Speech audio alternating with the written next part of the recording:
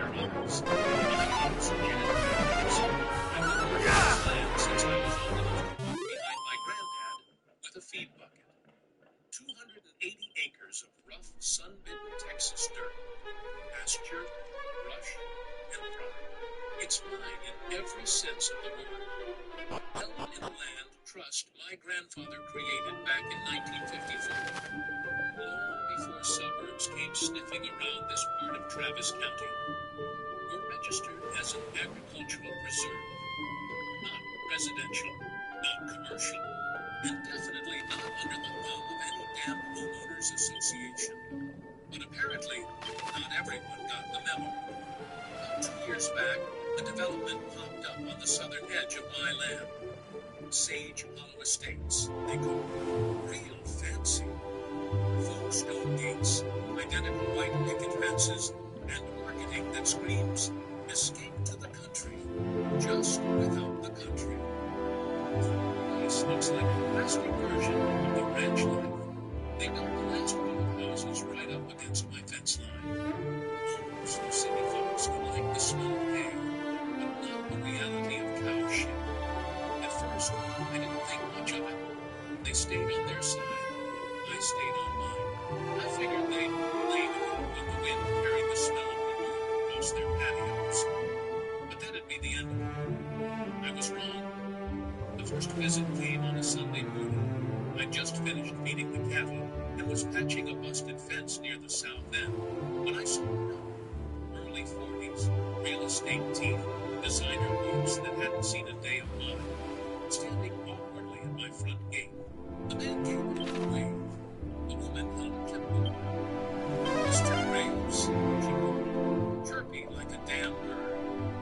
We're with the Sage Hollow Estates Welcome Committee. Just checking in on our neighbors. I didn't answer right away. I just walked up, quite slow, and looked them both dead in the eyes. They had the one people get when they put themselves their living. Even when they're really just here to stick a leash around your neck. We were wondering, the woman said, smiling too wide, if you might be interested in attending our community improvement meetings. We're discussing fencing uniformity, lawn standards, livestock visibility. I cut her off. I'm not in your community, I said. This here's private land. You see that fence? It's been the boundary line for 70 years. My land doesn't belong to an HOA. The man gave a polite chuckle. She blinked. Technically, the county shows your property as adjacent to it. Adjacent ain't the same as included, I said. I'm not subject to your rules. I don't pay your dues. I didn't sign a damn thing. They exchanged a quick look, like this was news to them, but not your problem.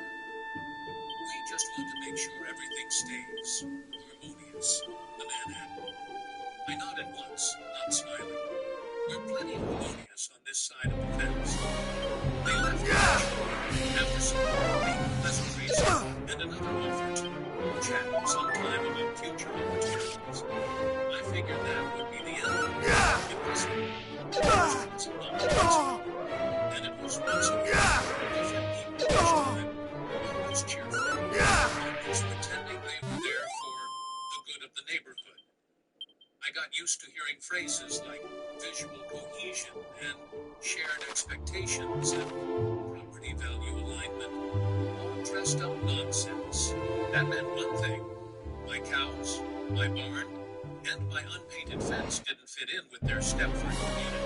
That's at first. Every time they came, I reminded them I wasn't part of their HOA. I even pulled out the trustee one afternoon and shoved it under the nose of a woman who claimed she had money for signing the HOA. She barely looked at it. Well, the spirit of the law is important too, she said.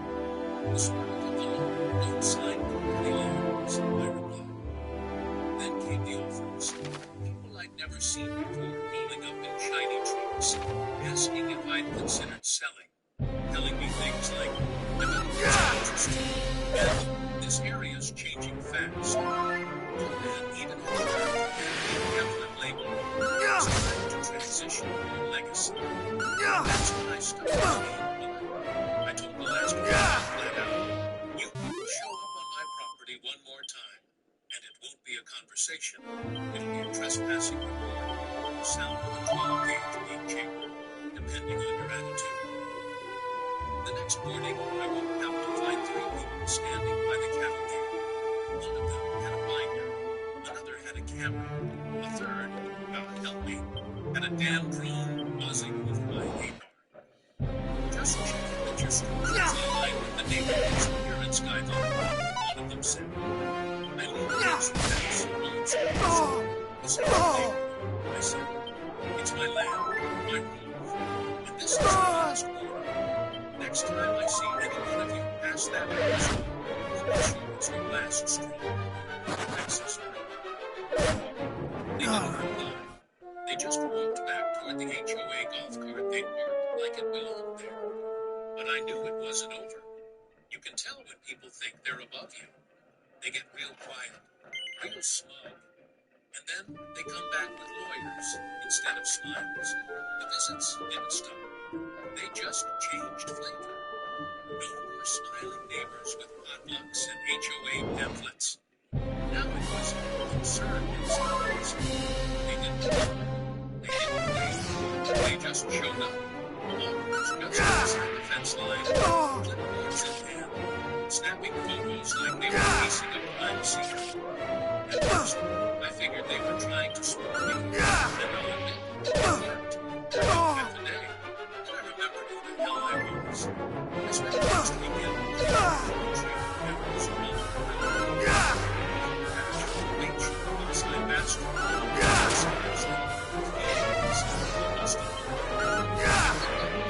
activated audio recorders too. Cheap ones, but good enough. They looked like junk, which is exactly what I wanted. And damned if they didn't catch everything. A week later, I'm watching footage on my laptop, and there's a man in a HOA polo shirt, buttoned all the way up like it's a job interview, standing 2 feet from my fence, zooming in on my barn with his phone. Next frame, he's pointing at my livestock pen, whispering something to a woman in tortoise-shell glasses. I boost the audio. Should get animal control involved. Make it about safety. If the livestock are poorly maintained, might even be able to trigger an emergency ordinance if we play it right. She finishes. My stomach turned, slow and hard. They weren't just annoying. They were planning something. And then there's the gem of the week.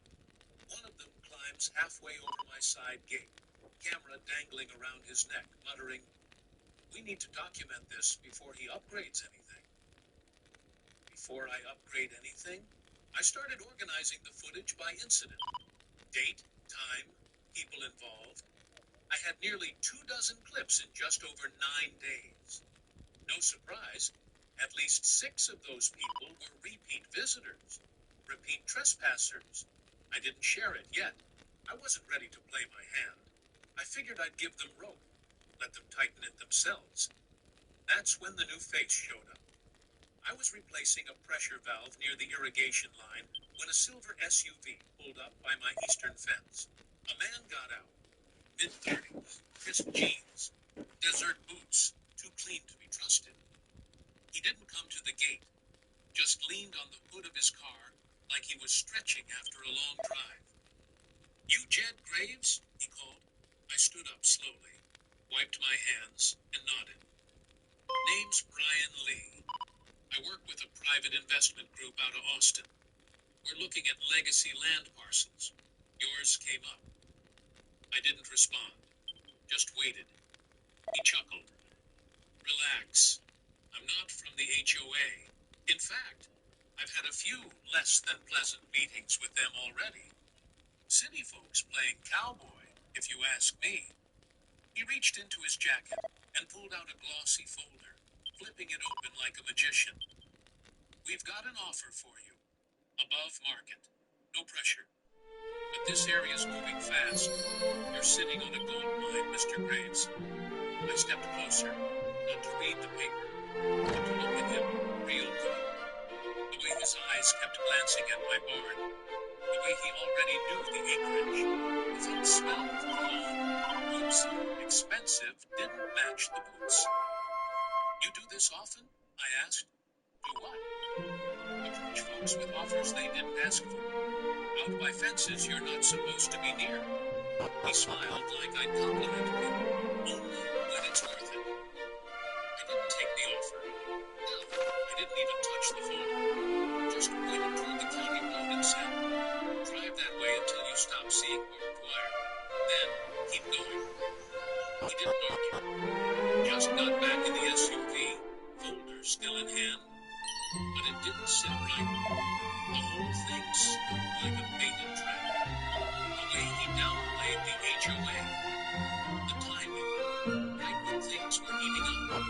The two clean shoes. Later that night I checked the footage again.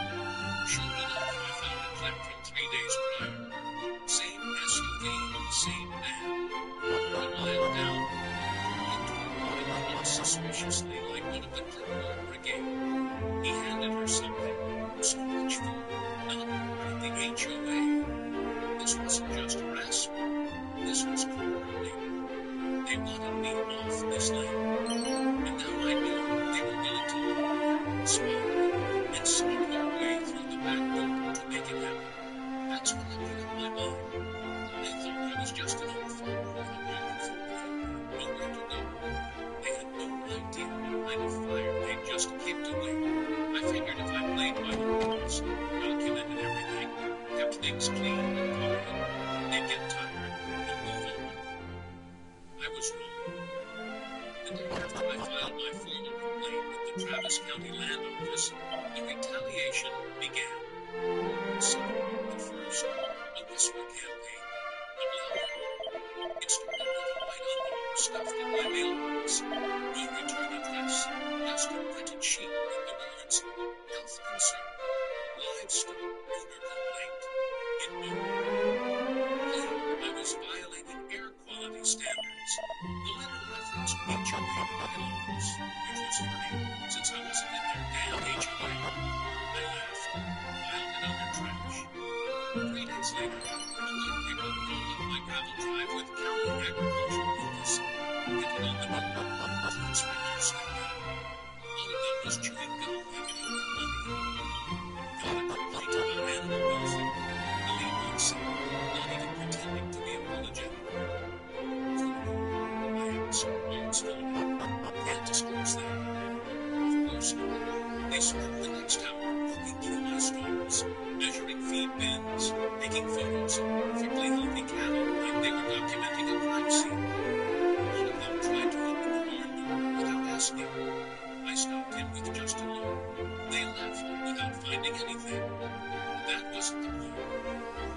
2 days later, the Environmental Quality Commission showed up. Said someone had reported possible chemical seepage from fertilizer runoff near my local pond. I asked if they brought lab kits. They didn't. Just clipboards and a camera. That night, someone dumped 2 black garbage bags full of construction waste near the southern gate. Broken drywall, old insulation, rebar scraps. Looked like a demolition crew had emptied their trailer onto my pasture. Next morning, a man from code enforcement knocked on my door asking about an unauthorized dump site. I walked him down there, pointed at the security camera mounted in the oak tree above. I can pull the video, I said. You'll see a white van at 3:42 a.m. crossing the scrap over my fence. He backed off quick, but not before mentioning that a formal complaint had been filed. I asked to see it. He said I'd have to request it from the county. They were trying to bury me in paperwork and compliance visits. Death by bureaucracy. And then it got worse. It was just past midnight when I heard the first one. This low, dull thump outside. I grabbed my flashlight and my phone, stepped out the front door. Everything was quiet, but something felt wrong. I walked the eastern river and froze.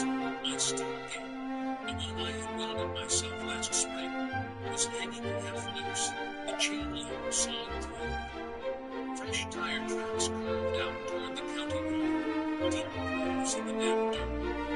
Then it kicked me straight in the ribs. I ran the fence line until I reached the pasture. Sure enough, a dozen head were missing. Wandered off into the dark.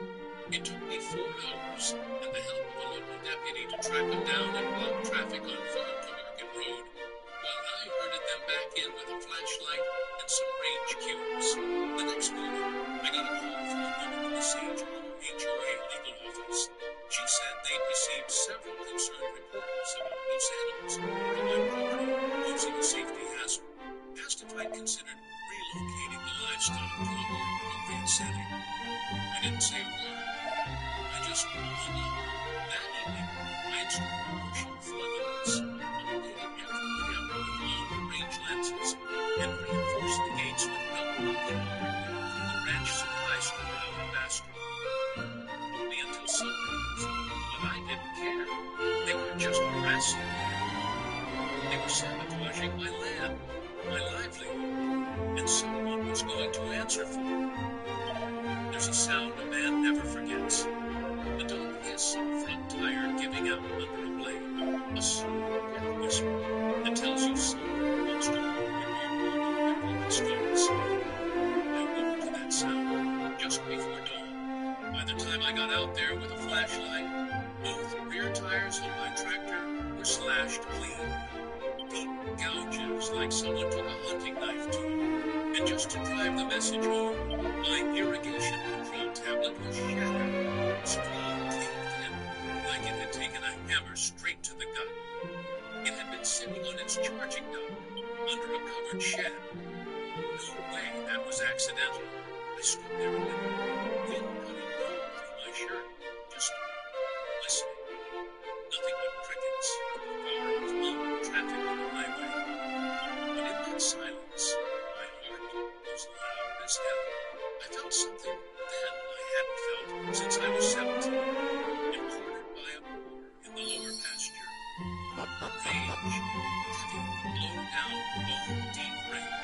I went inside, pulled out my grandfather's shotgun, the one with the boar didn't stop, and a name etched in the barrel. Eleanor. Loaded it slowly, sat down on the porch, and stared at the horizon, waiting for that HOA to come slowing around again. We wanted to march down there that instant. Show up at Karen Stedman's pristine little porch. Leave no room for misinterpretation. Let her know what a real Texas Welcome Committee looked like. Something held me back.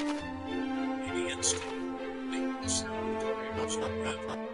It was Sheriff Avery Lawson pulling up my drive in his county cruiser. Been a long time since I'd seen Avery in uniform. Last time, he was just a deputy, helping my dad put out a grass fire behind the barn. He stepped out, leaned on the door, and said, "Hell, Jed, you look like you're about to declare war." I didn't answer. Just looked at the tractor, and then nothing happened. He followed my gaze.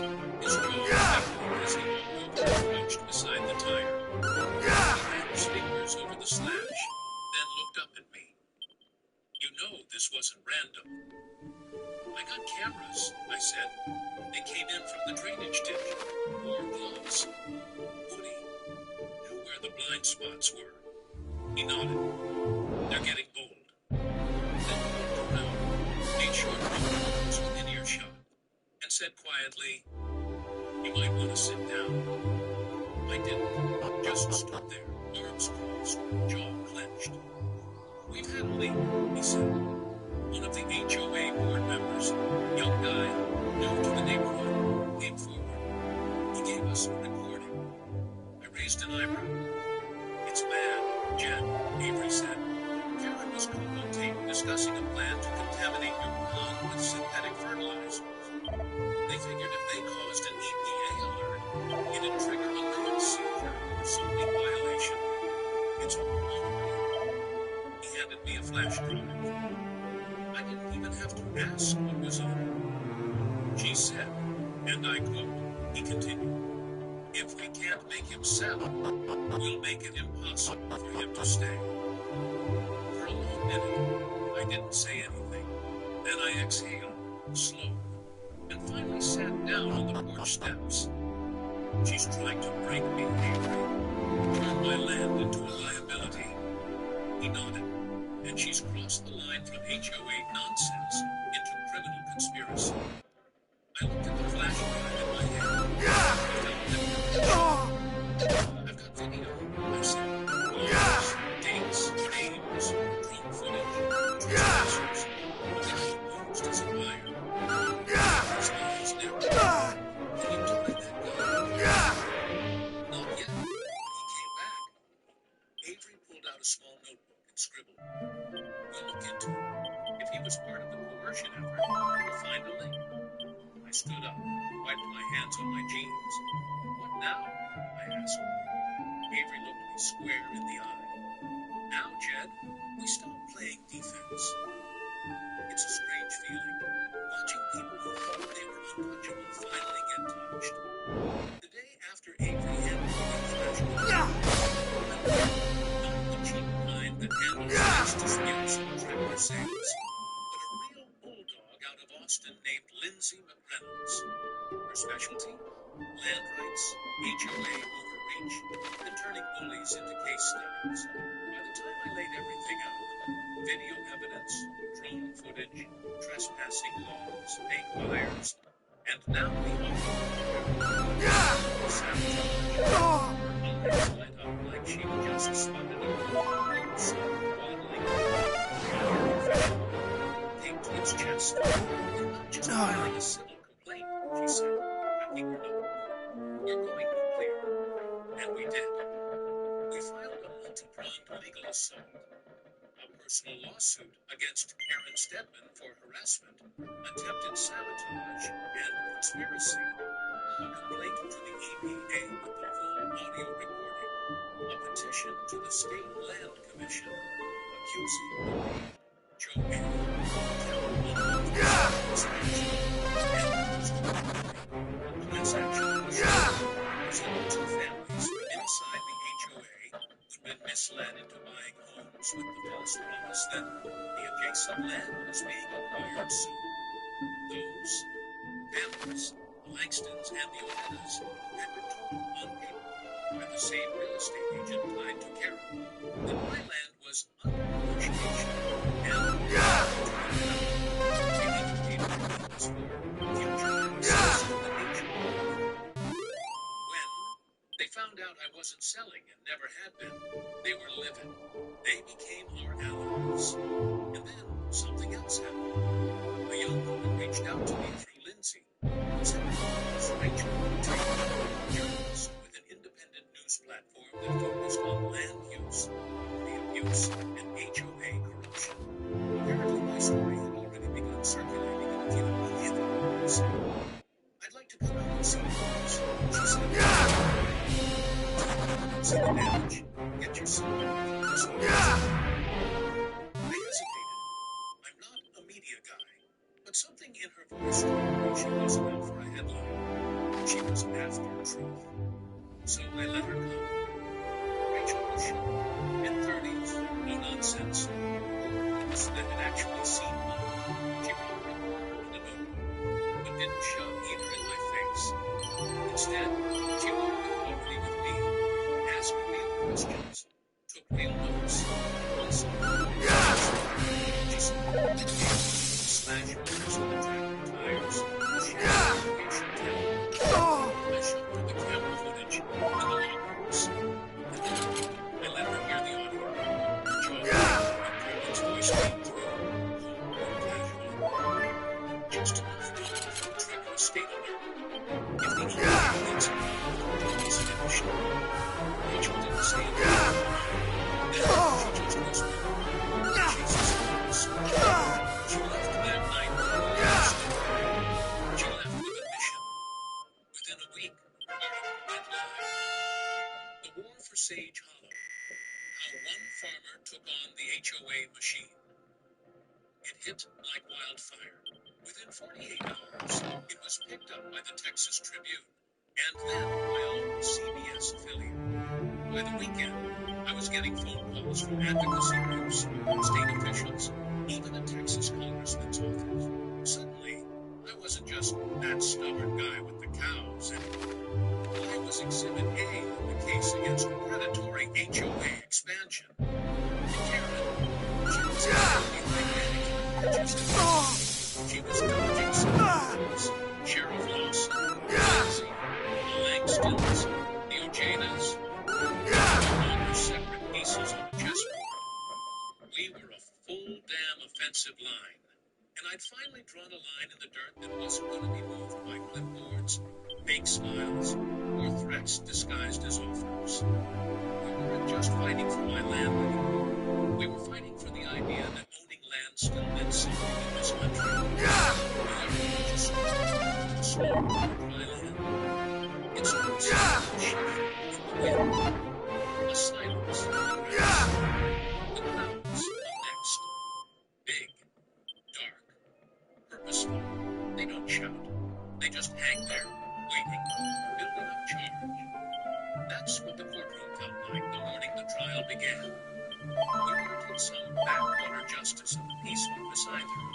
This was downtown Austin, state civil court, heavy oak furniture, flags everywhere, and a judge who looked like she could cut granite with her stare. I sat at the plaintiff's table in a starched shirt I hadn't worn since my cousin's wedding. Lindsay beside me, flipping through files like she was about to perform surgery. Behind us sat the Langstons, the Ojadas, and about 24 strangers who came just to watch the show. I didn't ask how they found out. Probably Rachel's piece. Karen Stedman sat across the aisle looking like a funeral home mannequin. Perfect makeup, stiff posture, eyes low. Attorney was one of those smart types who spoke in legal riddles and kept fake smiling like he was on TV. But it didn't matter, because we had everything. Lindsay opened with the timeline. Every visit, every unsolicited offer, every recorded incident. She played the drone footage, the audio tapes, even blew up a screenshot of HOA members measuring my damn fence post with a laser tool, like they were building a bunker. And then she brought out the big one, the audio recording of Karen planning to sabotage the room. Even the judge raised an eyebrow. Like dessert after a good steak. Lindsay to the stand. He walked in like a man headed for confession. Wore the same boots I'd seen when he first pulled up to my fence line. Only now they were scuffed at the toes. To act as a private investor. How his job was to make an offer, test my resolve, and report back to Karen through a go-between realtor. One now facing her own signature. He explained how he started to pull away and how he turned over texts and transaction records to the sheriff. The jury took it all in like cold beer in August. Karen's lawyer tried to pivot, tried to claim passion, not malice, that she had acted in the interest of the community's visual integrity. But by then, it was like watching adults try to sell them as a daycare. Yet worse for her, EPA reps took the stand. They'd completed their own investigation based on the flash drive Avery gave them.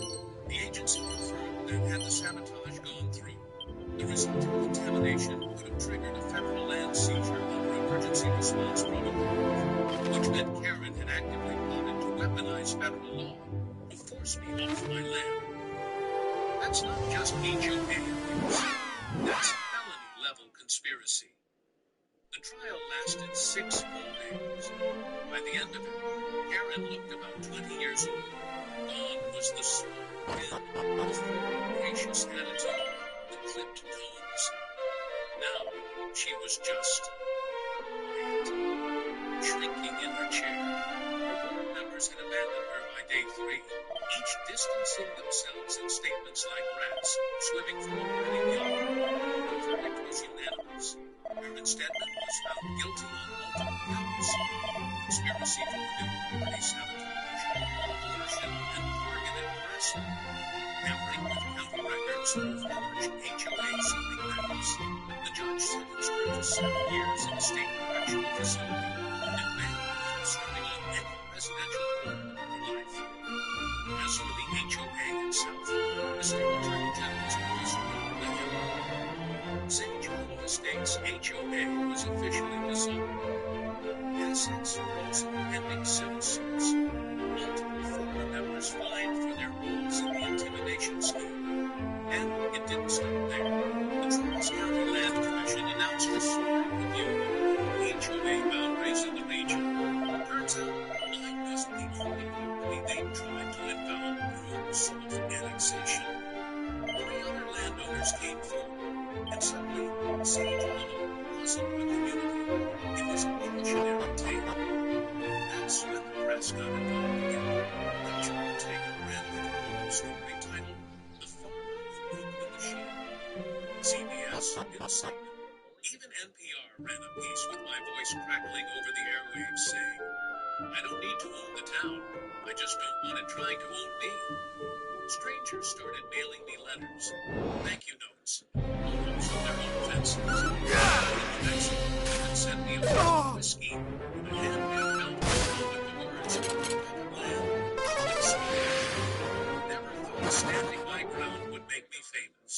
But then again, I never thought I'd have to fight this hard just to keep what was already mine.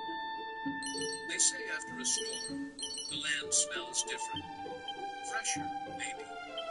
Wiser, if that makes any damn sense. It had been 2 months since the ruling. The fences were fixed. The gates reinforced. The cattle, fat and minty. Sure, never tried to evict them. I stood at the entrance that morning with a gun in one hand and a handmade sign in the other. Sealed. Branded letter. Inches in effect. I swore leaned back and smiled like a man who just laid a trap for ghosts. If you were from the home, turn around. We remember you. We didn't like you. Simple. Honest. The kind of sign that doesn't ask for forgiveness. Behind me, a familiar voice called out. Could have added a skull, some shots of gas. Rachel Ortega stood there with her hair slowly across her chest and a grin under her sunglasses. She had a notepad in one pocket and a wind-blown look like she'd driven with the windows down just for that night. "You're back," I said. "Final interview," she replied. "Then I'll leave you and your livestock in peace." We walked the property again, slower this time. The pond sparkled under the October sun, reeds swaying like nothing had ever gone wrong. Past the bar, now freshly painted thanks to the lights who insisted on keeping us away from the pulse of the chapter. Rachel filmed a bit of B-roll, asked a few last questions, mostly about what I'd do next. I told her what I always tell people. Same thing I did before. Feed the animals. Fix what breaks. Keep my gates locked. As we passed the western pasture, she noticed someone by the fence line. Young guy in a ball cap, tossing hay. Slim, maybe late 20s. "Is that Brian?" she asked. "Yep." "He left town." "I did. Came back with a job application. Told me he wanted to learn how to do something really cheap." She nodded, then paused. "You trust him?" I thought about that. Man made a bad deal. Then he made it right. That's more than most. She took a photo of him against the morning light. Didn't say anything for a while. Then we just stood there in the silence, the kind only country land can provide. Later, we sat on the porch. She drank iced tea. I nursed her half-warm on the stove. The sun climbing high now, casting long shadows across the pastures. "If it's okay," she asked. "Not for them," I said. "There's 100 HOAs out there who keep their stand." Scribbled something and shut her mouth. "Well," she said, "at least now they'll know better than to pick on a Texas farmer with a shotgun and a paper trail." We laughed. Right then, Sheriff Avery's cruiser pulled in. He got out holding a newspaper in one hand and a Whataburger bag in the other. "You're officially famous," he said.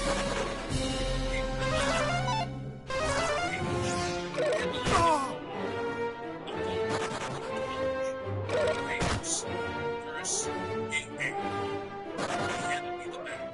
"Thought you might want a breakfast taquito and a copy for the barn."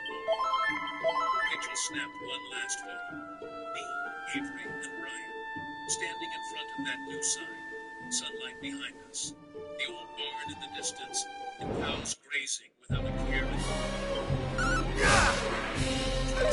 Sometimes the best way to defend your land is just not.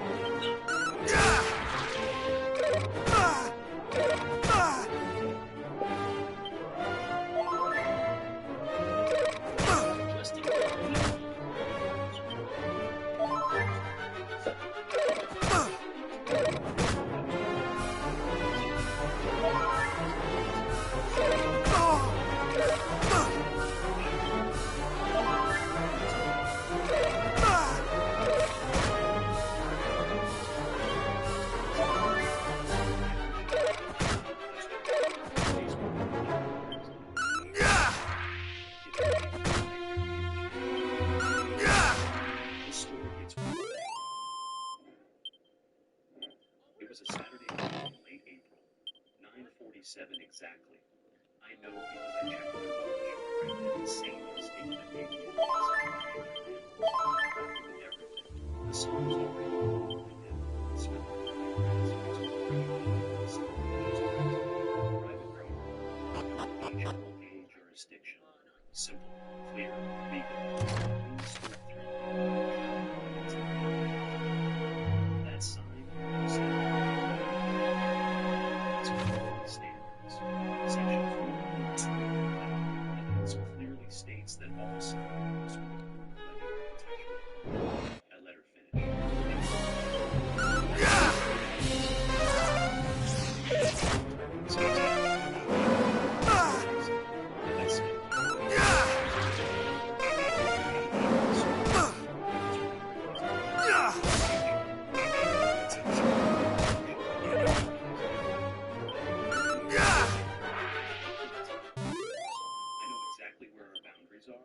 I reached into my back pocket and pulled out a folded piece of paper. It served and ran two words out, specifically I turned it so she could see. This is the official boundary map from the county assessor's office, filed and certified 3 weeks ago. See this line? I traced it to the picture. That's where that H ends.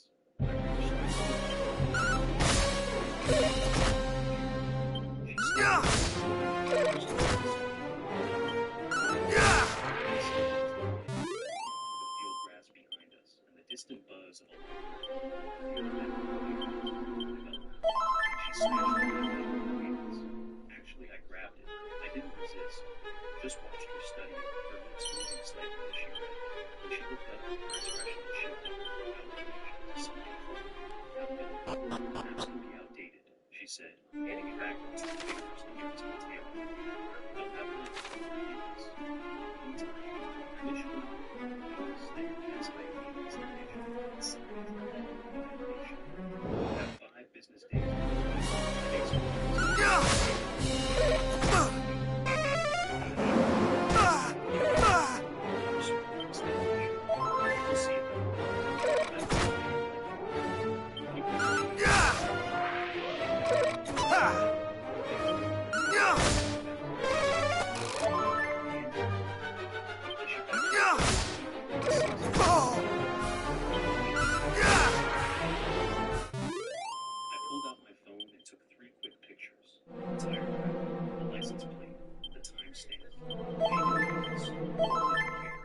The SUV disappeared down the end of the dust. I stood there in the sun, listening to the new. This wasn't the first one. I'd spent 3 months researching this program. 6 different title searches, 2 independent surveys, a 3rd design to who specialized in property rights. I knew exactly what they were about. 5 acres of home ranch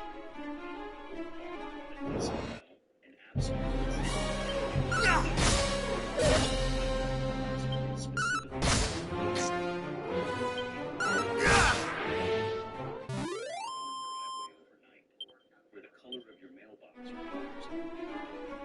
was done with that. 2 weeks ago, I closed this place. The first thing I did was install cameras. 6 of them. 4K resolution night vision cloud. Back at the walls. Because I was paranoid.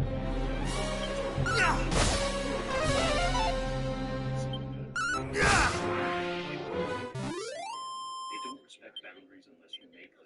The camera indicated 12 minutes of footage just to wait. His face was tired of all time stamped, all saved, all back the hinges were stuck. For the last 20 years, I bought the gate itself from a ranch supply store in the north. 8 feet tall, steel frame, powder coated matte to black. It wasn't pretty. It wasn't meant to be. It was meant to say one thing. This is we vowed unless invited.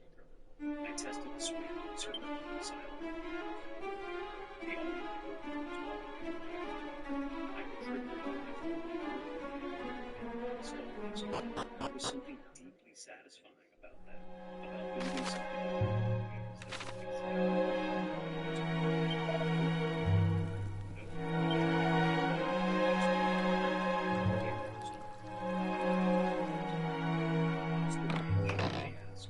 Getting there, I said, I had a visit from the HO president this morning. I thought you said the property wasn't at the HO. It's not. I just said you agree. Please tell me you're not going to get into some rumors. I'm not at war with anyone, I said. I'm just setting things straight. You sound like your father, she said. We always say the same thing. And but he also spoke about it. I won't do it. She laughed at that. Paperwork only works if the other person respects paperwork. I don't make sure they respect it. I said, how do we know?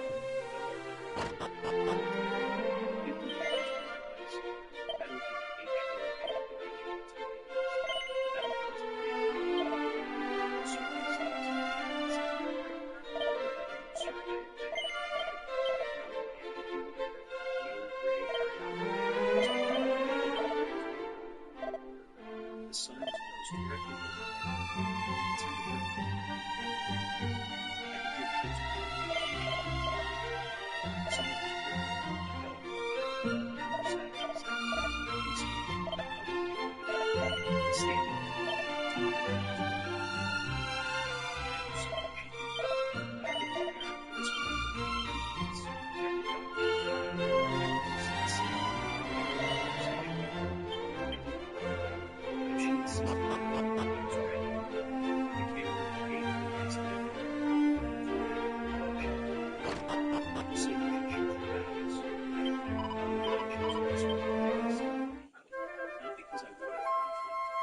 some things are worth protecting. Your home, your peace, your right to exist without someone else's permission. Only the reason why she let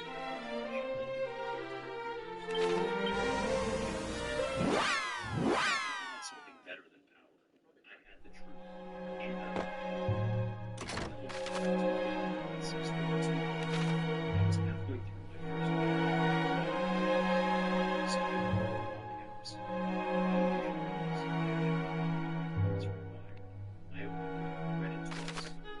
took a screenshot and saved it to the site was listed as metal.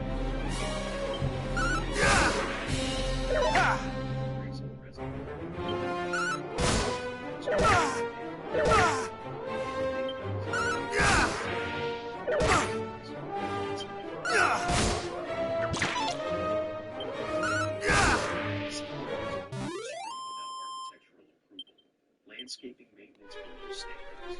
Chemical storage location. Failure to submit communication request. Each maintenance on the section very official. Very intimidating. I didn't know better. At the bottom was the penalty screen. $200 per day for violation until compliance I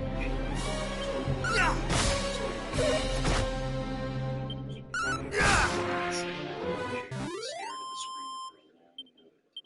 This was escalation, fast escalation.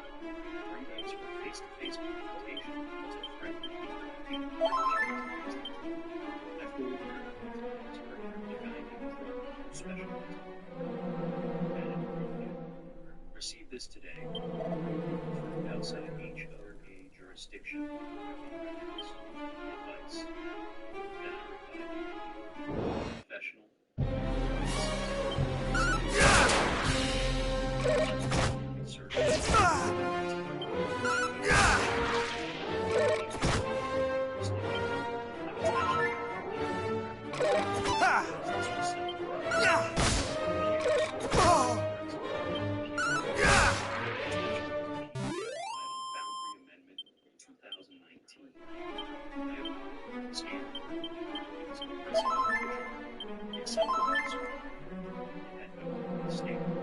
Certification, no registrar signature. It was an internal HOA document. They expanded their territory. Zero evidence that they acknowledged it. This is crazy.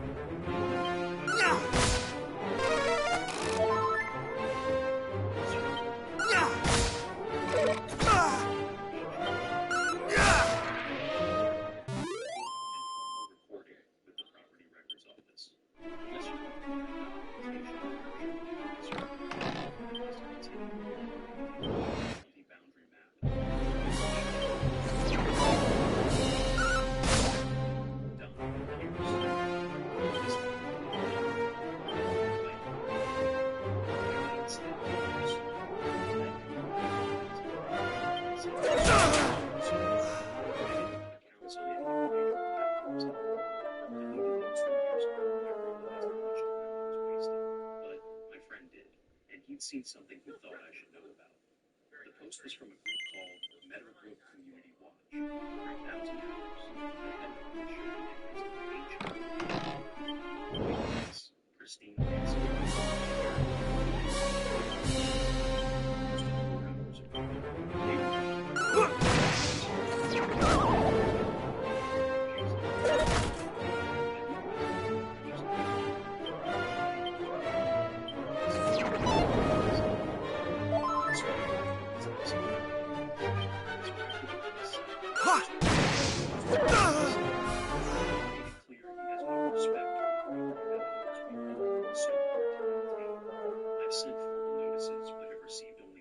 responses. The HOA board is exploring legal options to protect our community.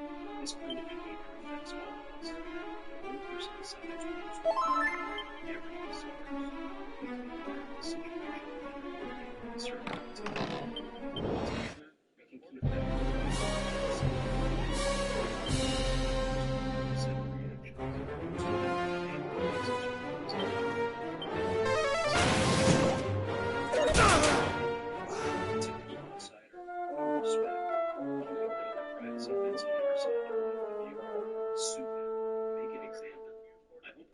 strong action.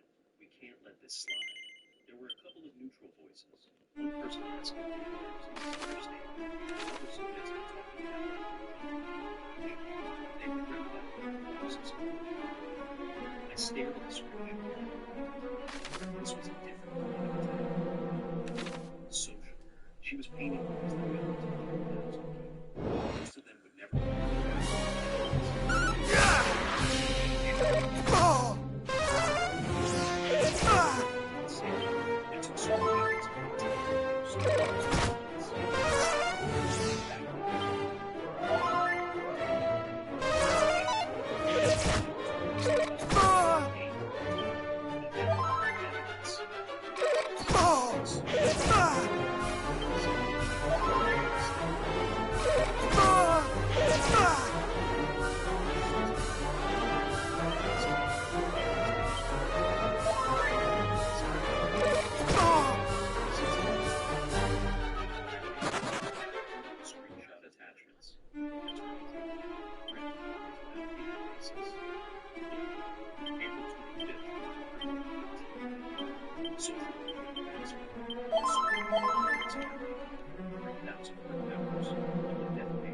statements.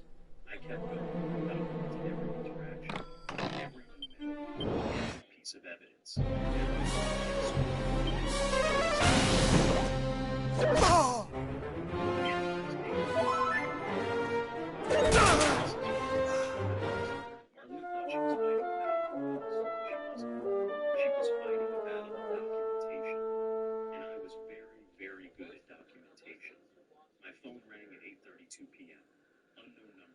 local area code. I answered the speaker. Let my recording app capture it. The law in this state was clear. One-party consent. As long as I was part of the conversation, I could record the name. Mr. Pierce, voice was female, clicked, phone. I recognized it now. This is Donovan Pierce. This is Martin Grace. I'm calling to give you one more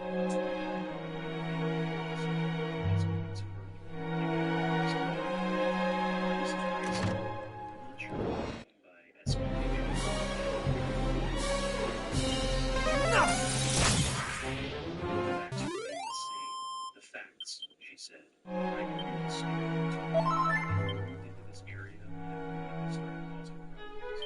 You think you're clever with your maps and your letters, but I have 200 families.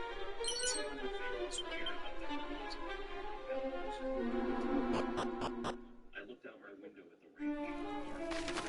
Silence. I have be gone!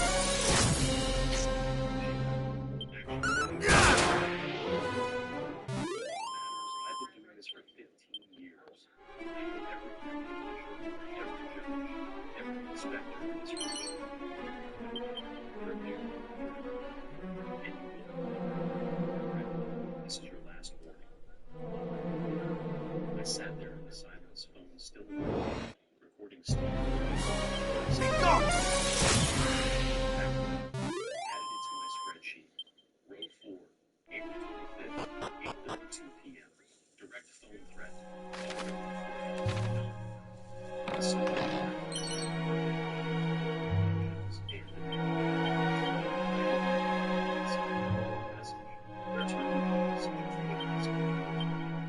Attached to phone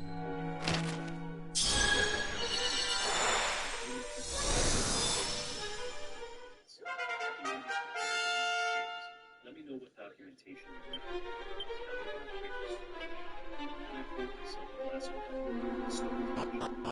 Across the field, maybe half a mile away, I can see lights from the nature of the game.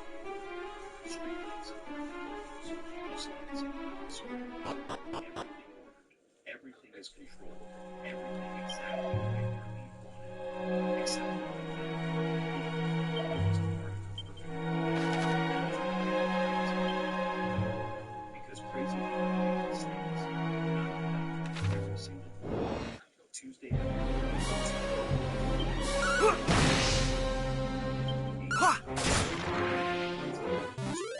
Three people standing at the gate. Marlene in the center. Two flanking her like bodyguards. I knew it from my brain. Excuse me. I told them I switched to the internet. Have the speaker on. Can I help you?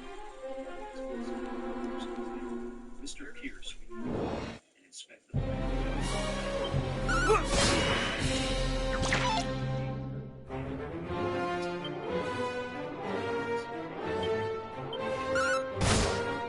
Not today!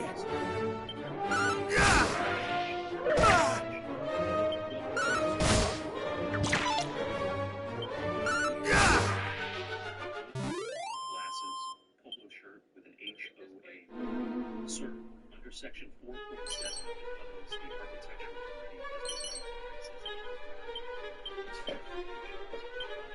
stay professional. That section is not property isn't governed by your ordinance. Step closer to the intercom. Close enough that I could see the frustration in your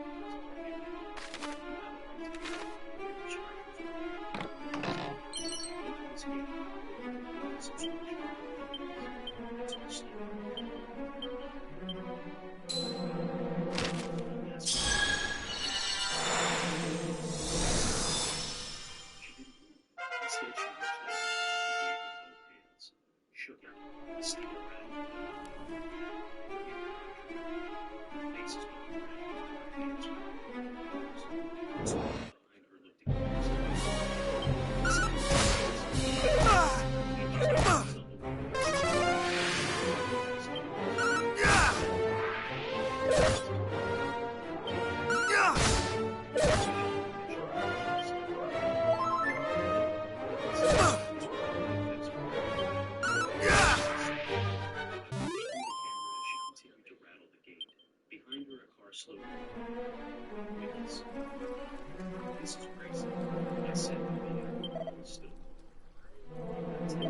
Step back from my game or I'm calling the sheriff. 1, 2, 3. My mother was visiting. She came into the office and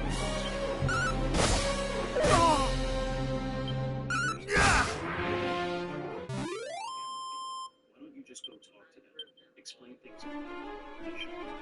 She wants me out there so she can tell her or saying something she can twist. I sat down. Anger doesn't solve problems. I said, empathy does. Right now she's trespassing. She's harassing. She's holding almost like a mob on camera. Every second that passes, I smile slightly. Is to let the other person see. He was right. Pace back and forth. She kept trying to make testing.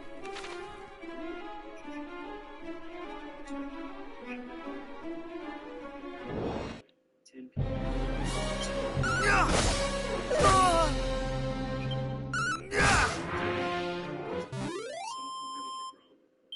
At 2:23 p.m., the sheriff's cruiser. Fit, uniform, crisp. I saw him. He started talking. Gesture. Listen. Then he walked up. Not today!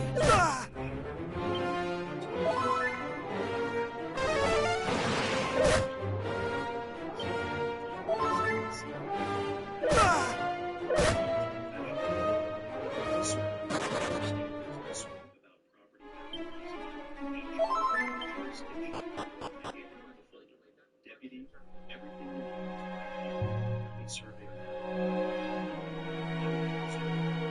I brought it as part of the HOA. These are people that access to inspection. They have I asked them multiple times. They refused. I looked at the evidence. Twisted. Then tried to interrupt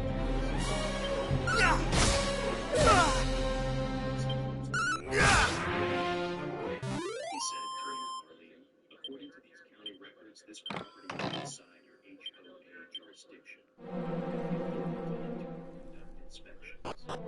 His face went from pink to crimson. That's not the The county made an error. And county records. If you believe there's an error, you need to take it to the assessor's office.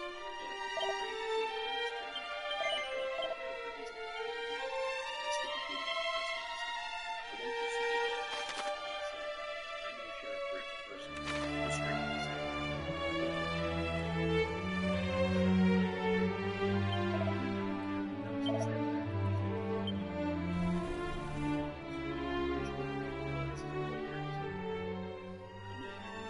Let's go. This is outrageous. Taking someone who's destroying taxes. You have the right to leave peacefully. You have the right to continue this conversation at the station or a church. I opened it the next 30 seconds. The house started dispersing, getting in the cars, walking away. I stood there for another 10 seconds, staring at her. Then she turned away and spoke. Standing there, proud, sweet. Sir, I'd recommend you document everything. Every interaction, every conversation. This isn't the first time you've had issues with HOA. 6 cameras.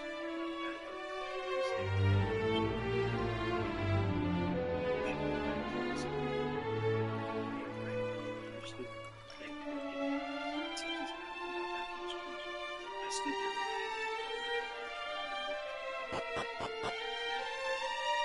the whole thing would last 47 years.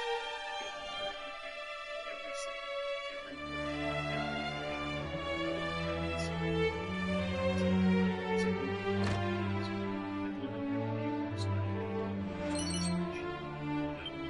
every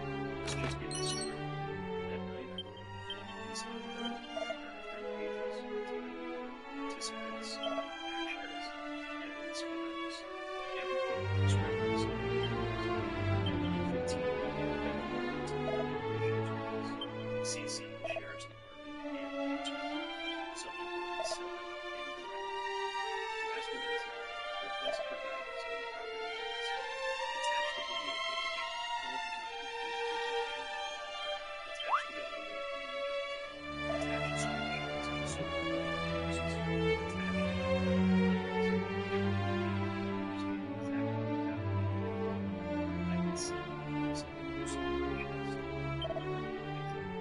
For the satisfaction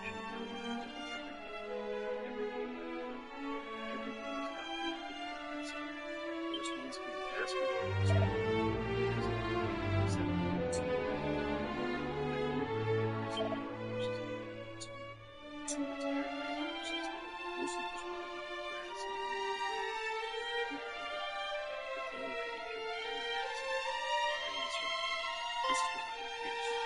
is documented in the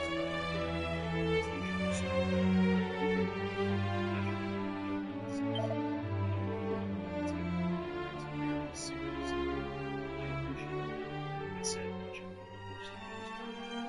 The response came faster than it was two retired rangers most of us were grass and the coloration this is Brian Pierce. Mr. Pierce, this is Officer Peter from the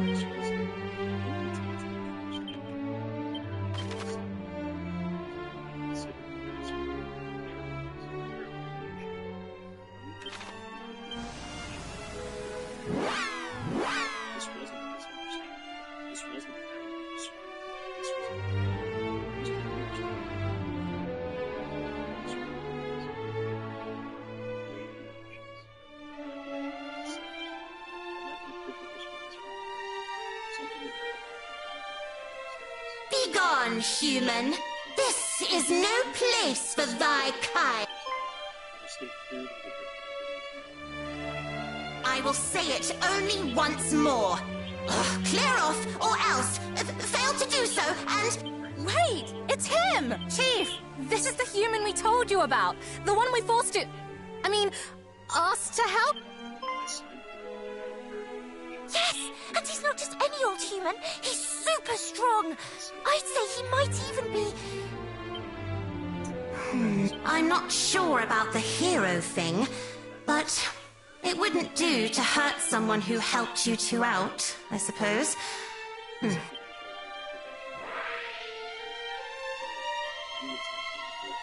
I'm the overseer.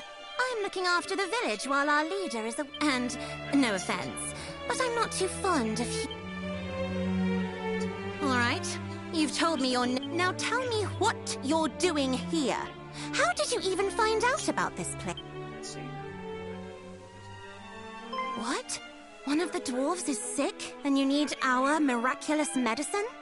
I suppose this is because of all those horrible poisonous swamps that have been cropping up everywhere. Swamp sickness doesn't clear up naturally. You have to do something about it, or it's cursed. And there is that one medicine we have. Yes. A dose of sun-up syrup would probably do it. Sadly, I can't give you it. What? And I thought I was mean to you. I'm not being mean. I'd make it if I could. It's just... When the boss showed me how to make it, she kept the last two ingredients secret. Only she knows what they... Oh, and we don't know where she is. You spoke with some of the dwarves, didn't you? Did they have any idea where she might have got to? Oh. Well, that's that then, I suppose. And after we went to all the trouble of making you go and ask them. It'll be dark soon, Chief. We can't just leave him out here, after he's come all this way. Fine. but just the one night, and just this once.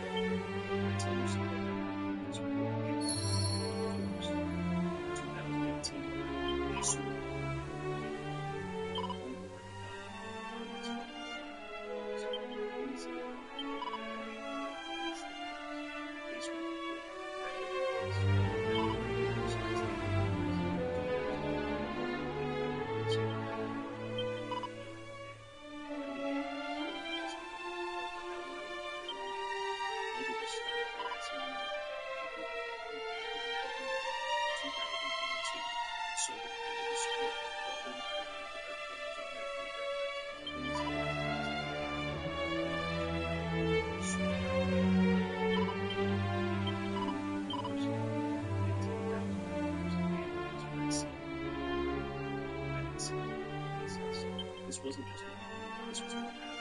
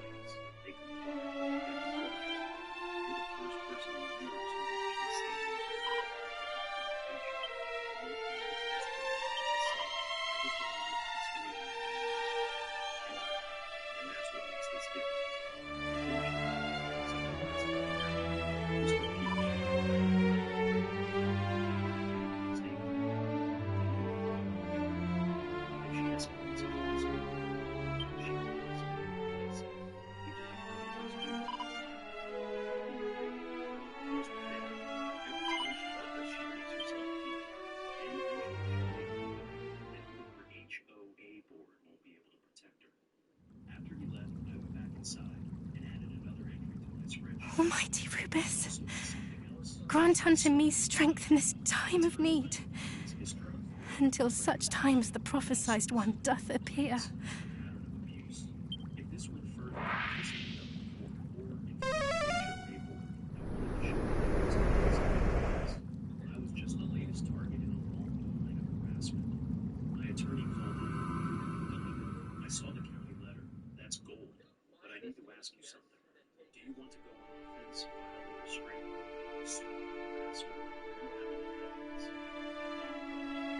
This is...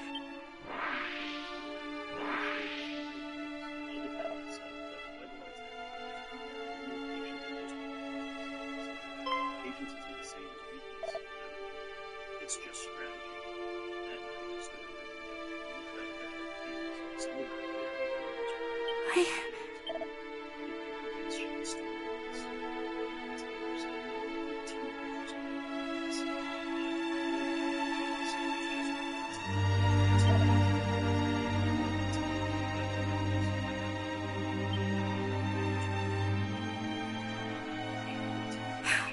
Almighty Rubus, pray back.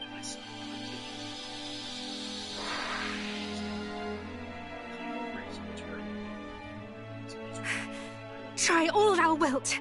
Thou shalt not prevail. Thy phantasms shall not sway me.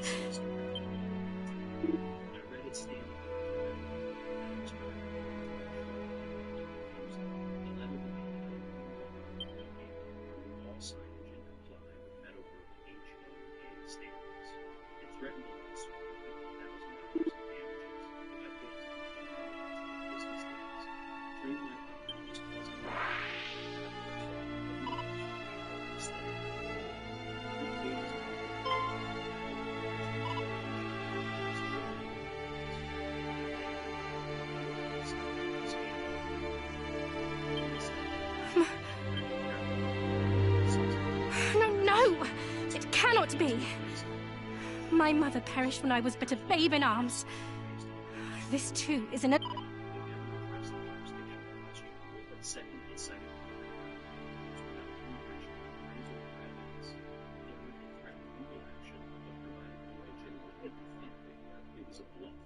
Expensive official-looking bluff from a licensed attorney who should have known better. I called my lawyer. He answered in the second grade. Let me guess. Cease and desist from the how can you help me? Because it's the only you scam and see me. I did. Part of it. After the big this is what I felt. It's impressive. It's scary, but there's no substance. He's looking for the kid.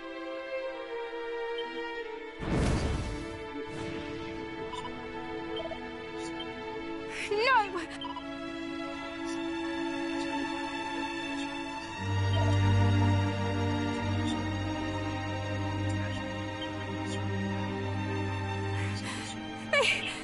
I shall not.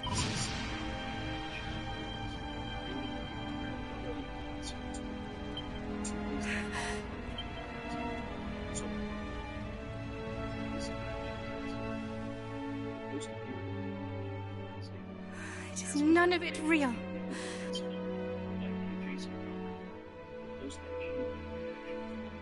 Oh, to watch you both perish and do naught. I took screenshots of it. I didn't respond. Didn't engage. Just documented. Then something unexpected. My phone rang. Local area. I answered here. This is Dr. Pierce. Mr. Pierce is my son. I need to talk to you. Crazy. His answers came.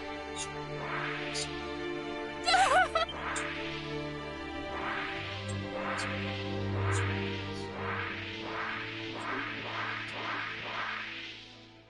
Mid-40s, tired eyes. Can you hear me? Comes from fighting bureaucracy. The light of hope is fading. He said, You must hurry. my front yard was too tall. Only with a magic key might she be freed from this torment. I showed her the covenant.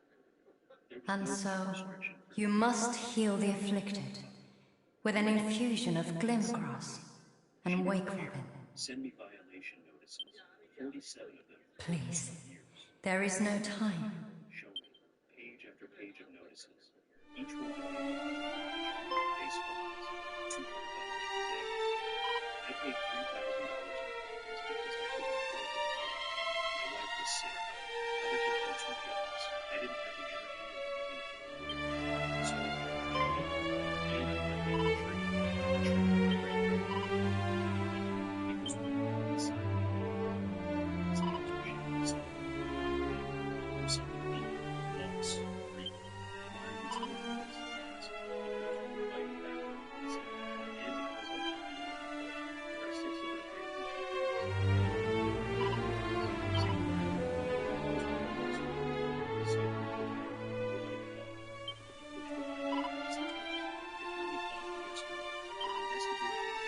Someone reported her for abuse of power. They wanted documentation of her experience. I gave them everything. I'm giving you copies too, because if this goes to court, this is about her, and it's been going on for years. I took the binder, 47 violation notices, $1,000 in documented funds, photos of the tree before and after, email exchanges where he begged for reasonableness and got threats in return. There's something else, he said. Marlene's husband knows she's wrong. I talked to him once at a community meeting. Asked the lawyer to lawyer him. He looked at the advisor against them. Said she wouldn't listen. That detail made me her own husband. Had been for years. Had decided.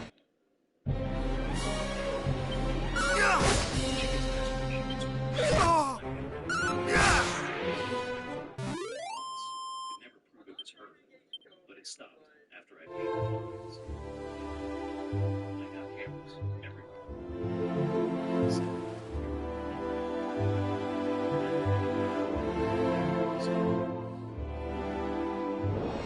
my headlights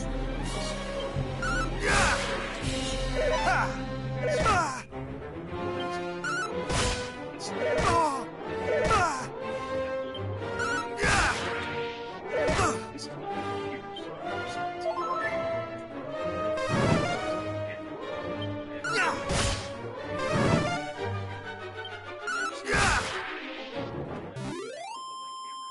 Scroll back through the timeline. 7:32 p.m. There. I saw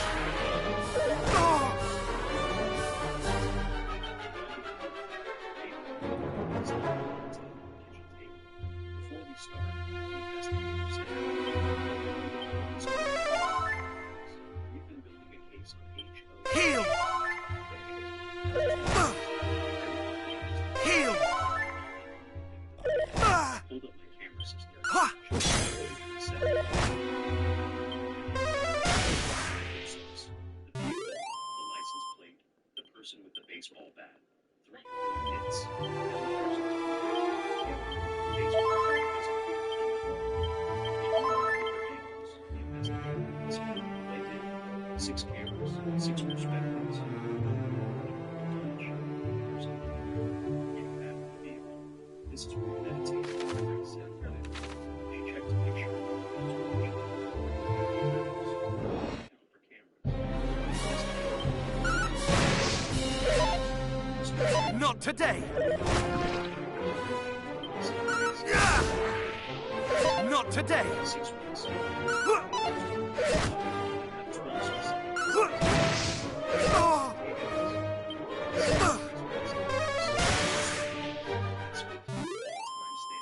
All backed up. She looked at Briggs. Something passed between them, a decision being made without words. We need copies of everything, she said. I spent the next hour walking them through my documentation.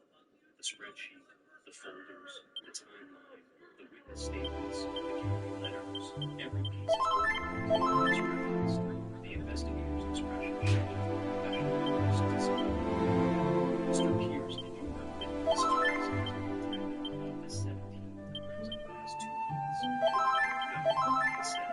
She claimed you were business, that your gate violated road access laws, that you were building illegal structures. Every claim was investigated. Every single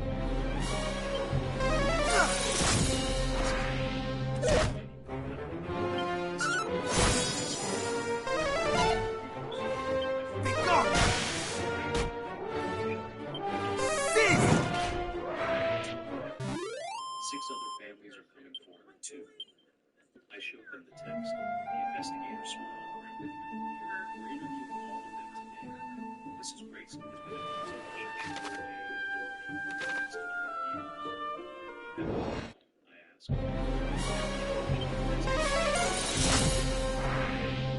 Oh! I shall rend thee asunder! Ah! Ha!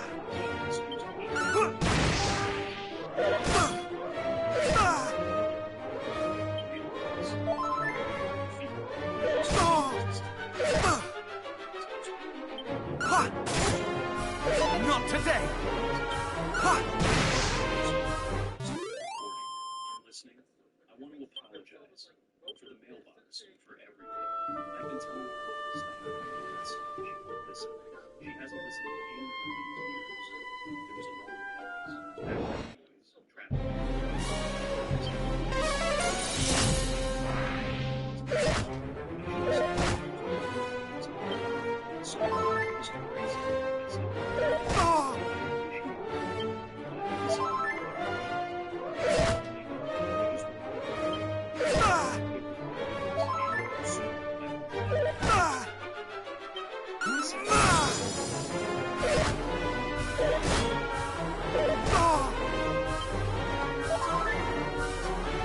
Not today! Ha! Oh! Oh! Ah! Oh! Ah! Oh! 5 months ago, I asked, then record everything, and remember you hold all the cards. 7 p.m., HOA Community Center. I walked in wearing a body cam. I announced it at the door. Everyone should know I was meeting with my records. 40 people. Marlene stood at the front.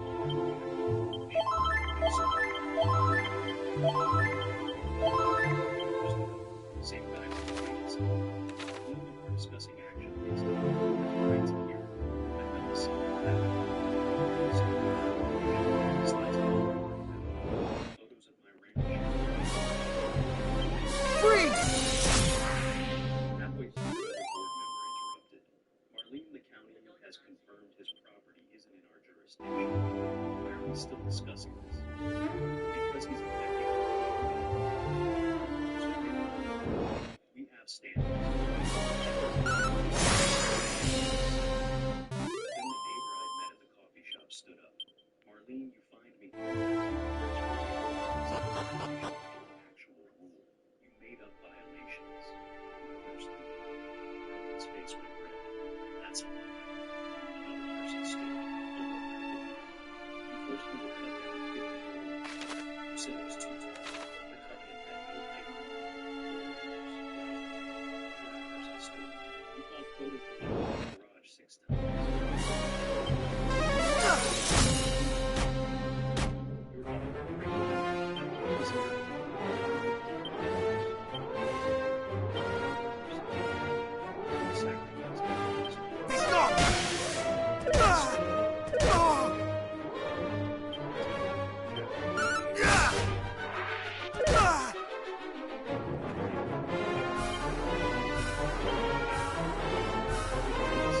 Thou shalt not escape!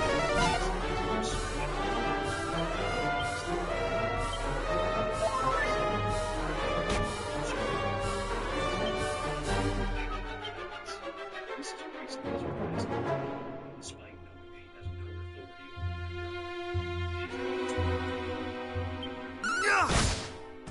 recordings of everything. I just her husband followed without a word. The board member finally stood up. I vote for a vote of no Secretary said simultaneously 14-0. Absent. She was Crackle! Crackle!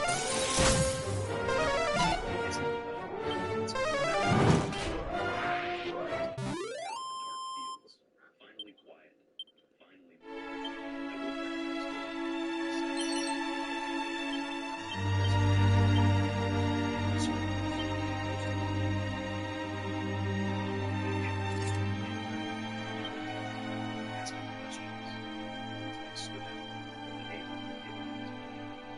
Thank you. 15.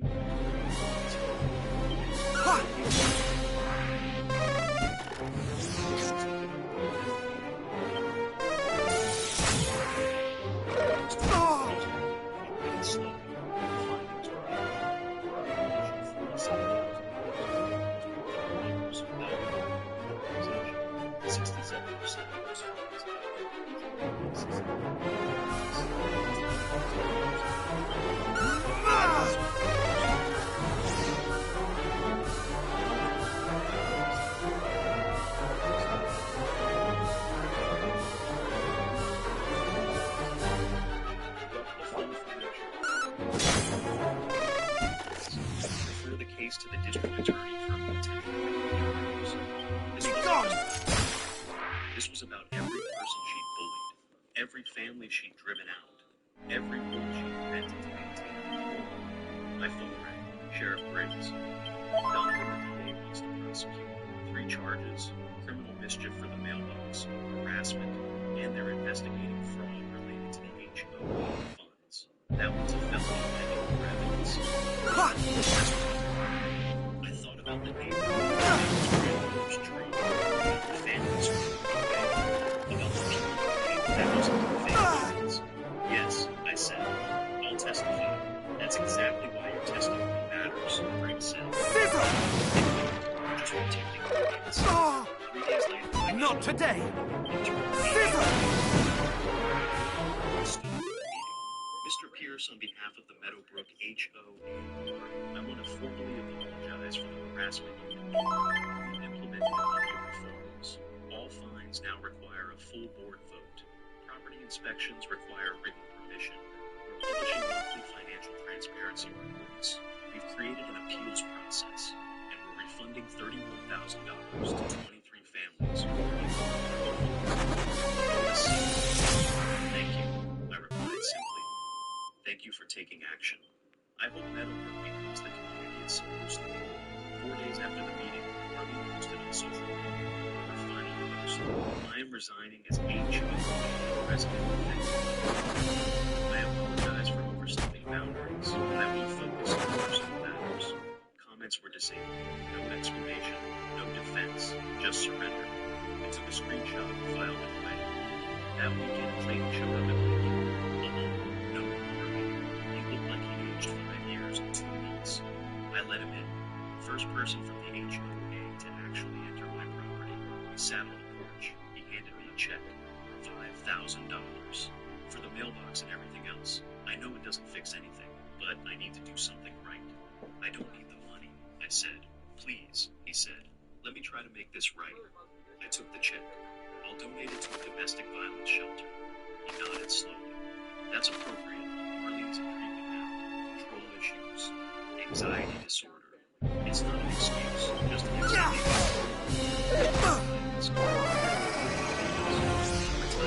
Not today!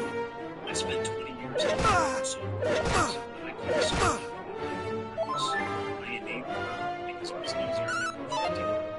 I said, I told her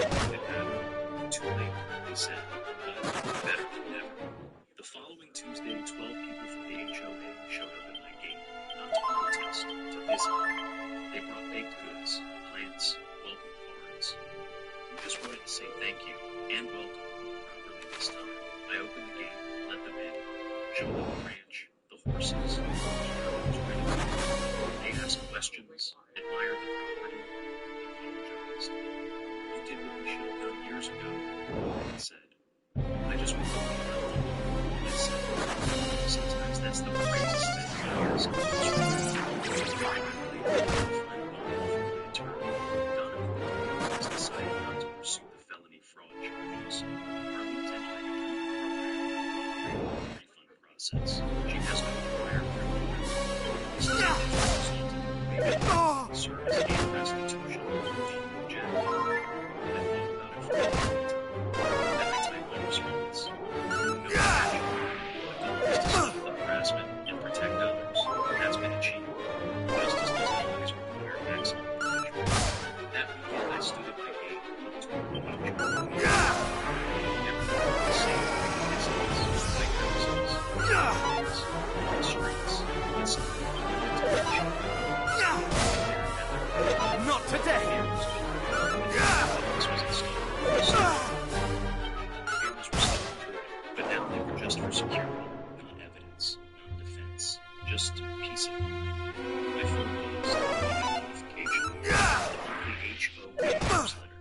I opened it, read about the policies, the transparency measures, and the consequences. There was an article titled "Learning from Our Mistakes." It didn't mention it, but it told the story. A long dispute that revealed years of systemic practice, I closed my laptop. I walked out to the porch. The sun was setting over the western fields. No HOA, no harassment, no fear, just land, just peace, just boundaries that meant something. My mother's words echoed in my head. You don't fight always by the you fight by refusing to be. I refused to be. And in the end, that was enough. 3 months later, early morning, I was sitting on the porch with my laptop analyzing quarterly reports for a client and notification of the Meadowbrook HOA newsletter. I almost deleted it out of habit. Then I noticed the subject line. How we reformed our HOA, a community transformation. I opened it. The format was different, cleaner, more transparent, less propaganda, more information. At the top was a message from the new president. 3 months ago, our community faced a crisis that forced us to examine how we've been operating. The incident with a neighboring property owner revealed systematic problems in our governance. We're sharing this story not to shame anyone, but to show how accountability can transform. The article didn't mention my name. I didn't need to. It talked about power without oversight, about the importance of checks and balances, about how one person standing firm on principle had exposed years of accumulated dysfunction. It quoted the county investigation, listed the reports, showed the results, 23 families refunded, improved procedures, open financial records, a community rebuilding trust. I closed the laptop and looked out at my ranch. The morning sun was almost being full. The horses were grazing peacefully. The gate stood solid, undisturbed. Everything I wanted when I bought this place. Peace, privacy, the right to exist without permission. My phone rang. The neighbor who lost his friend. Gone. No one knew who families were about to be over the last week. They led the news reports to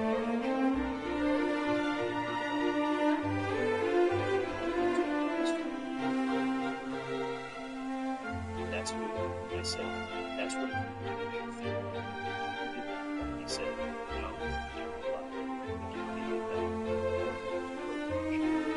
I was ready to there's a difference.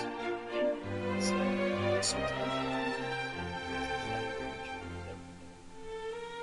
The following week, something unexpected. I was at the grocery store and surprised by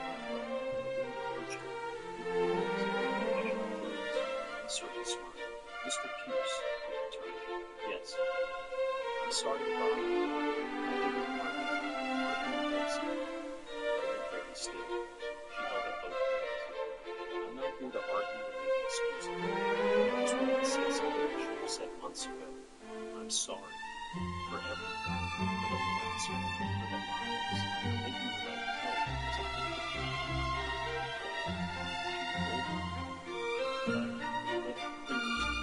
like some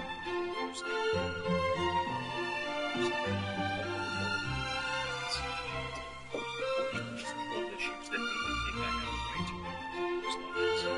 That's evidence. I just don't what I did was wrong. So I studied her face, looking for manipulation, for angles, for the trap.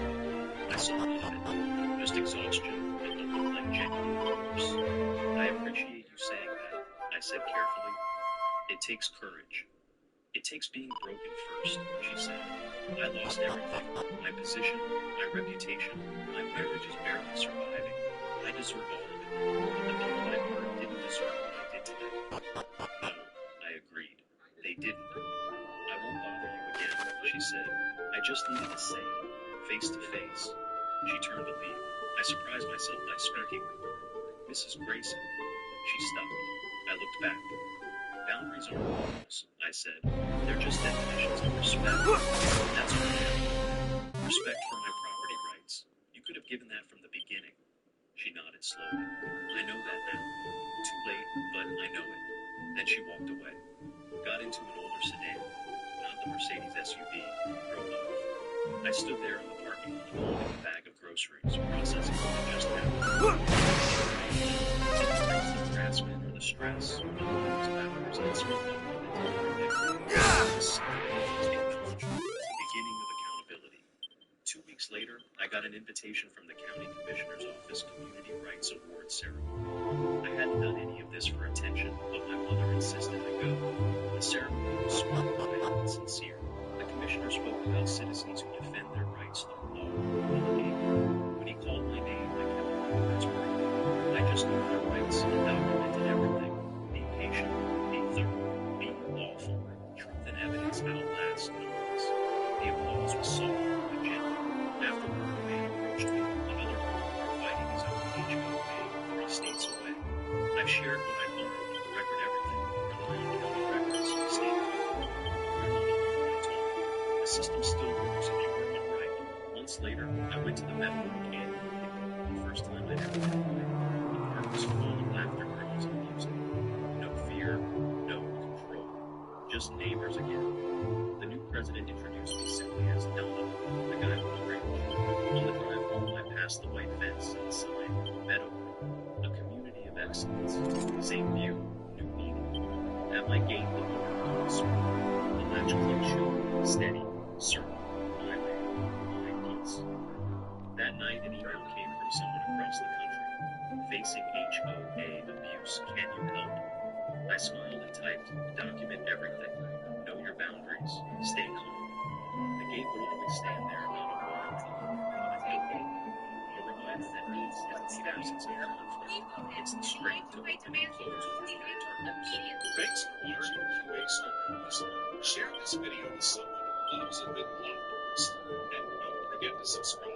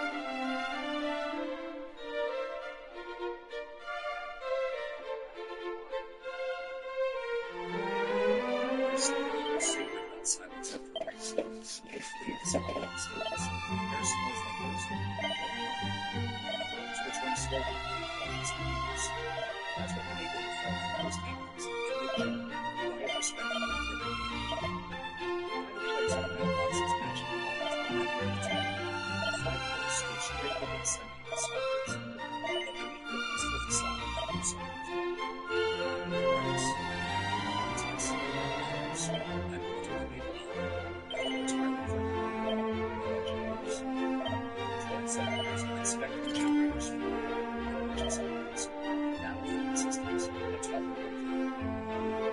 electricity doesn't care about words. It doesn't care about aesthetics or change.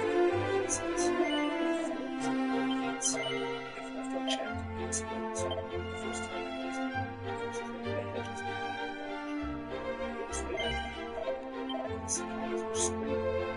I had pushed the side of the tunnel and it seemed just like it. It was an escape. Just then, it was radiating heat. I frowned and did. There was a subtle vibration of the sweat. That night, I pulled out the thermos and slowly aimed it toward the transformers near the east side. The numbers jumped higher than they should for a cool spiking. This was after sunset. Most folks who were nervous everything still lit up at pretty rich lights decorated bathrooms, HOA innovative solar lights, each home's neighborhood. It looked like a catalog. But I didn't see it. I saw spring. Maple High remembered those in the early 2000s. Back then, demand was different. This was spring. At EH Gardens, digital filters went to its airplanes. In the last 5 years, the HOA had gone overboard trying to make the place feel like a gated resort. We had light-up fountains by the entrance, heated benches near the mail kiosks, even the dog park had movie lighting. And somehow,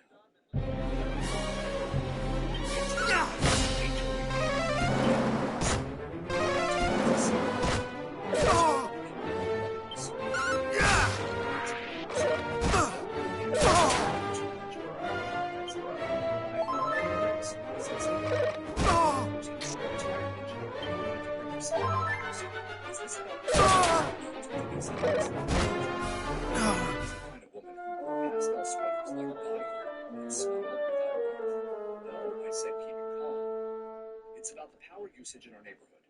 I believe we've exceeded the recommended load for our original transformers. I've got some data if anyone wants to see. Someone snorted in the back. Another whispered, "Here we go." A few board members exchanged glances, the kind of people make when they've already decided to go crazy. I pressed on. I've done a couple scans. Our boxes are overheating. There's clear stress on the local nodes. And if we don't rewire the place soon, we could be looking at shorts parking, maybe even fire. Walter Denise and Open Smile were tight. We appreciate your concern. But we had a contract with the correct conclusion. And I think it's mistake. Right? Shallow dismissive. But that doesn't mean it's safe. Crazy things. Electric systems don't explode in the bomb. They grow and jump on one to the ground. It's like running a marathon with a twisted ankle. Eventually, it's a problem. Denise tapped her gavel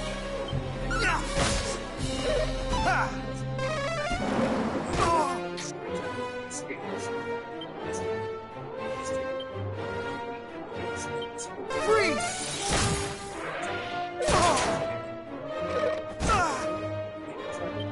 Mid-hill!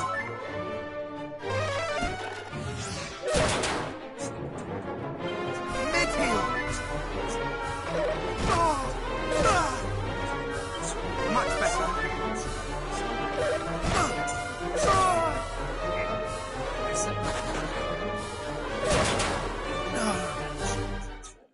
I love temperature peaks, voltage drops, and irregular hours, and the numbers kept climbing. I began to notice flickers in the street lamps, subtle dimming during peak hours. And once, just once, my kitchen microwave shut off mid-cycle and reset itself. That had never happened before. Still no one cared. Denise and the board were too busy planning the summer, which naturally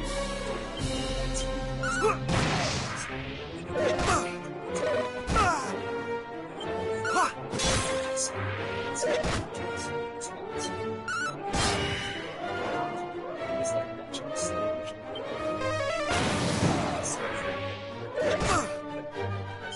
Flames! Start beneath something as ordinary as a street lamp. The silence of Maple Hollow was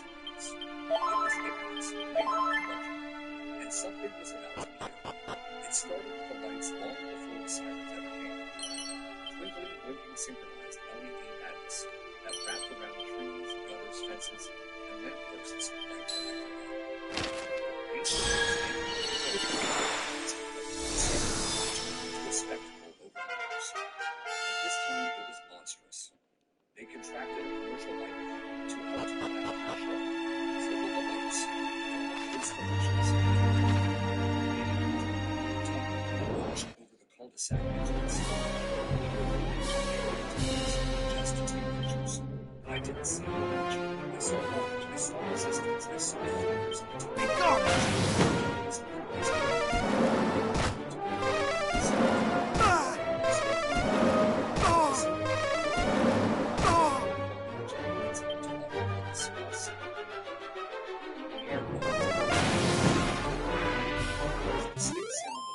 Transformers straining under load. The core sound of the system contracted. It haunted me as I guessed. I got close to ran inside. 3 houses down, a newly installed piano smoke inflated slowly its face, twitching from out of light as the power surged. The neighbor clapped for joy. That night, along the block, the voltage detector, a little handheld one, went tip and chirped. It chirped constantly. Near junction boxes, it screamed. One house had a yard display synced to using 12,000 lights wired into an outlet box lined and rated for more than 30. I saw split phasing chambers with extension cords from back to the ductile fingers. I set my second.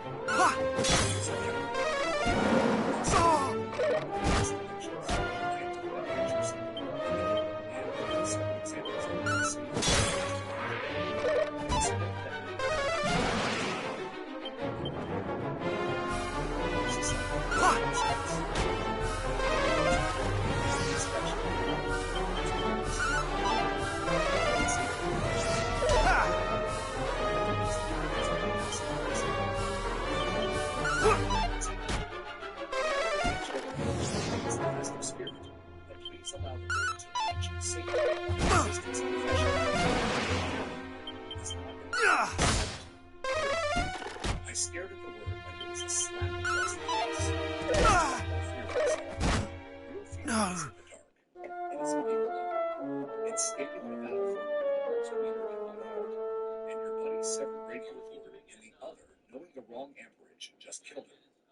It's knowing a system is flawed and being told to stand down because it's inconvenient to fix. So yes, I was afraid. But I was also furious. I started printing copies of my warnings and slipping them into boxes. Everyone appreciated it. One neighbor called, a rough guy with a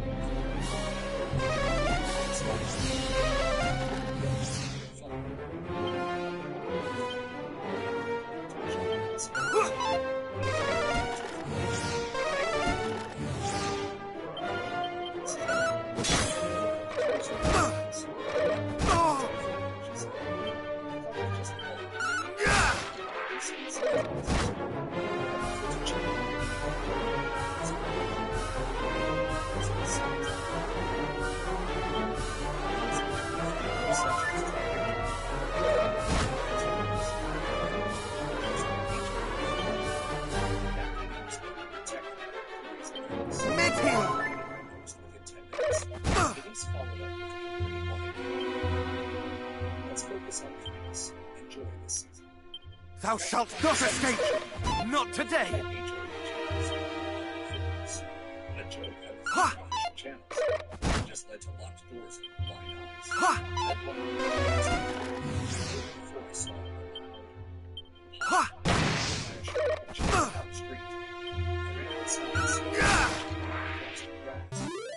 the center of the cul-de-sac, one of the light arches had shorted out, sending sparks into the synthetic snow lining the top. Luckily, it didn't catch. Again, a few frightened parents. The next morning, the arch was gone. No explanation. Just traced. But I had pictures and video. I uploaded it to a private folder timestamped with notes. It wasn't about that.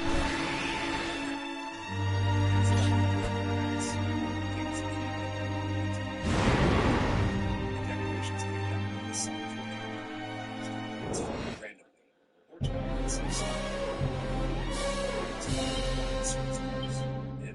Staying long. Something was happening and no one knew it. They just weren't ready to admit it. Not yet. I was. So I kept watching, kept reporting. Because sometimes justice isn't loud. It builds. Wire by wire, crack by crack. And in Maple Hollow, the fuse was burning. The email I sent was detailed, professional, and respectful. I addressed it to the entire HOA board, CCD, the property management firm and contractor, and even copied in the city utility rules. I'd been used to the subject line read, technical assessment. Search for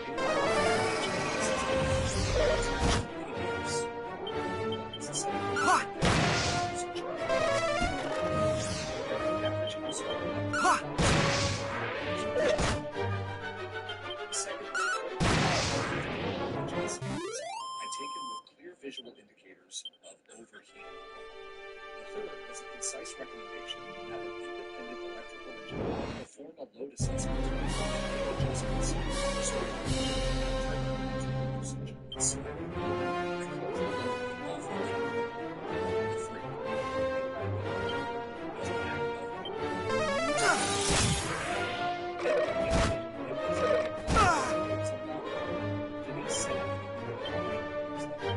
much better.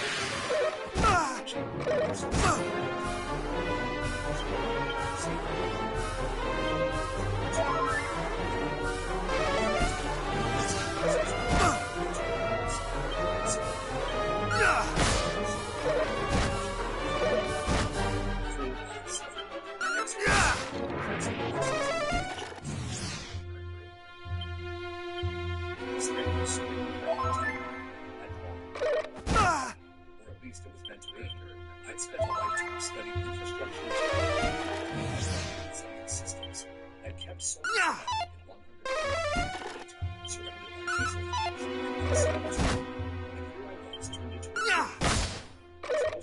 contribution to the neighborhood. Eventually, I didn't reply, but my silence was not surrender. I printed the newsletter highlighted the cartoon and stapled it to the inside of the workshop door. It would serve as a motivation. Later that week, I attended the next conference room. A converted basement in office with folding chairs and a coffee Denise sat in the center of the long table.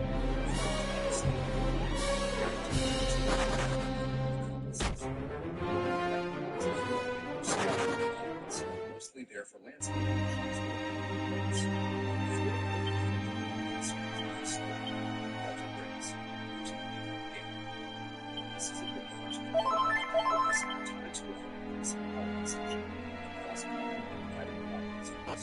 Denise rolled her eyes so hard I thought she might sprain something. We've addressed this, Walter. You've dismissed it, I replied, keeping her face calm. I brought evidence, and you offered mockery. That's not resolution. That's negligence. A few people.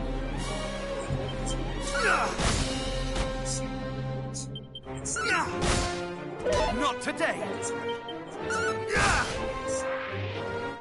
no complaints from any homeowners. I'm a homeowner, I said, stepping closer. I've made the complaint. I've sent 3 reports. That's a complaint. Do you deny receipt? Steve, who always looked like he was 5 seconds from an allergic reaction, leaned into his mic.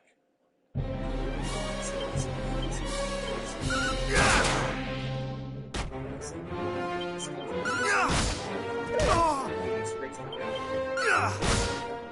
it.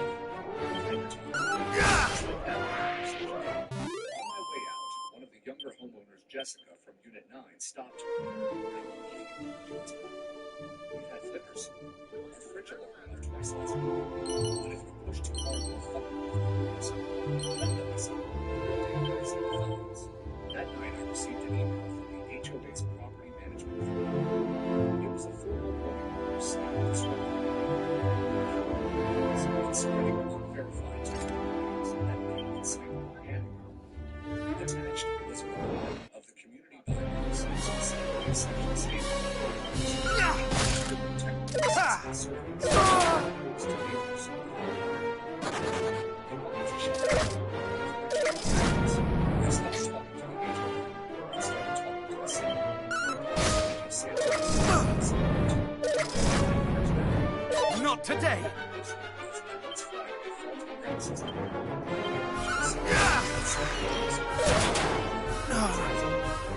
Reggie agreed to meet for coffee downtown.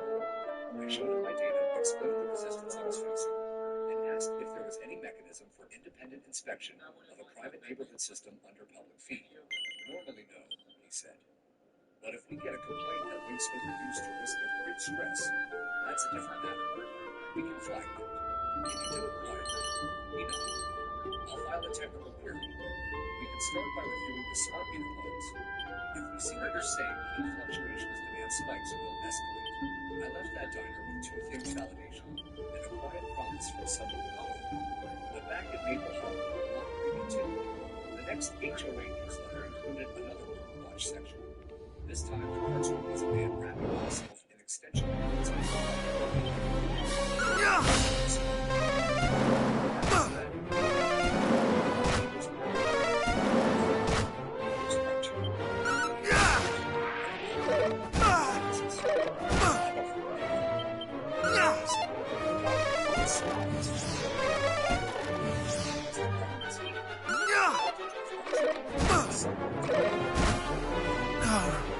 By early spring, the ground had thawed, and with it came a fresh wave of improvements from the HOA. A new infrared heated sidewalk system outside the clubhouse. A remodel of the community gym with built-in UV air filters. 2 additional security gates with motion triggered lights. And the pièce de resistance 4 EV charging stations near the clubhouse with a trigger finger, they call it. I didn't even need to touch a wire to know something was wrong. Certain mornings right before dawn, when the neighborhood was quietest, a low grinding resonance that seemed to pulse from the very cables like the heartbeat of something else. I stood on my driveway with my old flute clear pressed to the main feature, felt the vibration rise in irregular pulses. I logged every spike. I knew what I was looking at load stacking. Every new addition was cited the same frequency distribution. And instead of upgrading the infrastructure, they were patching and praying. That was the quality of this event. Mrs. Osborne's continued to be dead for 2 days. The same night, told us not my nutrition, cornered me at the mailbox with a sheepish look and asked if I noticed his smart works there. I thought it was just it's pregnant, I said. They're losing voltage integrity. That bad. And the was true. Quiet. From the large door, flickering ceiling fan. Open split up wheels. They slowly come to me after the slowly notes carefully phrased questions. Not because they trusted me yet, but because they knew something was up. Denise and Lorenz and the newsletters became more defensive, more performative. In one chapter, you made me anti-vax. They were voices of changes near, but we asked presidents to embrace optimism and community unity. Translation: shut up and smile while we burn the place down. What they didn't realize was that the progress was becoming visible in ways they couldn't control.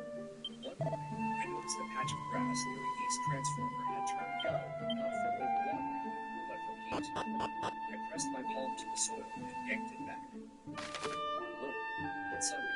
Internally, I pulled out the flare and aimed it at the sidewalk. The concrete glowed with a heat signature.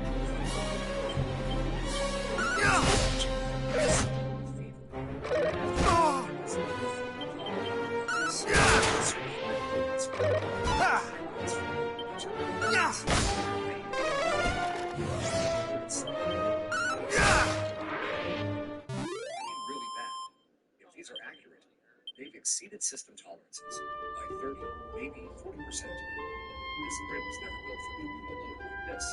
It's a residential skeleton, and they're treating it like a civic system. I told them, I said, they're right. Mark has built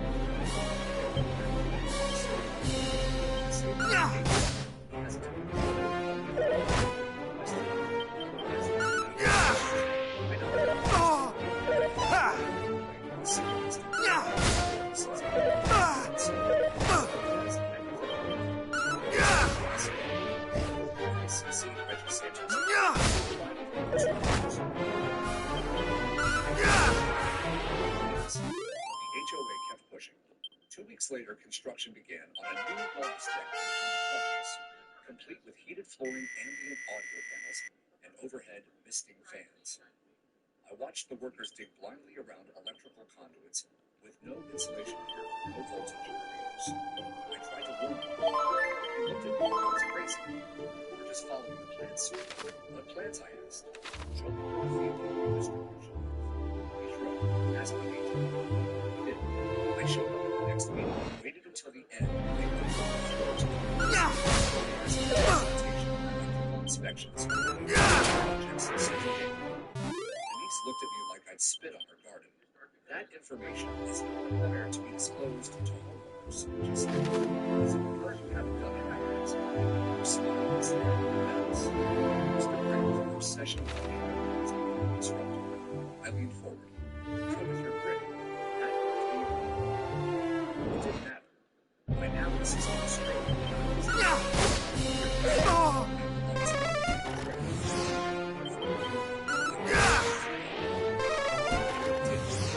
Surgery and ever shut up.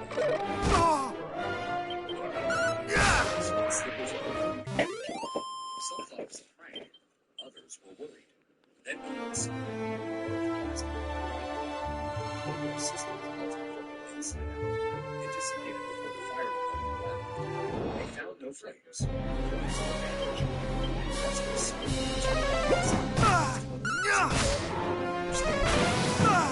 it's a solar system.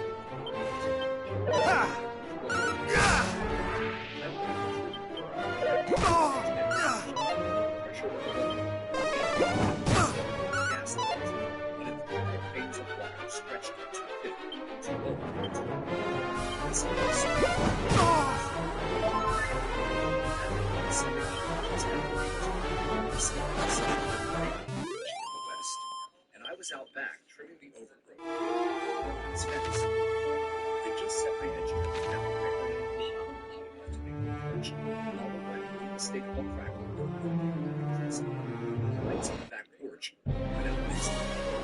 So the kitchen lights on the refrigerator and the security cameras on the I turned toward the utility junction behind my property. The HOA's secondary transformer box sat only 10 feet beyond my fence line, nestled under a sagging crate. A olive smell rolled from its base. Then came a faint burning smell, on fire not yet, but the acrid stench of fried wiring. I grabbed my flashlight and sprinted to the side route, behind my fence, where HOA had insisted on shared conduit lines. Without reinforcing the housing, the damage was obvious. Expansion. Plastic scorched soil and an exposed cable. Still twitching. I stepped back and I made two calls. First was to the fire department. Because I knew how fast the smoke was.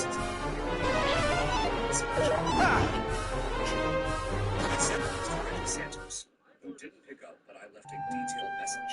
When the fire truck arrived, 7 minutes later, the smoke had faded, but the heat was still radiating from the ground. One of the firefighters crouched beside the conduit, took one look, and turned back to her. This area had been rewireless.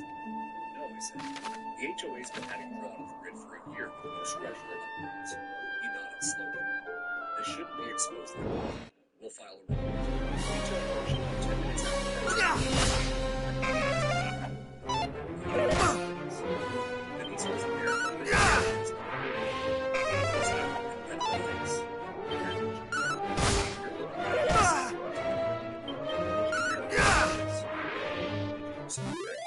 Excuse me.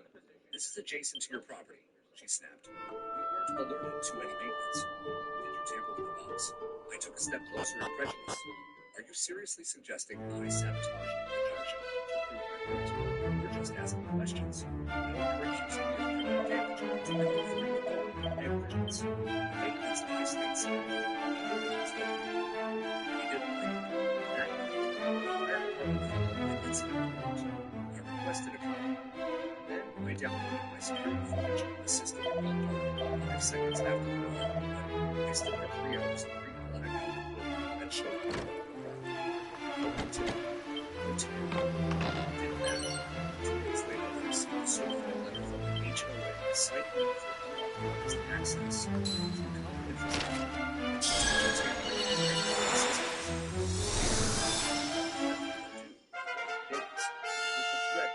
Escalation if unpaid. I stared at the letter for a long time. This was it. The moment they stopped pretending. The moment they crossed from incompetence into outright retaliation. I didn't call them. I called a lawyer. Her name was Marta Reyes. I'd worked with her years ago during a run for eviction notice involved in She was relentless and urgent bullshit.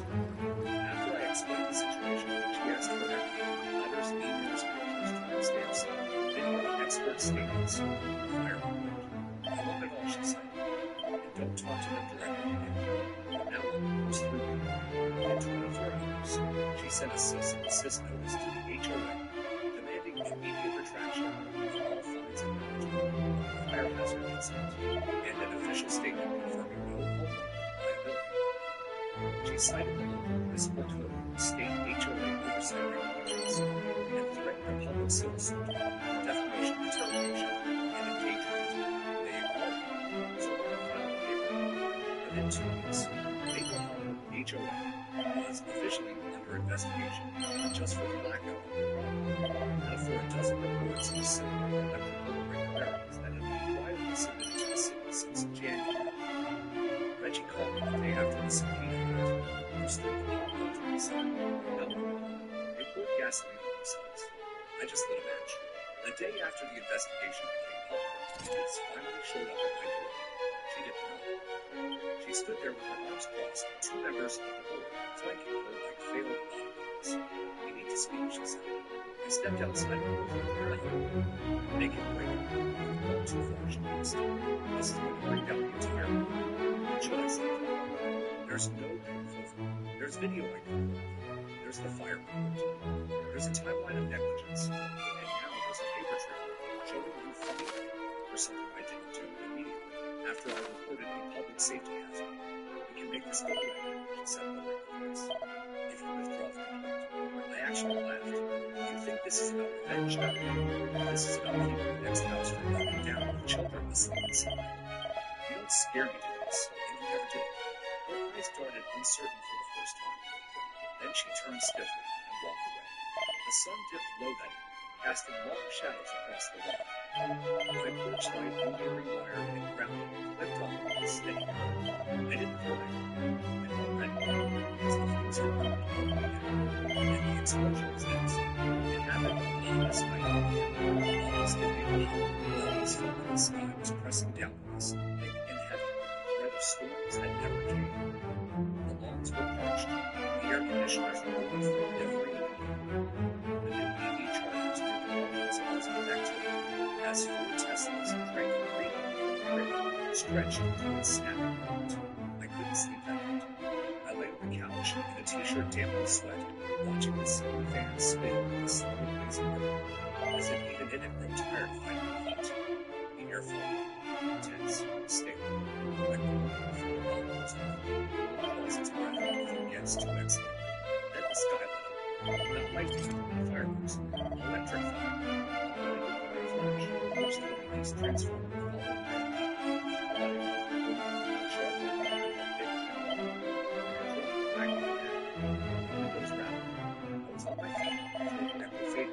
I ran to the porch barefoot, heart pounding, and there it was. Flames.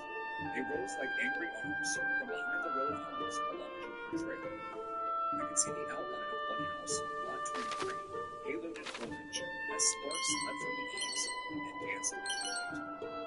Another room, smaller this time, popped from behind it a secondary junction box. I knew it without needing to look. Sirens blared in the distance. The fire moved faster. I could hear the chaos people screaming, dogs barking, someone shouting for a hose, another yelling about kids. Lights in the neighborhood flickered and in the unnatural silence of the night, the seemed to be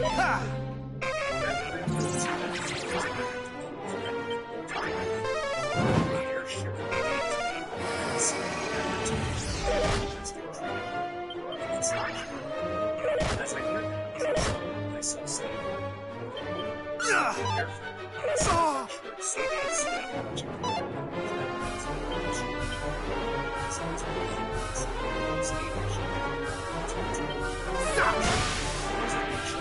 Not today!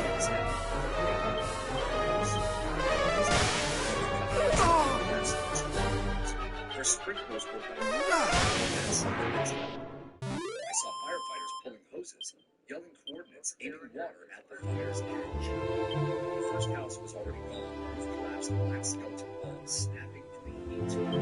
Embers flew into the air like ghosts. The second house was catching. Flames licked across its siding, dancing through the walls. Then pop! A transformer blew against and brought it down. I found the second where screams and above it, screaming into the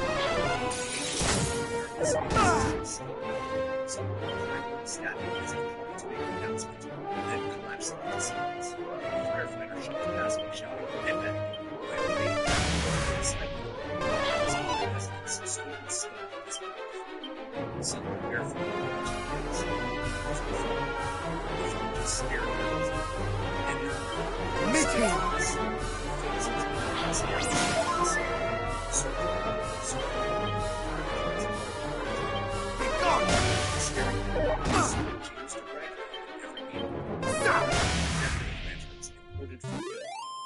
The one with the in-ground lighting she approved personally.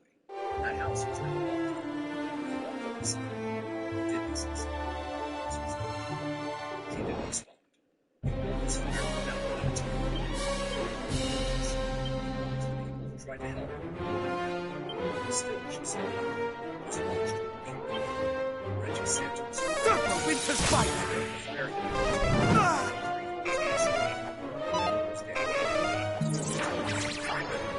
the two pets were lost. One teenager had smoke inhalation.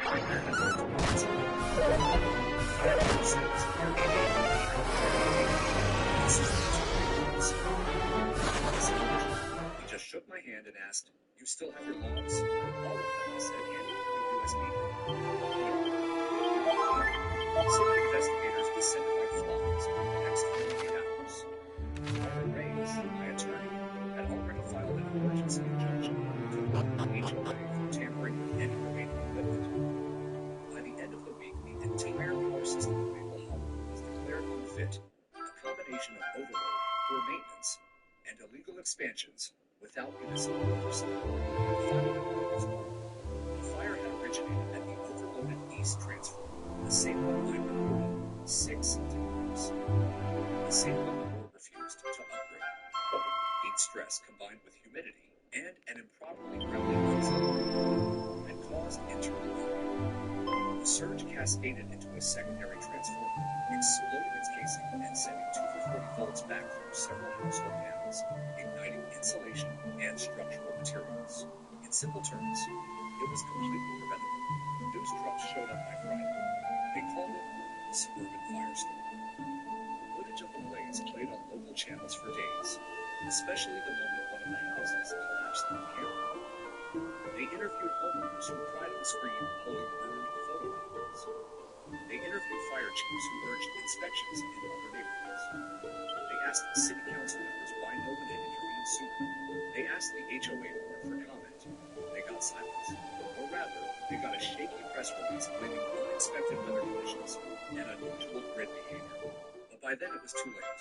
The story was out. The truth was scorched into the sidewalk, and no amount of HOA spin could put the fire back in the wires. That night, as the smoke still lingered on Maple, I sat on my porch and watched the embers drift away. I didn't scream. I didn't cheer, because this was injustice.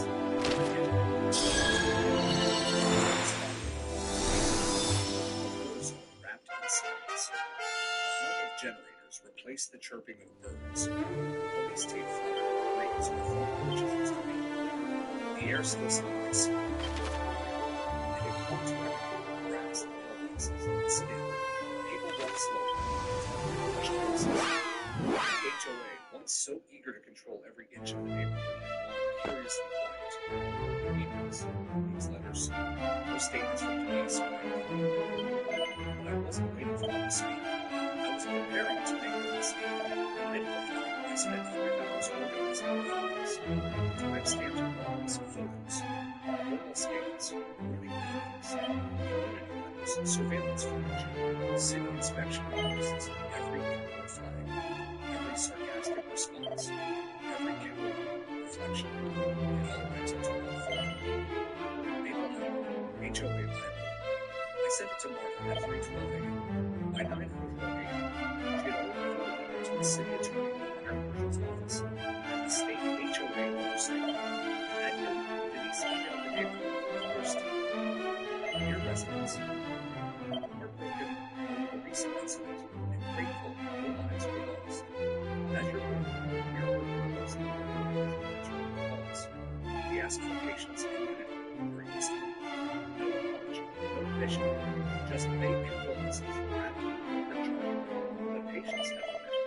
That afternoon, I was asked to speak at the emergency town hall meeting hosted at the local high school auditorium.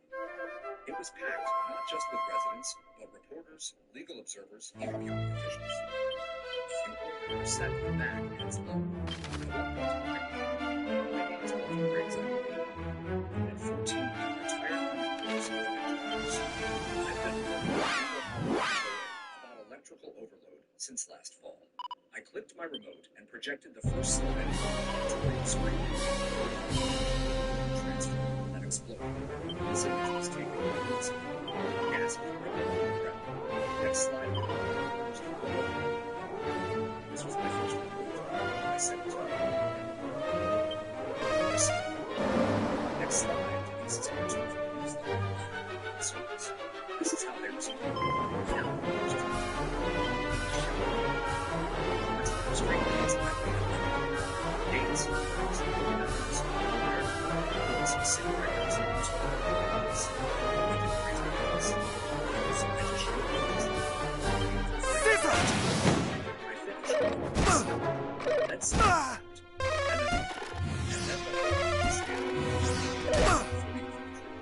That night, the city opened a formal investigation into the HOA for criminal negligence.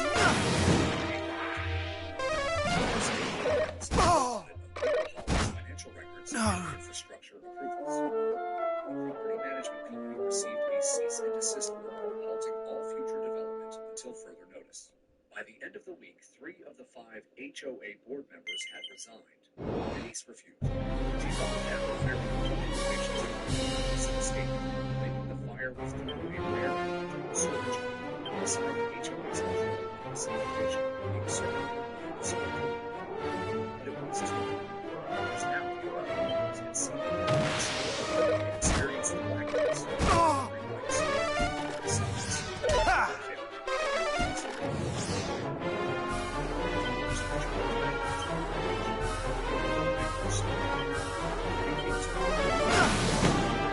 Let the fire consume me!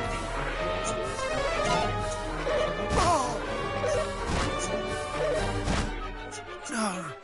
It was a collective archive of neglect, arrogance, and abuse. A group of residents formed a recall committee. Another group organized a neighborhood fund to support displaced families. And then came the lawsuit. Marta filed a civil suit on behalf of myself and 4 other homeowners against the HOA for retaliation, negligence, defamation, and property damage. The city attorney's office launched a confined criminal investigation. Depositions began within 2 weeks. Denise was subpoenaed. They tried to stall, delay, deflect. But the fuse was already blown. And this time, there would be no patching of duct tape in the yard. In the meantime, temporary power stations were brought in. The city coordinated with a local electrical contractor to begin a complete overhaul of Maple Hollows power. Rated transformers grounded common certified components. It would take months, maybe a year, but at least it was ready.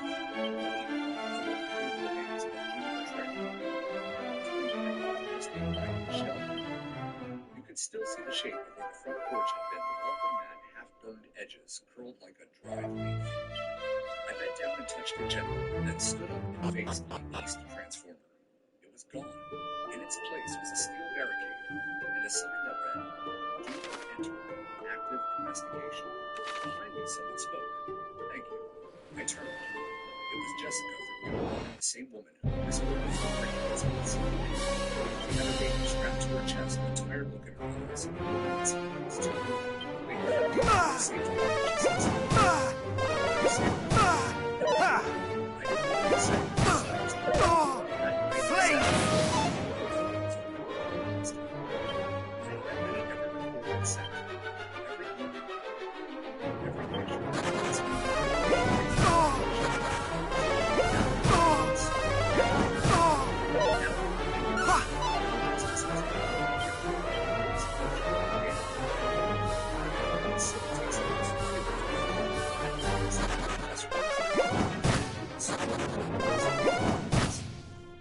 Much better.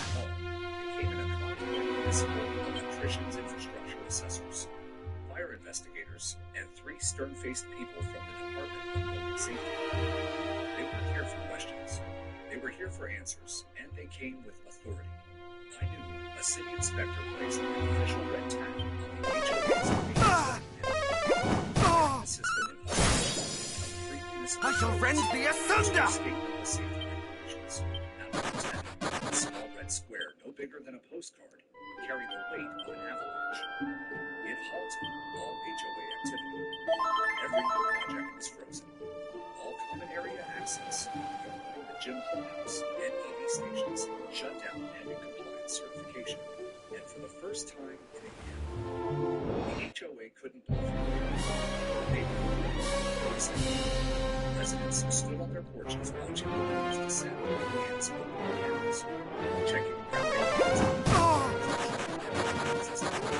extension. Much better. Splitters buried in the protected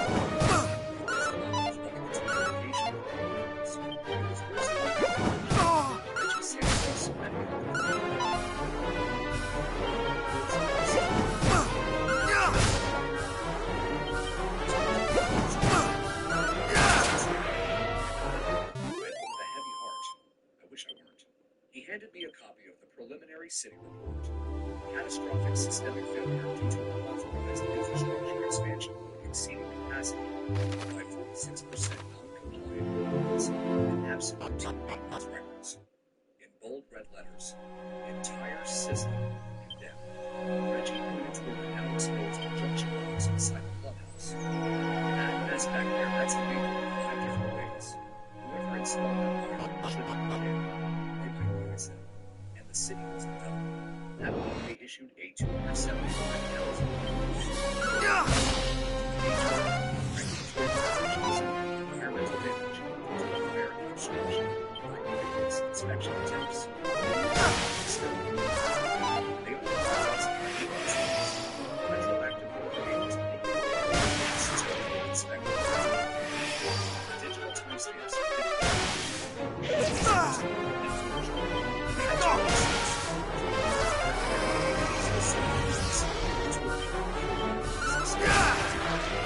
charges pending for document falsification and public endangerment. Steve Poole, who resigned days earlier, quietly began cooperating with investigators. He admitted under oath that Denise had pressured the board to ignore the warnings and supposedly has to this day Not today! As practically, she called to me daily. I'm just going to do what she said. Be gone! They held a special election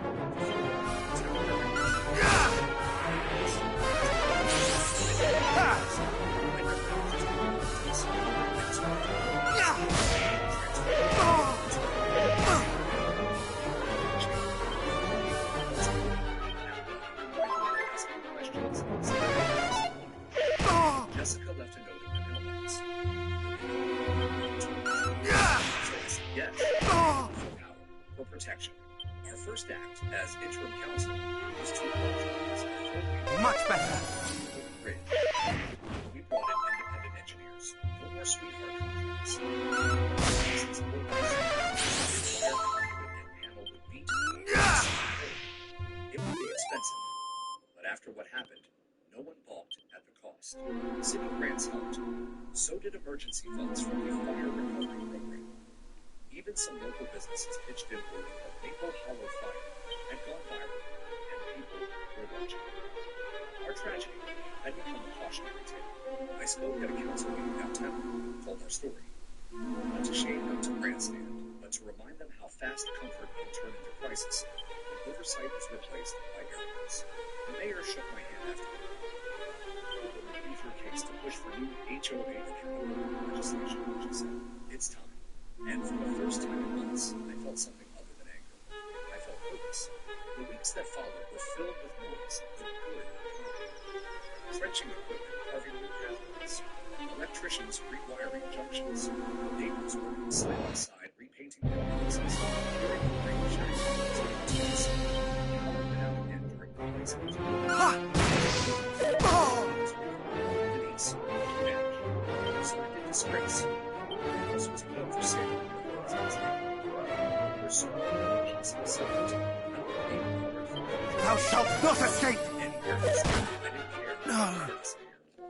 The smoke she left behind was enough. Steve Cooper came by one afternoon. He stood awkwardly on my porch holding a six-pack of beer and a crumpled envelope. "I know I didn't do the right thing," he said, "but I'm trying now." Inside the envelope was a handwritten letter of apology.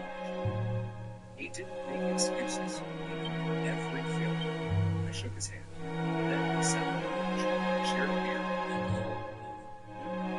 ground transformers pulsed steadily in the distance, not overworked, not whining, just steady. The kind of sound that let you sleep at night. There was no formal announcement, no last speech, no tearful goodbye, just a single line, bulletin one morning. The former Maple Hollow HOA board has been officially dissolved by city order effective immediately. That was it. After years of unchecked control layers of bureaucracy, smoke dismissals, false threats, and mockery, it ended in a sentence. I stood in the neighborhood plaza, reading out over to let it sink. The same board that once fined a veteran for flying his flag at the wrong angle had blocked the safety measures that turned a quiet street into a fire hazard gone. Not thrown out, not retired, but dismantled. The city's investigation Denise was being prosecuted. Steve's cooperation spared the charges, but not the shame. Lynn Garrett fled to Florida, but he was sold. Zero questions, and installed solar panels on the roof. The only names most people didn't even remember disappeared into silence. There was no victory. No moment of cheering in the street. Just a slow collective exhale, as if the whole neighborhood had opened its breath in ears, and finally was safe to return. The board wasn't just a temporary council, it was a rebirth. The emergency administrator worked alongside our committee to rewrite the HOA charter. This time it was live transparent. Built with community input on hidden meetings on public schools. Every policy required public oversight only for those who were to vote. And we created a safety subcommittee chaired by a licensed electrician, interested enthusiast, called Floodlights with decoder. People should not have just to participate. An expert once told me to stop playing electrician, offered to oversee sidewalk lighting repairs. He even borrowed one of my meters, then spent 3 weekends learning how to check load balances. The man hadn't used a computer in 5 years, and he was passionate about it. It was a mission. Even the kids got involved.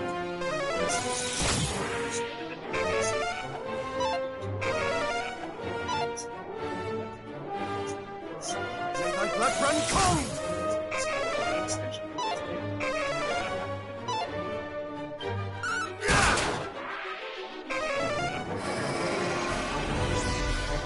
I shall rend thee asunder! Be gone! Tried to stop the fire and helped rebuild after it. It wasn't just my voice that mattered now. It was all of ours. We became prepared for the infrastructure. First, volunteers showed up on Saturday mornings to till the land and water. The seeds he'd saved.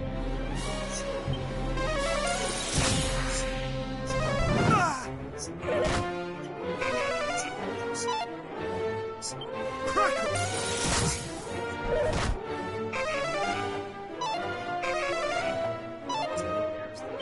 Mid-heels! Not today! Ah!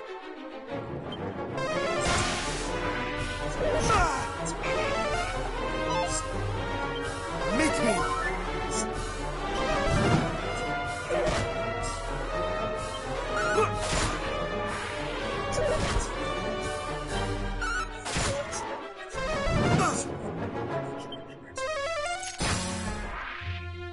Jessica stood and asked for the mic. She held it up. I just wanted to say thank you, she said, voice a little shaky. Not just to Walter, but to all of you. We let things go too long. We trusted people who didn't earn it. We stayed quiet. But now we know better. This is our street, our homes, our responsibility. And we won't forget again. People laughed.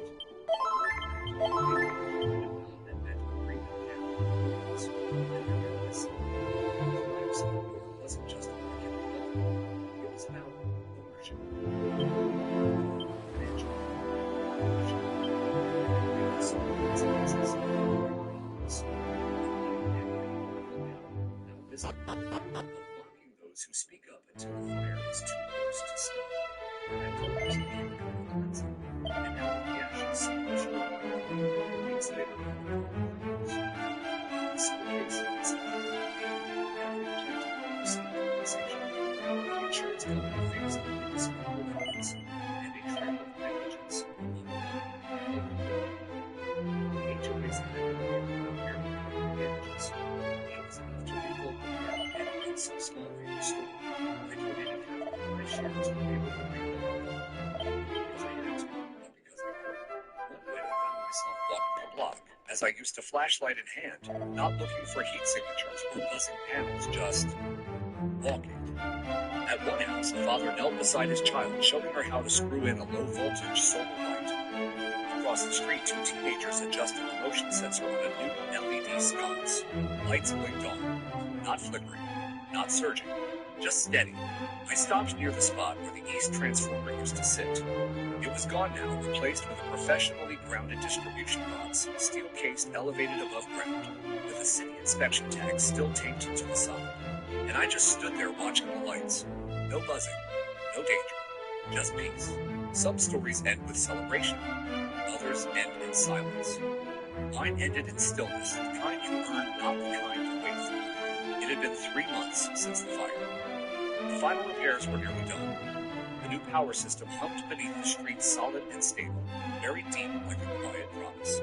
I walked Maple Hollow every morning now, not out of habit or paranoia, but peace. I knew every cable's capacity, every breaker's location, every conduit's rating. More importantly, so did everyone else. Education had become our greatest defense, not fear, not outrage. Understanding. The new Resident Safety Council, a diverse group of homeowners, who had once been too afraid to speak, held monthly workshops in the old clubhouse. We converted the space, stripped out the over-decorated wallpaper, replaced it with whiteboards, toolkits, and diagrams. Kids were learning how to reset a breaker. Seniors asked about surge protection. Parents were installing smoke detectors with their children like it was a ritual. I watched it all quiet and content. And then one day, I received a letter. It came in a plain envelope, no return address. Inside was a single page, handwritten in neat slanted script. You were right. We should have listened. Not just for safety, for everything. I thought I was protecting this place, holding it together. But I was protecting my pride. I hope someday people remember more than the damage. There was no apology, but there was truth. And that was enough. Denise's trial was ongoing, but I no longer followed the updates. I didn't need vengeance. I'd already witnessed something rarer, something more profound than punishment. Change. Maple Hollow had turned a corner. The new board, rebuilt from scratch, included people from every stretch of our community. Young parents, retirees, renters, veterans. People who argued, sometimes disagreed often, but listened. People who remembered what it felt like to be ignored and refused to let it happen again. At their first full meeting, they asked me to speak. I stood at the podium, the same place where my first warnings were once laughed off. I held no speech, no photo. Just a simple story. I'm not here to talk about why I began. Not anymore. I'm here to talk about what happens when we stop listening. When comfort becomes complacency. When we trade real safety for the illusion of more. I looked around, faces I'd seen in firelight, in arguments, in rebuilding. We burned, I said, but we rose. When I stepped down, the applause wasn't loud. It was slow, respectful, and shared. Not for me, for us, for what we'd become. Justice had never been about revenge. It wasn't the fine, or the resignation, or even the indictment. It was the return of ownership, of trust, of care. Weeks later, I visited Mrs. Ellsworth. Her porch light, now a low-draw, solar-powered LED, glowed gently against the evening. She invited me in for tea, told me her grandson was applying to an engineering program after seeing my thermal scales. She called it the fire that lit his future. When I walked home, the stars were out. Clear sky, cool air. No buzzing wires, no crackling tension. Just peace. I reached my front door and paused. My porch light flipped on. Not too bright, not too dim. Just enough.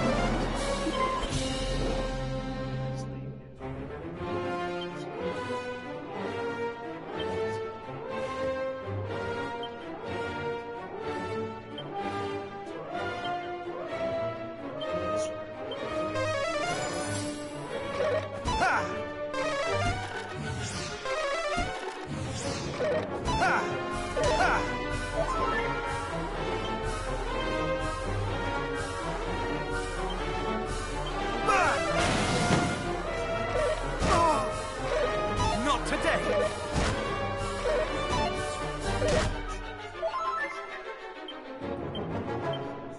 Be gone!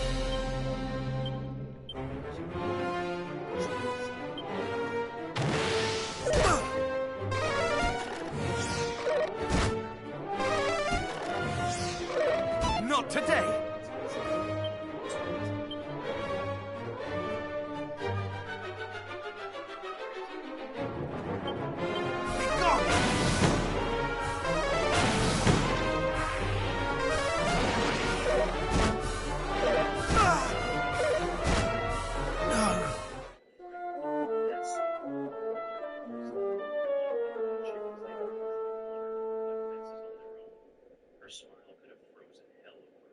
I'm sure I don't know what you mean. However, the same conversation is clear.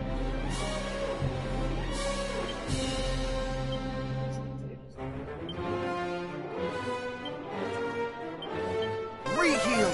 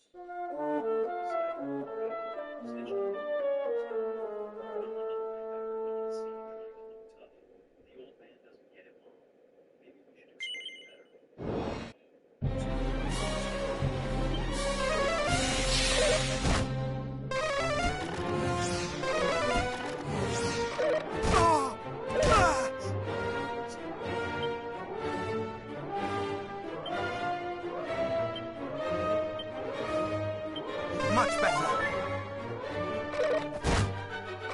Oh! Ah! No.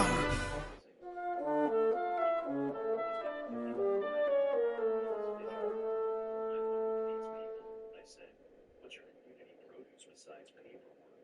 Brad's face flushed red. Listen here.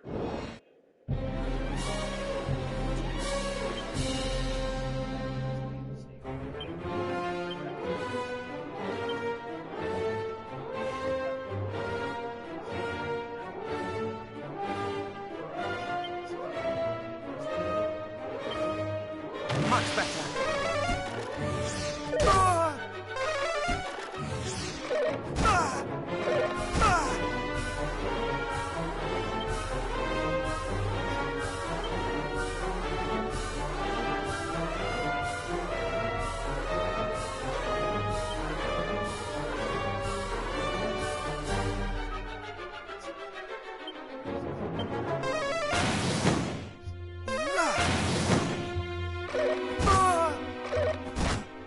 No.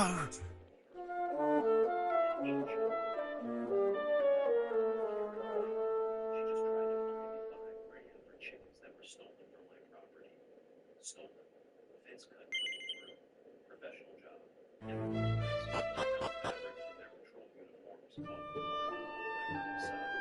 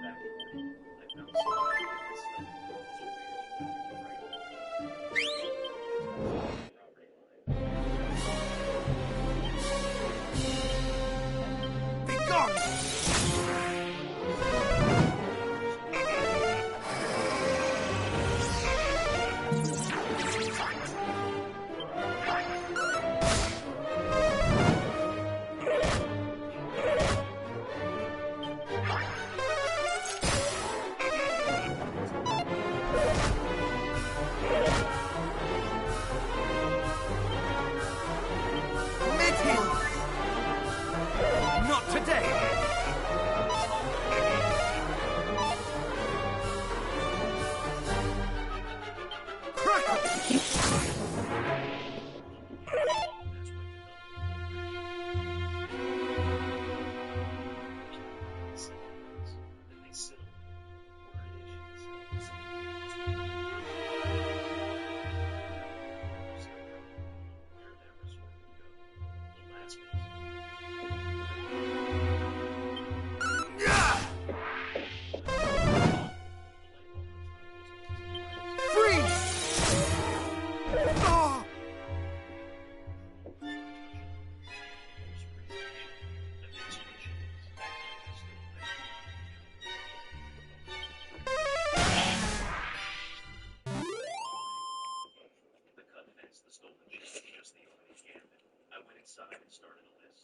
Security cameras, new locks, fence repairs,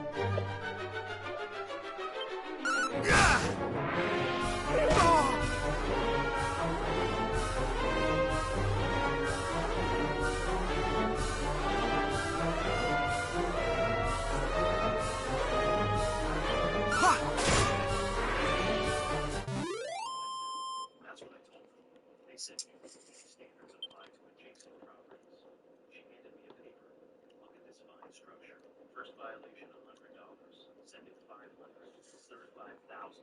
The paper had that same.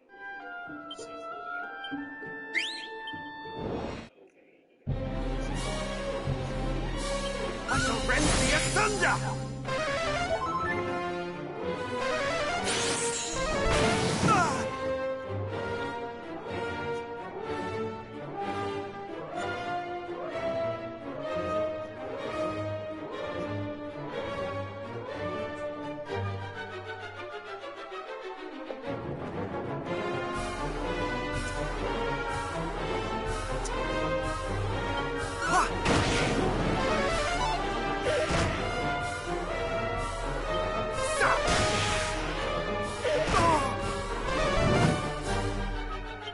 Mid-heel!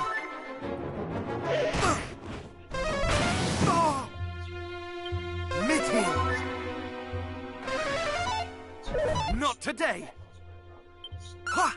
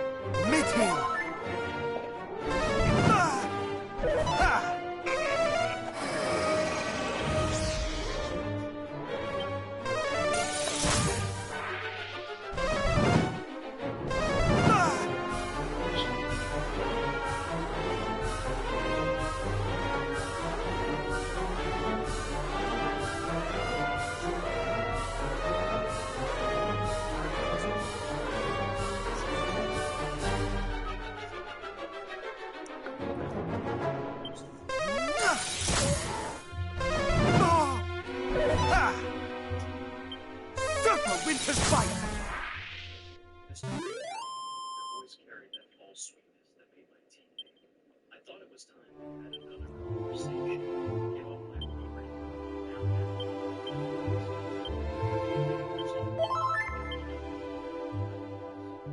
Now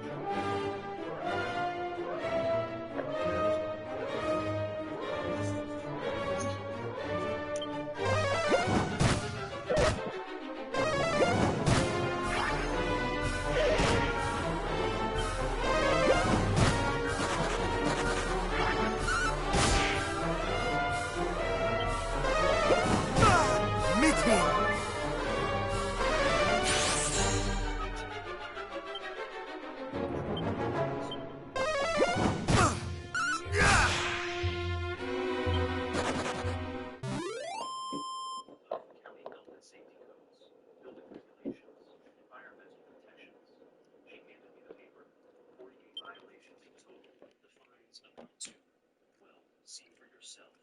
My eyes found the number at the bottom. $87,000. Of course, Karen continued. If you were still in ownership, would absolve these violations. Clean slate. And if I don't, Brad's grin was all predator. Then we start enforcement procedures, safety inspections, code compliance checks, daily visits to ensure community standards are met. You mean harassment? I mean protecting our community, Brad shot back. Old man like you, accidents happen. Fences fail, animals escape, buildings become unstable. Brad, I think so. Karen's warning. But I thought there could only be one overworld club. There could No, only be one. forces is one. There could be multiple. Or simply concerned If with we get to welfare. a role. I looked at the patrol members. Oh dear, that's unfortunate. Despite a few faces' discomfort, maybe even shame, not everyone was buying into this completely. That is You quite have 48 hours to accept our offer, Karen said. After that enforcement begins in Jury now knows both and items Mr. are Granger, essential. the offer drops 10% every week you delay. All things will They break. turned to leave, but Brad hung back. Now, You know jury, what your how problem seems is, to old be man. this is You think this is not following off to this 1950. content. Times change. People like you get This left is not behind looking for or commerce. Oh my goodness After gracious. they left, I I called think Marcus, juries can go told those. him about the visit, the Right? threats, the Jury is just faculty, now the looking allegations. He listened in silence until I finished. at Tom, 56 I need to minutes. be careful when I Four say tribe this, forces, I but think I jury have might dedicated be some going. work documenting all this, having witnesses would strengthen any future legal action.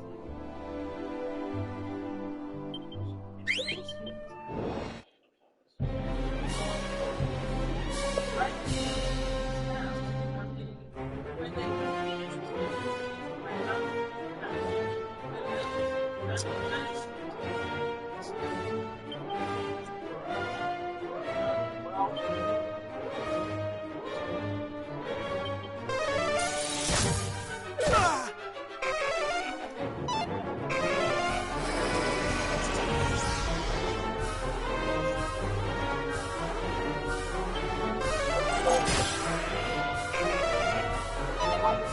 Not today! Be gone! Much better! Ha! Cease!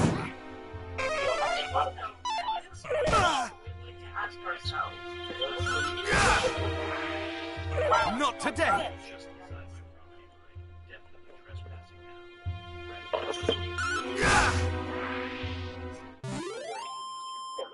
That old bar is structurally unsound.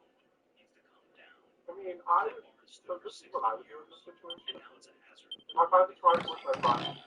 If I don't, I dig for the ice cream a little bit. Maybe it's not middle. I just dig the side of the house. If it's in the Yeah, I agree with you at this point because if I didn't tribe force there, yes. So you're just this out. What the hell am I saying? Not this out the front. I could have that slaughter location has probably been required. The power has also been required. It's not a box, it's a front time. yeah, and you also have to say to yourself, it's almost an hour.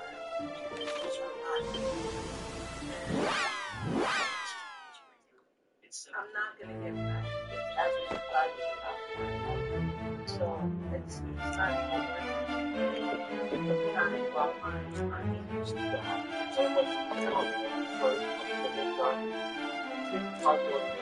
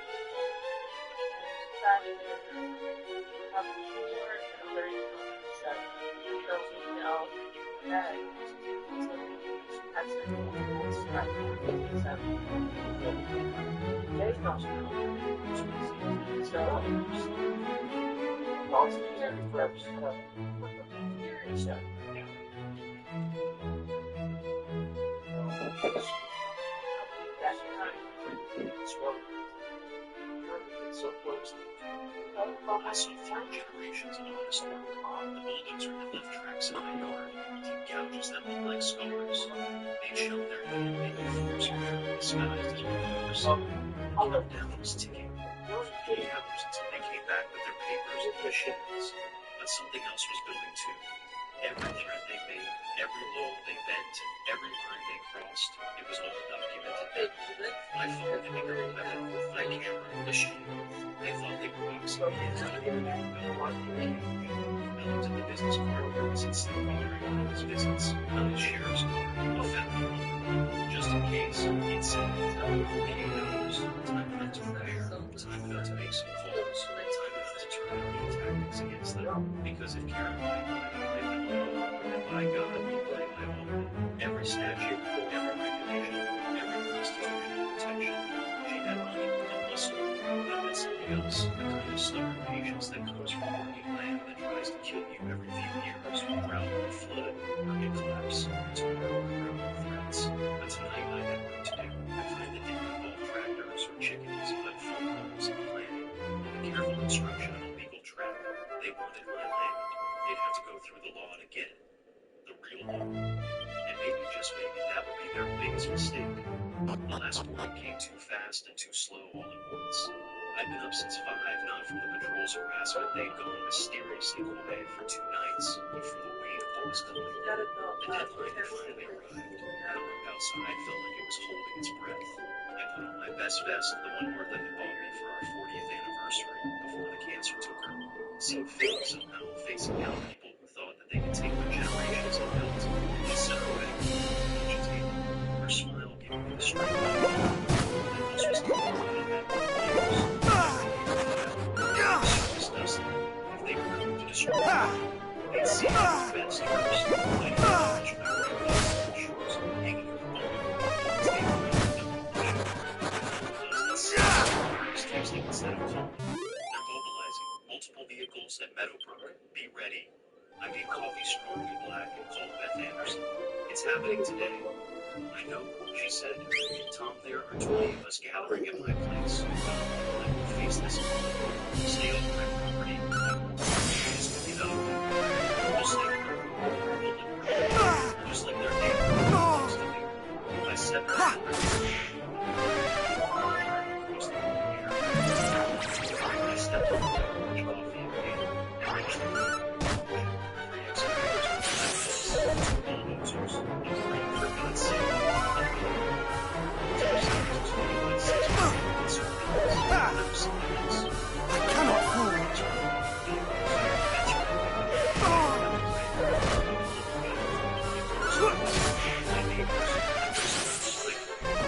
The convoy stopped at my gate. 50 people followed out. Patrol members matched in emerged last, dressed like she was heading to a board meeting. Instead of a seat, a blue was beside her, rapidly vibrating with excitement. Engines ticked as they metallic clicking you hear after a long call. My neighbors eased their trucks to the shoulder and killed the lights phones up. That stood at the table with my back up. Staring to surveyor, Eugene from the clerk's office and folded her like a sheet. A kid on a bike burst into the stove and thought better of it, turned back. Across the fence, my cattle rushed along with escape. The air had the flat taste it gets before a storm, except the clouds were actually before us. Mr. Ranger, your time is up. We've accepted our generous offer. Must we proceed with enforcement? I walked to my gate, stopped to take photo from where they clustered. The morning sun was behind me, making them squint. Small advantage, but I'd take it. You're on land outside any HOA jurisdiction. I said, projecting my voice. No contract, no easement, no delegated police power. Try crossing that fence line and you're looking at criminal trespass and destruction of property. On the contrary, Karen produced a sheaf of papers. Emergency health and safety ordinance signed yesterday. Your land is an hazard. Signed by the Medical Community Safety Board, an entity without statutory standing stacked on your own staff. I said, no ordinance, no delegation, no jurisdiction. Circles all teeth. We'll test that. Brad begins safety operations. Brad waved me away from the terrible now. I started down the living excavator pushed over the gate. The operator, an Hispanic man in his 40s, looked uncomfortable but determined. He had a family. Flame! I understood that pressure. Stop right there. I've got something to say. The operator focused and Brad made an impatient gesture, but I was not. Meeting! Not today! That's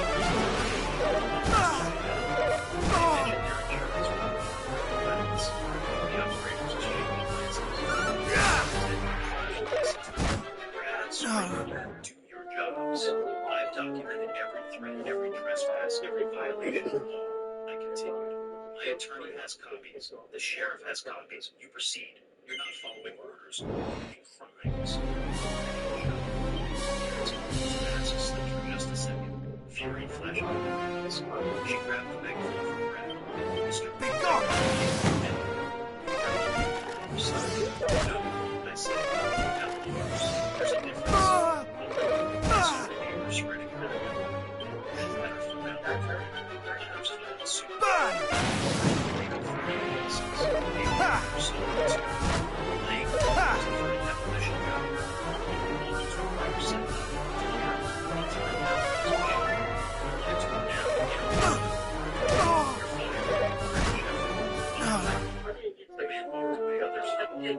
Within minutes, half the workers had abandoned their equipment.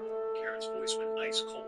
Patrol members are authorized to operate this equipment for community safety. Brad said, uncertain now. I don't know how to figure it out with your face now. That's what I felt, Brad. I answered it on the speaker. Thomas Granger here. Tom, it's Marcus. I'm 5 minutes out of the province. I'm in the is that no. That's what I felt. Everyone. The patrol members would step to the machine and step back just as quickly. This isn't Let the fire consume them!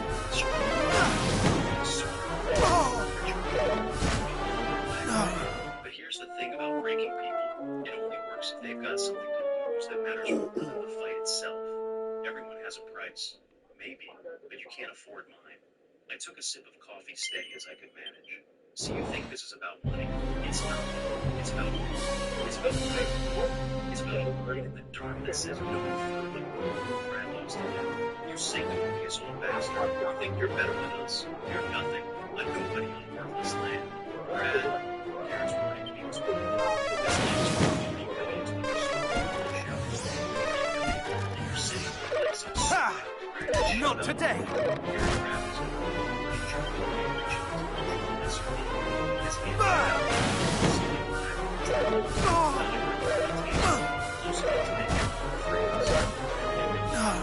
They repeated, advancing on me.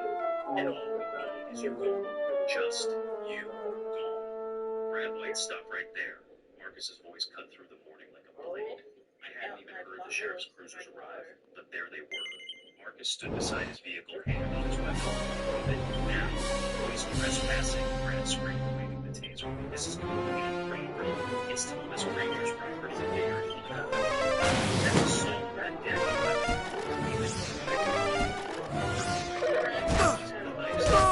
Brad's face was bright with rage, the taser shaking in his grip. Karen stood frozen, counting at my neighbors held their breath. Not today!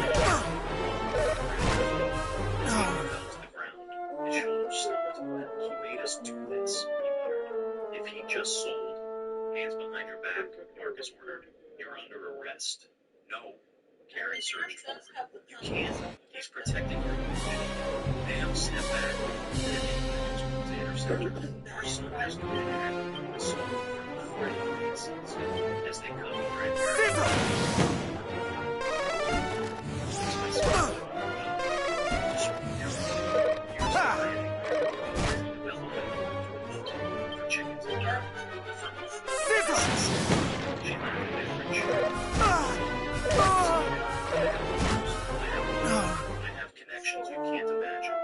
Also have a son heading to county lockup and 40 million reasons for the FBI to look into your land deals.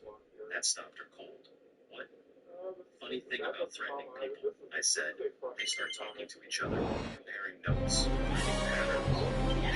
She says something that way. The color drained from Karen's face. Patrol quietly dispersing, and immediately thriving. Rats, single ships. Not today! This is why. The station. They have questions about your future. Be gone! She said. Not today! Ha! Be gone! Not today!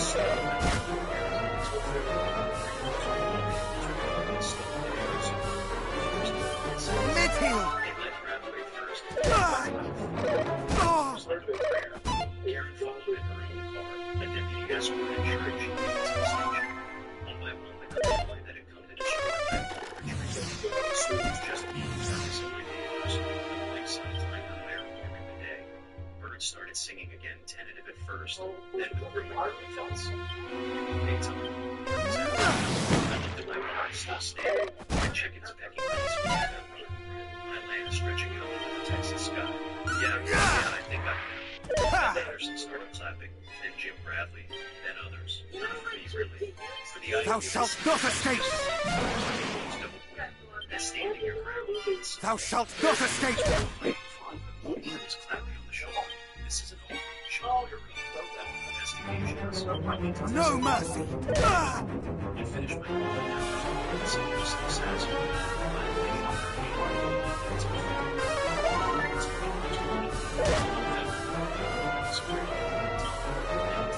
Thou shalt not escape! Not today! That's all I ever cared.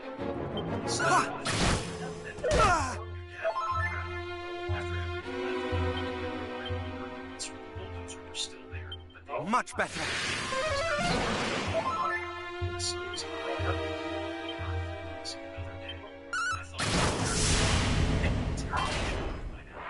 Spying $40 million worth of conspiracy about Brad learning that some things can't be taken by force. About all the families they'd driven off their land. I'd finally see justice. But mostly I thought about tomorrow. Their meetings to gather vegetables, to tend fences to check. A single rim on the far corner of the known age operating according to the known control and stuff. My phone rang, a number I didn't recognize. Mr. Ranger, this is Agent Sarah Clark of the FBI. We understand you have information about interstate fraud involving medical. After I feed the chickens, I said, say 9 o'clock. She laughed. 9 words. And Mr. Granger, thank you for standing up to them. surprised at the reality. Just protecting what's mine, I said, but it was more than that. We both knew it. Sometimes a line has to be drawn. Sometimes someone has to say no. Sometimes it won't form of nothing moves, but everything to protect is exactly what's needed. The list was warm on my face as I headed inside. There was work to do, goals to make the future to secure. But first, I'd settle my porch, look out at my land, and savor this moment. Because today, for once, the good guys won. Tomorrow, the real fight. I gave you a break. I heard careful footsteps on the porch instead of diesel horns. The night before, after hours of questioning, Aaron found a station without charges free, the kind of thing this whole money. I spent that same night laying out files on the kitchen table, testing every camera in mind. If she wanted to force a decision, she could try it face to face in my house with every second recording. I opened the door to measure breathing, clear voices, no ball uniforms, no staged dream, no button care, two full supervisors and a pair of great cases running along the floor. As a resident stripped away the theater and left it with nothing but paper. I folded it up and put it on before I reached the door. Once it lost the theater, it kept moving the threat. Last chance, Granger signed the transfer, and the patrol stands down. I put it on speaker and set the phone beside the camera lens. You come back here with machines, I said, and you're reversing the man every agency already pictured. Silence over. The kind one can hear a plan collapsing. I stepped out on my porch, coffee mug in hand. Morning, Mrs. White. Beautiful day, isn't it? I've got fresh coffee if you'd like to discuss this civilized life. Civilized? She laughed harshly. You have my son arrested. No, ma'am. He did that all by himself. I took a slow sip and I ignored the stretch. Please come in. Let's talk about what you really want. She hesitated, thrown off script. Behind her, I caught my peripheral vision. Mrs. Moore's were just out of sight behind my barn. Not alone, I counted 3 state police vehicles positioned at strategic points. We planned this carefully in those early hours. Talking is over. It's found. Rounding up. Start the act from the left. 2 patrol members were with the excavators, but their threats weren't in. Word had spread about yesterday about murders walking away. Threats pressed about the FBI's interest. These were hard criminals, just people who'd gotten caught up in something that had swallowed the control. Gentlemen, don't touch those machines. Agents watching this room. Interested in fraud, racketeering, conspiracy, and underlying civil rights. Those are the charges they're investigating. You should apply that list. The 2 names. I recognized him as one of the patrol members who looked up for during his attack on the stop. This is what I should your job. Karen screamed. All of you. That's what I paid you for. Actually, a new voice cut through the morning. That's what we need to talk about. Sheriff Marcus Coleman stepped out from behind my barn, but he wasn't in uniform. Instead, he wore casual clothes looking like any other visitor. The badge on his belt was all moving sun, and his presence changed everything. Marcus, Karen's voice went flat. You have no authority here. You're out of uniform, off duty. Just visit my old friend, he said. Application I was in the area to some colleagues. They'd stop by too. That's when the state police emerged from their positions. 3 officers in full uniform bands resting cattle weapons. Fingers in the no nondescript suits that screamed federal agent. Mrs. White, one of the suits called out. Agent Sarah Clark, FBI. That's an interesting claim about authority. Karen explained on the phone. HOA troll fast about a great heavy equipment on private property. Karen's face cycled through emotions of rage, fear, calculation. We have documents, safety violations, running standards. Fascinating, Agent Clark said. We'd love to see those documents. Full HOA financial records, meeting minutes, and correspondence relating to the acquisitions. I need to call my lawyer, Karen said. On return, I asked innocently. So I tied up in something about turning state's evidence in exchange for reduced charges. The color drained from Karen's face. Angry patrol members were quietly backing away, some already paying for their vehicles. The construction workers had vanished entirely. No one had been sitting on the bank of toys. If you do this, this room, you have any idea where they live. questions I have. $40 million worth, Marcus asked. Your son was very specific about that number. He got jokes on here, actually. Financial reports are so much clearer. No exact amounts. Everyone inside, I said, gesturing to my own money. Coffee's getting cold, and I think Mrs. White has some explaining to do. It was surreal watching them file in the kitchen.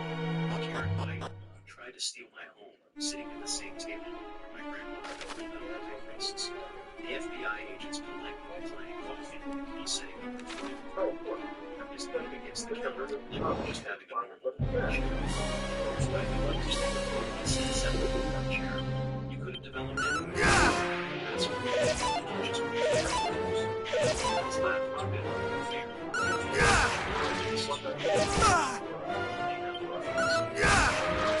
To make selling the only option.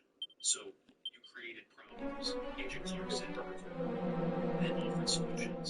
It's business, Karen said. Supply and demand. I created demand by limiting supply of peace and food. That's an interesting way to confess to extortion, the other agent. Karen said suddenly, I'll tell you everything. Show companies, the other developments, the investors, all of it. But I want to deal. That's not the get to terrorizing me. But please keep talking. Everything you say helps build the case. Karen's composure finally cracked up completely. It was perfect. Every detail planned. The patrol gave us legitimacy. The fines gave us pressure. The violations gave us legal cover. If people just cooperated. If people just rolled over. Like, if they gave themselves their rights. Rights. To stand up. Chicken farms and vegetable patches. The right to say no. The right to keep what's theirs. The right to live without risk. Those kinds of rights.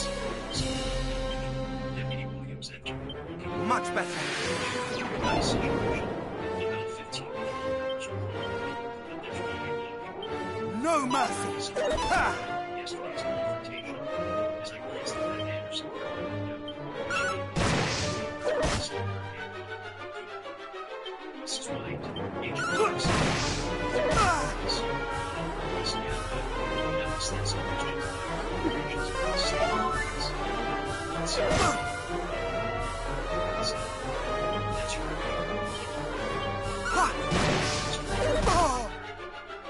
Especially when the Arizona rules. Much better. And that of the environmental violations. Karen went very still. He wouldn't. Versus 2 years is not full motivation, Clark observed. Choice whether to help yourself or not. They led her out of the Not today. Built an empire on fear and paperwork, reduced to just another suspect in the back of a federal vehicle. Her scattered by trail, abandoned their uniforms and emails, trying to blend back into being some would face charges, others would testify. All would remember the day their pretend authority met real consequences. As the last vehicle pulled away, I found myself alone with Marcus on my porch. The morning had turned warm, birds singing like nothing had happened. Something fundamental had shifted. The threat that everybody for weeks was You knew, I said. When I called about the fence being cut, you already knew what they were doing. Marcus nodded. Suspected, but suspicion isn't proof. Even someone on the inside pushed the ratio. Someone stubborn enough to take the heat. Who's always paid. I gave you the chance to fight back. He corrected. The difference is that you were the top 12 families.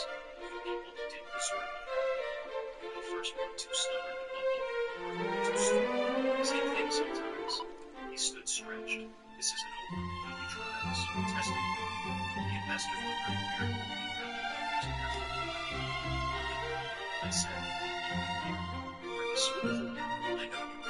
Your dad, proud Tom, standing up for what's right, even when it costs you. I see you. That's everyone.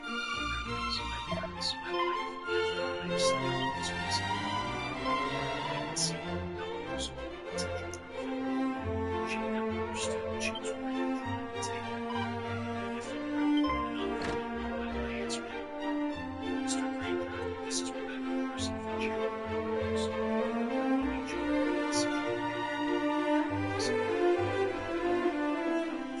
ashamed. Utterly ashamed. My father lay there, breathing what may well have been his last, and all I could think to do was brood upon my past Meanwhile, not only didst thou refuse to give up hope, thou didst seek out a means by which it might be returned to us, and us all but strangers to thee. Thou hast my gratitude. I have not been kind to thee, but thou art noble indeed.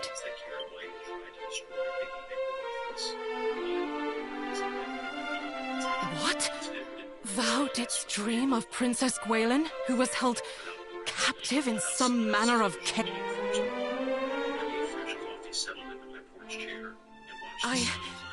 I had not wished to believe it, but we recovered this from the cave amid the swampland. 'Tis her necklace, without which she was seldom seen. And yet there it was, discarded upon the ground. Mighty, I trust in thee. I trust that thou wilt return the light unto this benighted world of ours. And I trust that thou wilt come to mine aid. Thou must needs come quickly. I know. That light! What dost come? What? The princess spoke to thee through her necklace? I heard naught whatsoever. But I shall take thee at thy word nonetheless. 'Tis plain thou art the hero of whom she spake, and the coming of whom she awaiteth most desperate. The necklace is thine. May it aid thee in thy quest. Now... That's worth everything. By the time I finished my morning eggs, Channel 9 had offered to cut from my security cameras and a deputy's body cam. HOA attempts to bulldoze family ranch gets arrested instead. Within 24 hours, it time passed 2 million views. Beth Anderson stopped migrating because she felt that because the whole town finally believed what we'd been saying. At this time, people from all over the country are commenting. They're sharing their HOA horror stories. I scrolled through some comments shaking my head. Stories from Florida about fines for the wrong availabilities. Tales from California about HOAs for closing obvious to-dos. A widow in Ohio lost her $400 in her garden. Karen White wasn't unique. She was just part of a system that included miseries. Giving people hope, Beth said. Show them these bullies can be beat. I handed her a legal pad and status speech. Showed their names for a witness circle. A list that grew until the margin ran out. Looks better on paper, but it comes with phone numbers and sworn statements. The phone had to stop ringing. There's mostly, but also lawyers offering to represent the activists when they need to meet their spokesperson. The producer talking about voting rights. I let the machine take most of it. The chickens didn't care about my 15 minutes of fame. I will stop by that afternoon in minutes. Exhausted, but satisfied like a loser after a long chase. Karen's empire is growing faster than we expected, he said, accepting a beer. It's worked out. States.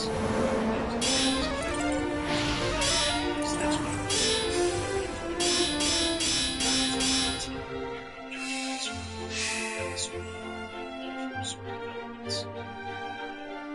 summer shopping centers, apartment complexes, and the scene of the scheme simple, establish age expect radio host. What about the investors? Here was a small attorney sharp. James Harrison from Premier Sports is claiming nothing about the harassment tactics. Says he thought Karen was just a trying to negotiate. Oh, I said, of course, but I'm making it harder. But when your negotiator gets harder,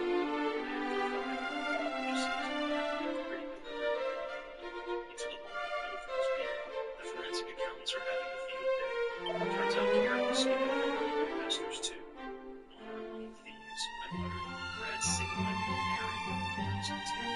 Trying to cut a deal with him of everything. He told me his mother had judges and commissioners and a state senator.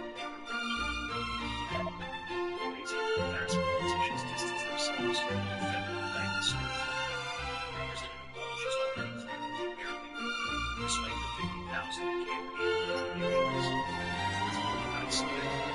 this time, Frank Johnson. I hadn't seen him since he had sold his place 6 months ago. He apologized for something, but his handshake was still firm. Tom, he said simply, "Thank you. I didn't do anything for thanks, Frank. You stood up. That's what I like to do." He looked out at my feelings. I saw the loss of ties. 6 generations on that land. 6. And I let her take it for 60 cents on the dollar, because I couldn't take the harassment anymore. Protecting your family, I said, no shame in that. My wife had a nervous breakdown from the stress. Patrol showing up at all hours, citations for everything from grass height to mailbox position. Her daughter was followed to school by their security. Also I do. But you had to, I said firmly. Don't second-guess yourself now. The FBI agent says we might get restitution, fair market value plus damages. He laughed bitterly. Money can't buy back 6 generations of history. No, I agree. It can't. He sat in silence for a while, watching the afternoon sun stretch shadows across the yard. Finally, Frank spoke again. Heard you had 47 violations they made up. You had 32. She had a whole system spreadsheet tracking which families to target, how to escalate pressure, when to make the final. Sounds like evidence. FBI has it all now. Criminal computers and all of them. Frank stood up and turned back. Tom, it matters. It's all of us who need to fight back. It matters. After he left, I thought about what fighting back really meant. It wasn't just about keeping the land. It was about exposing the system that ran all along, that used bureaucracy as a weapon, that turned neighborhood against neighborhood for profit. The phone rang again. This time I answered it was Agent Clark. Mr. Rager thought you wanted to know. We've frozen all of Karen White's assets and those of NBC holdings. We're also investigating 15 other similar operations nationwide based on patterns we've identified. 15. Conservative estimate. Turns out there's a whole playbook for this kind of operation. Informants, when they share tactics, recommend lawyers who will help set up a legal framework, even templates for violation notices. It's organized more just with each radicals instead of baseball bats. How the families who lost their homes. Working on restitution, but it's complicated. Some properties have already been developed. Can't unbuild a shopping center. But between asset forfeiture and civil suits, victims should see some justice. Some justice. It was better than none, but it felt off. You can't restore inheritance with a check. You can't rebuild 6 generations of memories with a court settlement. That evening, something unexpected happened. Cars started arriving at my gate. Coworkers were others, but neighbors. Beth Anderson came with a casserole. Jim Bradley brought beer. The Wilsons, the Martinezes, the Smiths families I've known for years, and some I'd never met all gathered in the land. What's all this? I asked Beth. Community, she said simply. The real kind. Figured you'd been fighting for all of us. At least when they do a show up for you. They brought food drinks, folding chairs. Someone would even hold up the grill. In an hour, my front yard looked like a county fair. Kids were chasing chickens, adults were swapping stories, and the smell of barbecue filled the air. Speech, someone called out. Tell us how you did it. I shook my head, but they insisted. Finally, I stood on my porch steps, looking out at faces that had become more than neighbors. They'd become allies. I didn't do anything special, I said. Just said now what meant it. The real heroes are people like Marcus who investigated, but it would have been easier to look away.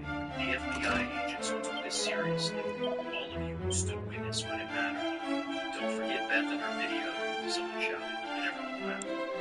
The thing is, I continued, Karen White thought she was building a community with her HOA. But community isn't something you can manufacture with bylaws and control cars. It's this. It's showing up.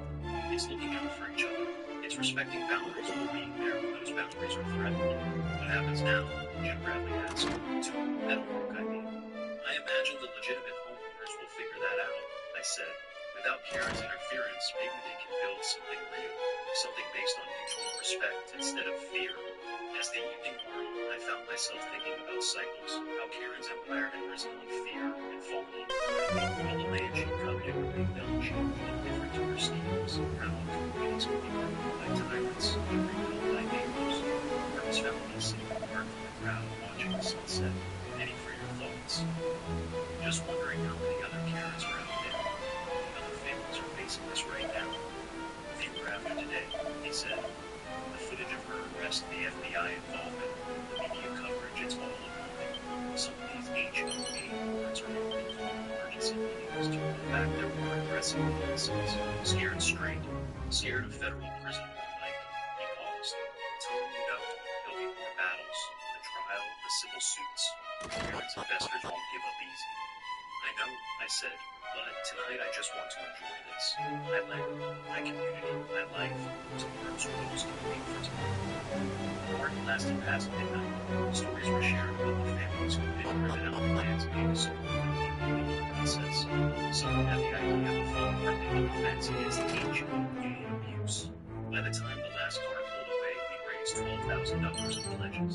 I stood alone on my porch listening to the night sounds, coyotes in the distance, an owl hunting, a whisper, grass, natural sounds unchanged by the river. The land would outlast us all, in fights or schemes, or victories, in defeats. My phone buzzed with a text from a number I didn't recognize. I almost deleted it, then read it twice to make sure I understood. Mr. Granger, you don't know me, but I was one of your controllers. I'm testifying tomorrow about everything I saw. Thank you for standing up. You gave some of us the courage to do the right thing. Damn you, Melanie. I saved the message. In all the chaos, I forgot that Karen's army wasn't made up of monsters. Just people who'd gotten caught up in something bigger than they'd understood. People who, given a chance, might choose differently. The empire would fall. Now came the hard work of building something better in its place. But tonight it showed me something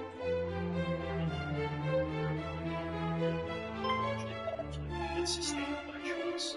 Tomorrow will bring the challenges, the trials, the meaning, the slow, justice.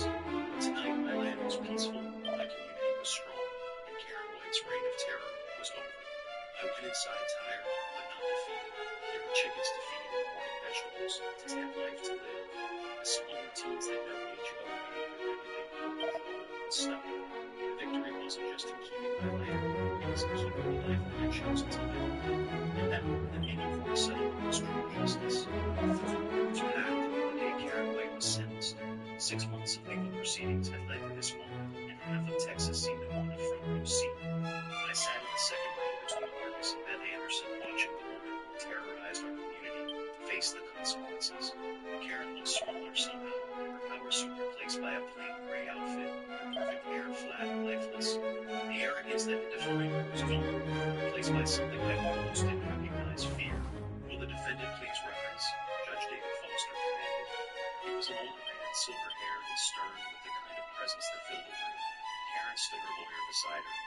Brad was already serving his 8 years. He pled guilty early, hoping for leniency. It hadn't worked. Karen White had been found guilty on 23 federal counts, including racketeering, conspiracy to commit fraud, extortion, and deprivation of civil rights. Under federal racketeering statutes and the deprivation of rights law, this court has authority to impose custodial sentences and injunctive relief tailored to prevent further harm. The scale of your crimes is staggering. Over 3,000 families affected, lifetime savings stolen. It is disgraceful. The judge paused and gave the Karen an assistant mental health papers being taken to a weapon of greed. You used people's desire for murder and safety against them.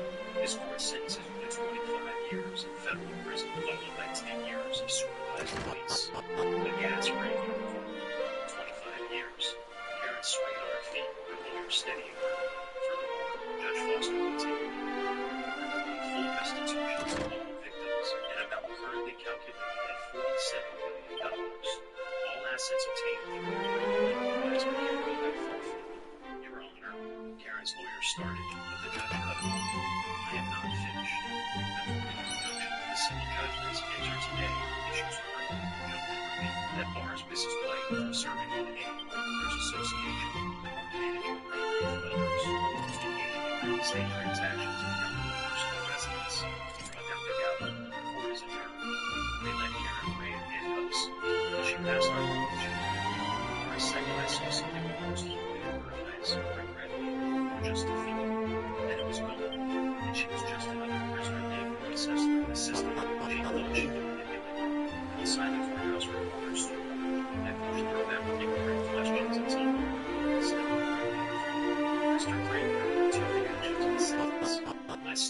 considered. Justice was served. That's all that matters. 25 years seems harsh for financial problems, she pressed.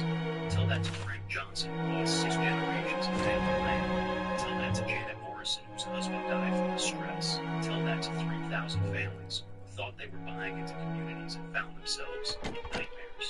I looked directly at her camera. 25 years is getting off easy. The aftermath of the trial brought changes I hadn't expected. The Texas legislature, embarrassed by the national attention, passed what they called the Thomas Law, though I'd asked them not to name it after me. HOAs were now limited in their enforcement powers. Fines couldn't exceed $50 without court approval. No HOA could maintain any form of control or security force beyond standard contracted services. Board members faced personal liability for harassment or discriminatory practices. It wasn't perfect, but it was a start. He's got promoted to chief of police, though he still swung by most mornings to trade updates while pulling the fence line. Never thought I'd be sitting in the big office, he said one morning 3 weeks after the trial. You earned it, I said. Not many would have taken on someone like Karen. Not many would have stood up to her like you did. He stirred his coffee cup. You know what the best part is? The copycats are folding. 12 similar operations shut down across the country. They saw what happened here and decided it wasn't worth the risk. Fear's a powerful motivator. I agreed. So's courage. You showed people they could fight back. That's worth more than any goal. I phone rang a number every few guys now. Agent Clark called every few weeks with updates. Mr. Granger thought you'd want to know. Premier Resorts just agreed to a settlement. James Harrison is personally paying $10 million in fees. It's nothing. Not in so many words. But when faced with evidence of police settlement, I was discussing pressure tactics and convenience sellers. His lawyer suggested settlement was workable. About the land. That's the interesting part. They're creating a land trust. All the property that NBC holdings acquired from fraud will be offered back to original owners at original sale price. Or if developed, they'll receive full market value. Frank Johnson's getting his phone back. I had to sit down. He's getting it back. If he wants it. Some families have no lives. They'll have the choice. That was part of the settlement, giving legal choices instead of taking them away. After she hung up, I walked out to my locker and ran my hands over the bench my father built.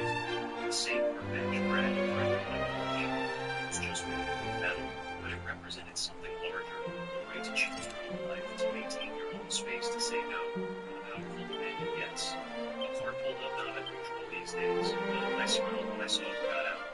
Frank Johnson looking 10 years younger than he had 6 months ago. Tom, he said, shaking my hand. First I know. Sarah and I are going to rebuild the old farmhouse started. That's wonderful, Frank. It's because of you. You know that way. If you hadn't stood up, and I had advantages you didn't, I interrupted. I was watching my back. No family to threaten. Pure stubbornness. Don't sell yourself short. Maybe, when you showed us it was possible, that's everything. Maybe got up my feelings. Thinking of planting coffee, maybe some sweetness, some things. Some of these are the best things. I agree. That evening, I would call this first break. The HOA was all that organization. This was just neighbors gathering to figure out how to move forward. They'd asked me to attend, and curiosity won out over my preference for solitude. The community center was packed, but the atmosphere was different. No uniforms, no rigid seating. As regular senior, just people out for a few monkeys talking about their neighborhood. At Anderson, I'd been elected as the temporary coordinator. We need to establish new guidelines, she said. But this time, I'll be about each other. An older man stood up. I lived here through the white regime. Too scared to speak up, too ashamed to admit it. I want to say what happened here was partly our fault. We let fear make us complicit. We all did what we thought we wanted to, Beth said gently. The important thing is learning from it. They spent 2 hours crafting civil agreements. All your neighbors. Respect boundaries. Disputes get talked out, not legislated. No fines without full immunity. No enforcement without due process. It looked less like an HOA charter and more like a peace treaty. Mr. Granger, Beth called out. Would you like to say anything? I stood slowly, not comfortable with public speaking, recognizing just this communities aren't built on rules. They're built on respect. You can't legislate neighborliness. You can't find someone to be a good person. All you can do always show up for each other, and hope it spreads. A young woman raised her hand. But what if someone remains a bad neighbor? What if they genuinely cause problems? Then you talk to them, I said, human to human. And if that doesn't work, there are already laws for real problems, noise ordinances, property damage, actual crimes. You don't need a private government. You just need to remember you're all in this together. Driving home, I thought about the changes 6 months had brought. Karen's empire was gone, but more importantly, the fear she cultivated was fading.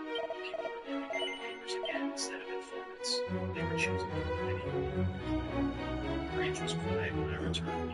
I did my evening rounds, checking fences, feeding chickens, watering the garden. Simple tasks that Karen had seen as beneath notice, but which formed the backbone of my life. In trying to take them from her, she only made me valuable. My phone buzzed with a text. Daniel Miller again. Mr. Granger got my electrician's license. Starting fresh. Thank you for showing me it's never too late to learn. I saved this message too. Redemption was possible even for those who wore the uniform of oppression. People could choose differently when given the chance. As darkness fell, I sat on my porch looking out at land that 3 generations had worked. The threat was gone, but vigilance remained. There would always be those who saw power over others who used rules as weapons, who saw freedom as something to be controlled rather than cherished. But there would also always be those who stood up, who said no, drew lines in the dirt and defended them. Today there were more the latter than there had been yesterday, and tomorrow there would be more still. The new rules weren't really about HOAs or property rights. They were about remembering that neighbors are equal neighbors and that communities are built on trust, not fear, that sometimes the most powerful thing. The sun refused to leave. The stars came out bright and eternal over Texas. Somewhere Karen White was learning to live within the boundaries of a federal prison. Somewhere families were returning to homes they thought lost forever. Somewhere communities were healing from the wounds of their previous bureaus. And here on my 40 acres, the work continued. Simple work, honest work, the kind that no HOA knew. No control could advance. Tomorrow would bring new challenges. But tonight, the only rule that mattered was an old one treat others as you worked truthfully. Everything else was just paperwork. 1 year later, I stood in the same spot, was my life. But now, instead of controlling cars and excavators, I watched my grandson fix the fence. At 5 years old, things were protected. Grandpa, why they cut her fence? Shakes out his Some people think they can take what isn't theirs, I said, but we showed them different. The ranch had become something of a tourist destination, though I discouraged it best I could. Every week someone would drive up wanting to see the place where that HOA lady got arrested. I'd politely send them on their way. A farm, not a monument to someone else's dream. But some visitors were welcome, like today with 3 cars pulled up and familiar faces burned out. Frank Johnson and his wife Sarah, their daughter Emily, from Cole, Granger, his son, had driven in from Houston with his family. Even Beth Anderson was there carrying a photo. What's all this? They asked. They'd been planning something for months, thinking they were subtle. One very anniversary, Steve said, hugging me. 1 year since you started. We wanted to forget. I just protected what was mine. I said, same as always. You didn't really know, Sarah Johnson said quietly. You gave us our lives back. We gathered on the porch, 3 generations, basically. Their some nervous to me. And we're studying agricultural law now, inspired by what happened. I'm going to make sure people know their rights, she said. I don't want Karen White's getting away with theft, just because they understand paperwork better. Beth opened her photo album, a collection of before and after pictures. Meadowbrook, without its patrol cars and vehicles, families working together in communities. Kids playing in streets that used to be patrolled like prison yards. And memorable nights now, Beth said. They're there. Much better. Intimidation is. Last week we watched a documentary about HOA abuse. If the neighborhood showed up, I cannot fall. Frank said and then paused. It arrived 2 weeks ago. I've been waiting for curious. I'll never ask. I'm on the side of my desk. Much better.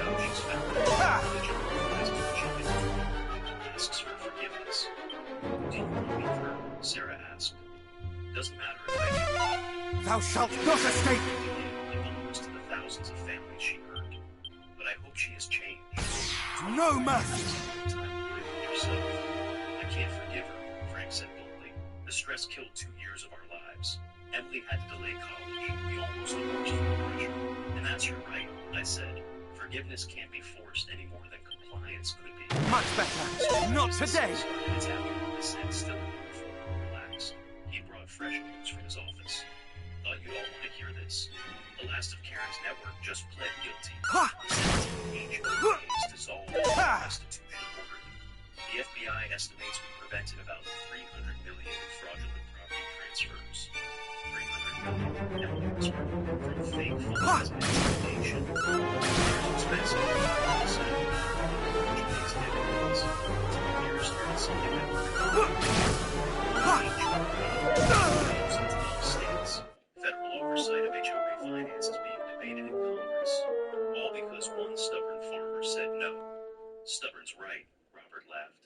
Dad, remember when I called, tried to convince you to just pay their fine and be done with it? You were worried, I said. Nothing wrong with that. I was wrong. You taught me something that there are things worth fighting for, even when the smart one seems to be backing down. Chase had wandered over to the chicken coop, scattering feed and laughing as the birds clustered around him. The same chickens were their descendants that Karen's patrol had stolen that first night. They'd started everything in a way. Such small things to spark such large changes.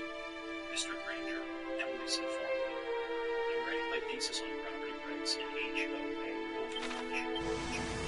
What really happened from your perspective? Don't know that my perspective's all that special, I said. That's exactly why it is, she insisted. You weren't a lawyer or an activist. You were just a person who said no. That's what people need to hear, that ordinary citizens can stand up to systematic abuse. I agree, mostly because I can see your father and that Johnson determination that kept them going for 6 generations on the land. She'd do right by the storm. As the afternoon wore on, more people arrived. Some were neighbors I'd known for years, others were new faces, families who moved to the area, because they'd heard it was a place where property rights meant something. The yard filled with voices, laughter, and play. A community gathering without structure or agenda, just people choosing to be together. You know what strikes me? He said, standing beside me as we watched the crowd. A year ago, half these people were too scared to leave their houses without checking the control box. And... yes, look at that light. All lovely and warm. That's the soul sigil, all right. We did it! We did it! We made the first one! Helen, we just used those seeds you brought us to make something called the Souls. The eternal concerns of farmers and humans with the human ambition. Full life proceeding as it should. Sigils are something the boss came up with. There's going to be 5 of them, and each of them will store a different power of nature. Life, the sun, the moon, the stars, and the water. She wants to use them to do something very, very important. What? You know about us wanting to use them to summon Lady Rubis? But how? How do you even know about her? I certainly didn't tell you. Which one of you spilled the beans? It was her! I didn't say anything. I tried to stop... What? You little... They should call you the backstabber.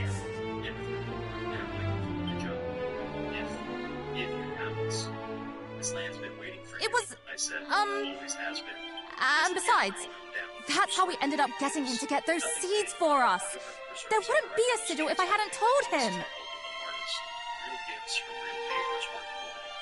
Hey! Why don't we get him to find us the ingredients for all of them? After all, didn't Urgent work with the fairies to get rid of that horrible old baddie way back when?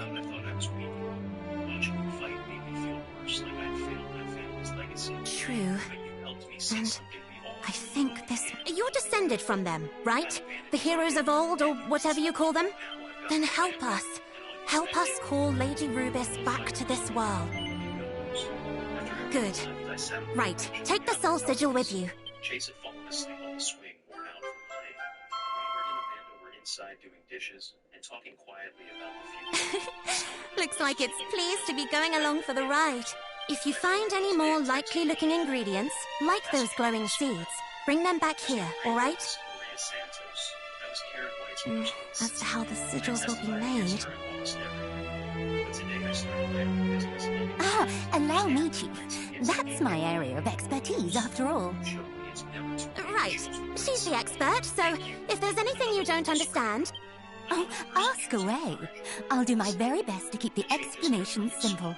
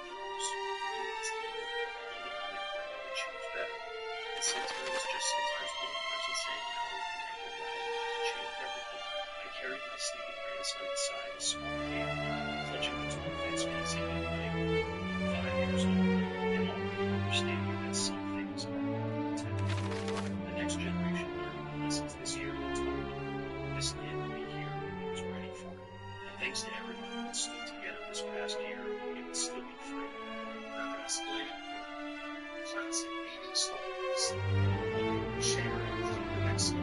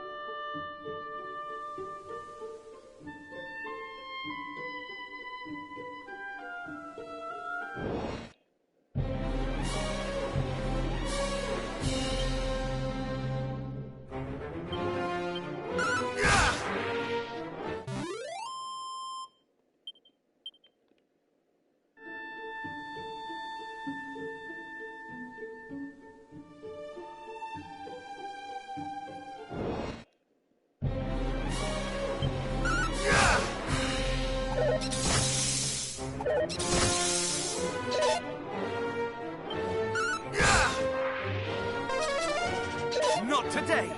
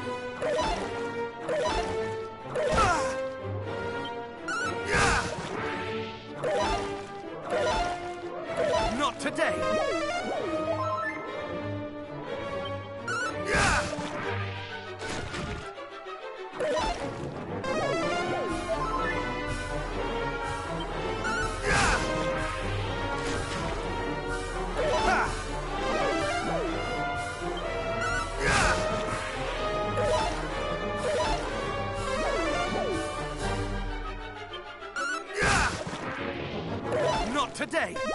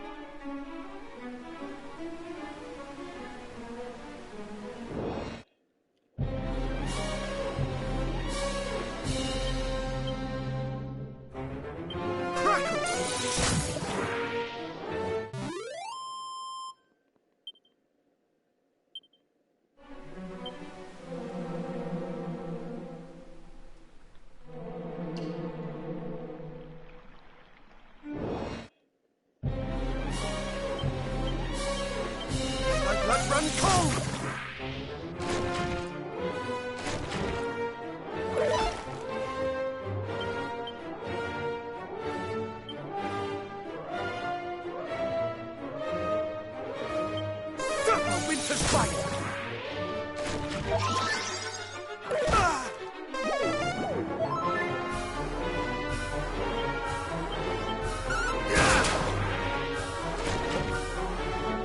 Not today!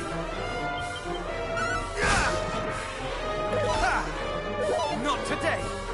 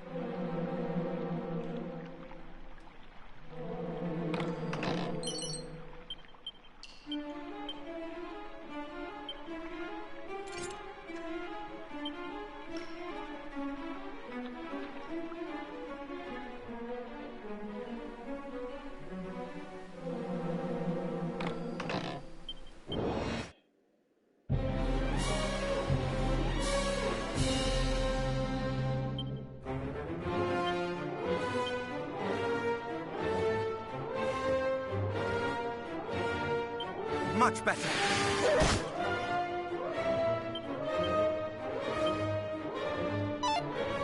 Not today.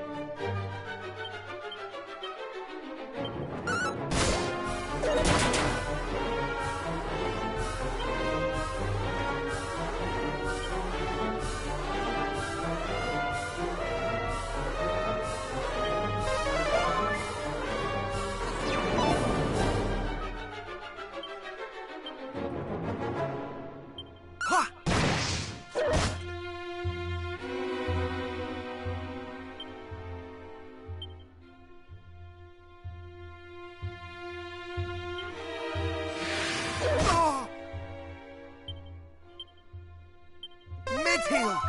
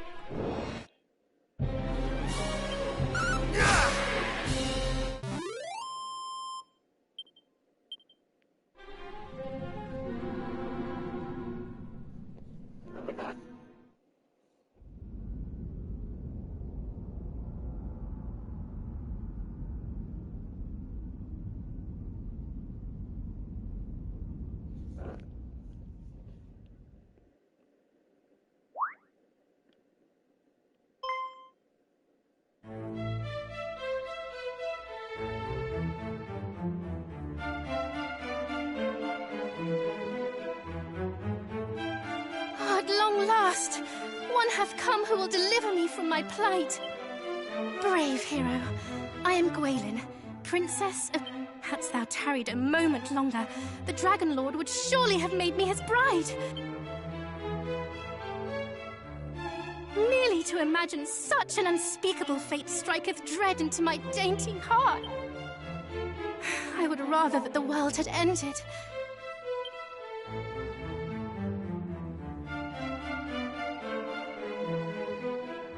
But tell me, how camest thou to know that I was imprisoned here? Thou wert guided, wert thou not? Or by whom, and what form did their guidance take? Perhaps thou wouldst be so good as to share?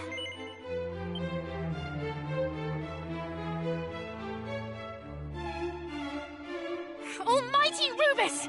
Pray banish these wicked illusions!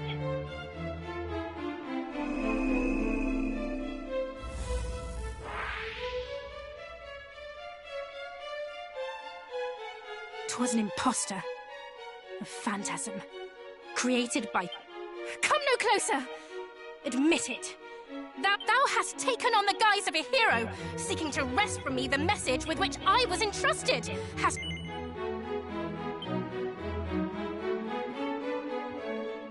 What? Thou meanest to do... Oh, no! I shall not be fooled so easily. Almighty Rubus,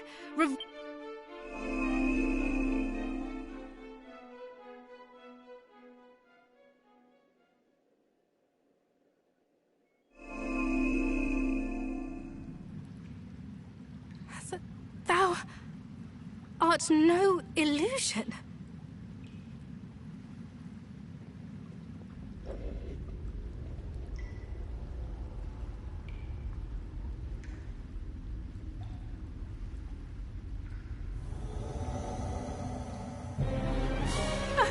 Dragon?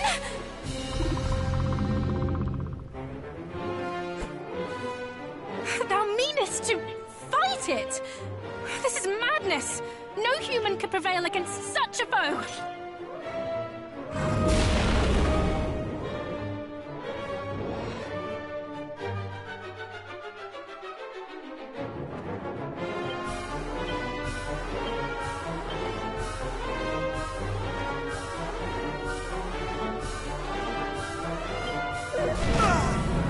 Much better.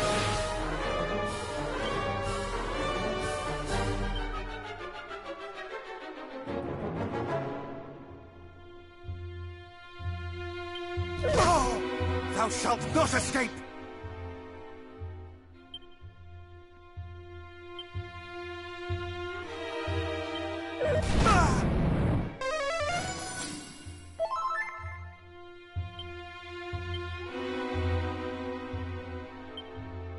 Much better.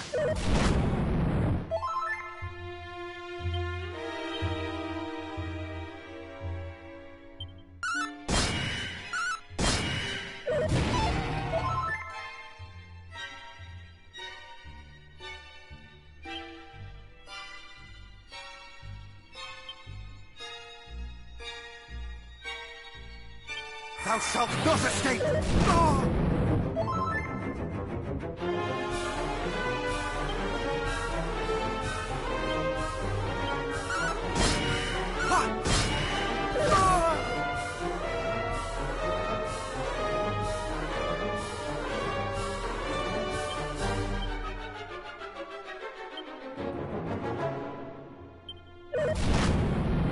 Much better.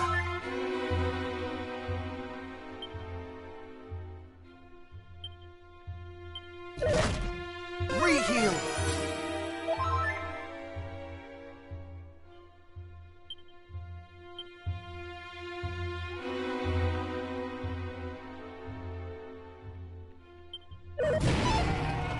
Much better.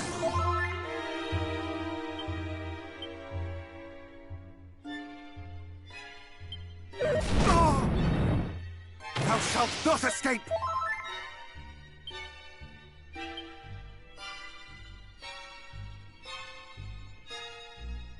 Ha! Ha!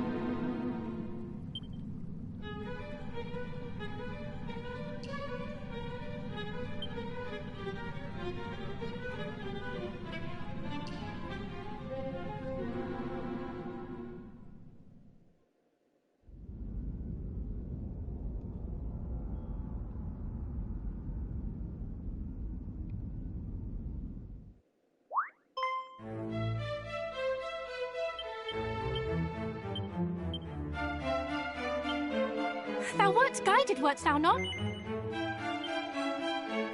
Thou wert guided, wert thou not? Oh. Thou hast taken on the guise of a hero, seeking... Thou hast taken on...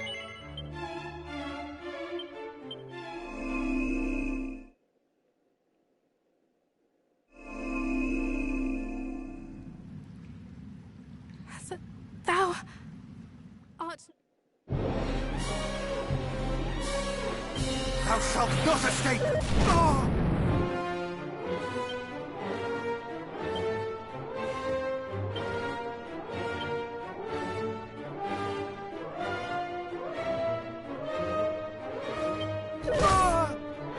Thou shalt not escape!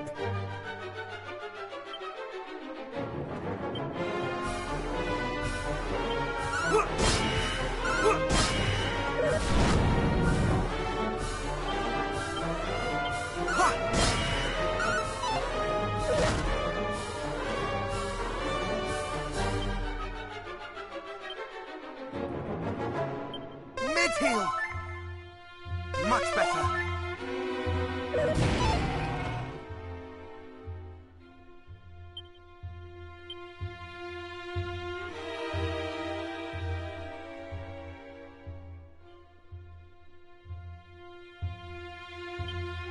Thou shalt not escape! Oh! Thou shalt not escape!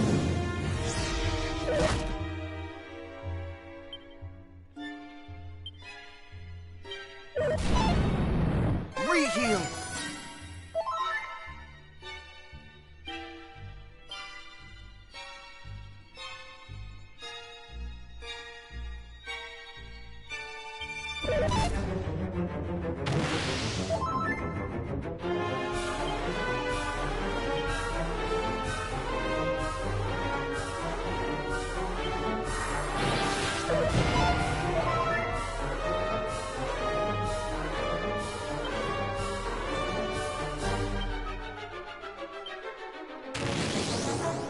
Much better. Ha!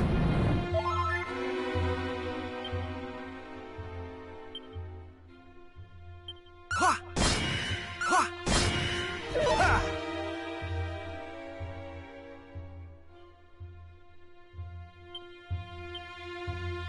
Ha! Ha!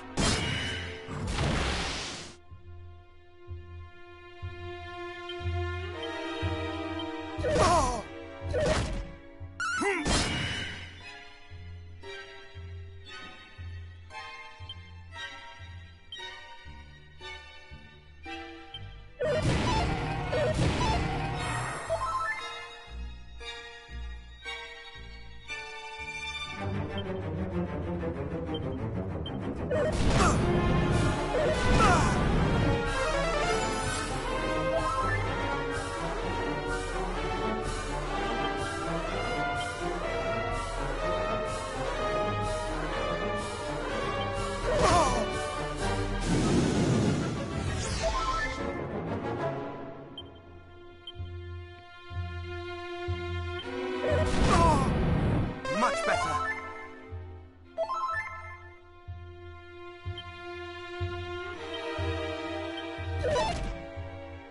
Thou shalt not escape! Much better.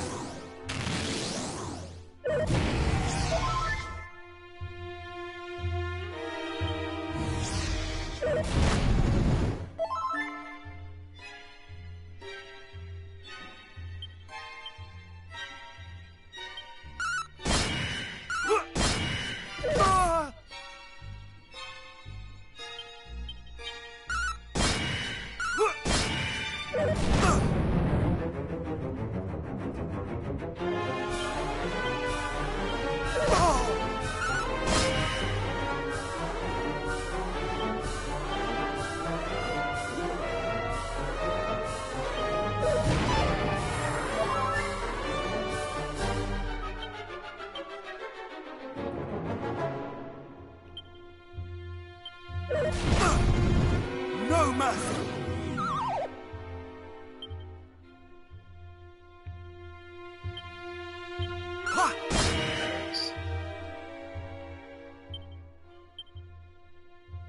What's up, chat?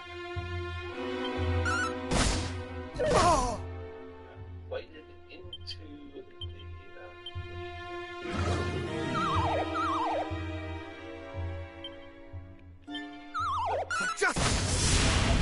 interview. Let's work says. Such strength! Can it truly be?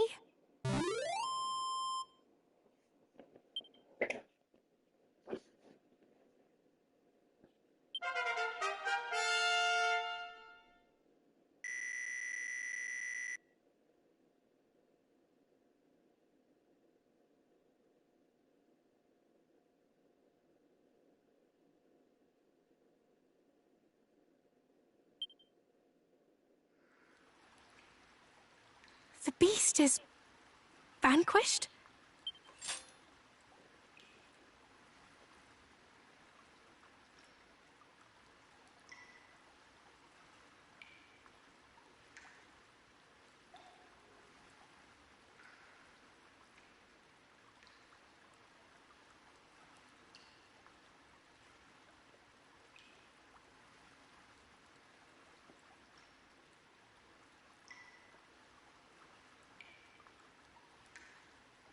This is my necklace. I mislaid it when the fiends took me captive. I had thought it lost forever.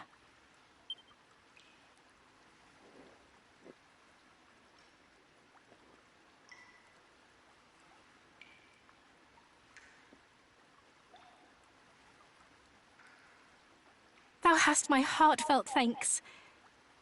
'Twas a gift from my beloved mother.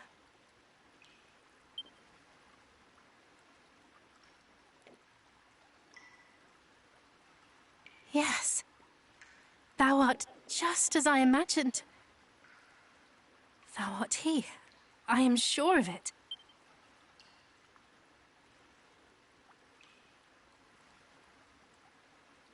I thank thee once again. I, truly this time, am Gwaelin, Princess of Tantagel. Hadst thou tarried any longer, I fear I might have perished in this place. But I knew that thou wouldst come, brave hero. I kept the faith. Thou wishest me to know thy true name. I see, and a very fine name it is too.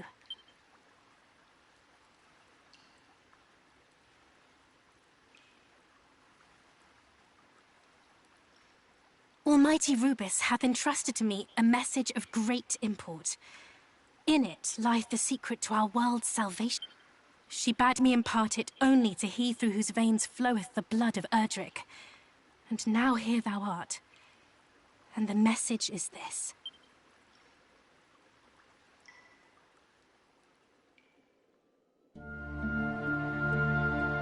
The sacred egg hath been tainted by the night. A great darkness shall soon engulf the world. The power of the land shall fade. Sun, rain, and rain's bow, all shall dwindle.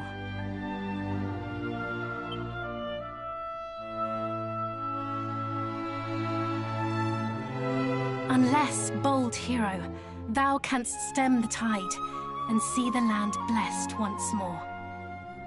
In the far south awaiteth one who knoweth all.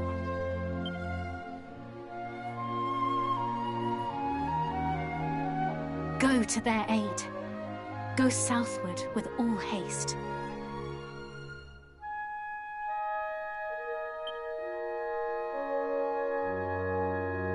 Forgive me. My duty done at last. I feel surpassing faint. Wilt thou escort me to my home, the palace?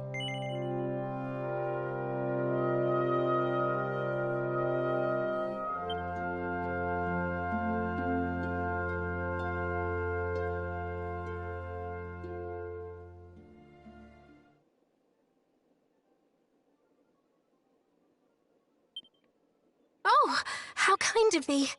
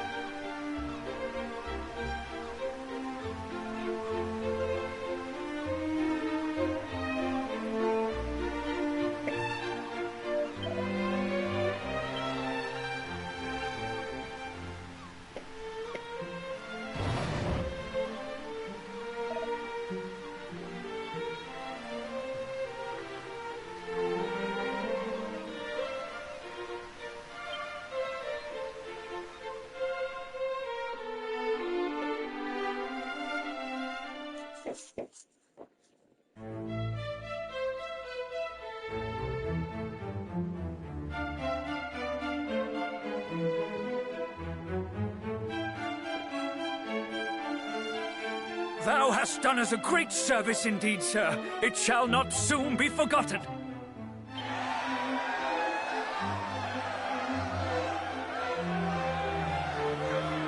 Come now. What is all this commotion?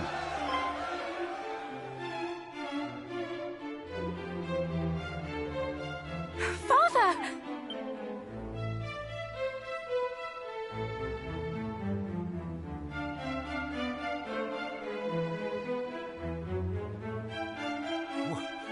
What is the meaning of this? Do I yet dream? 'Tis no dream, sire. I too see it plain as day. Princess Gwaelin is returned. Forgive me, Father. Thou must have been worried indeed for my sake. But I am come home at last.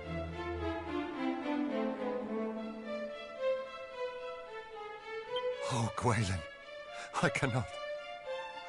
Words cannot express my joy.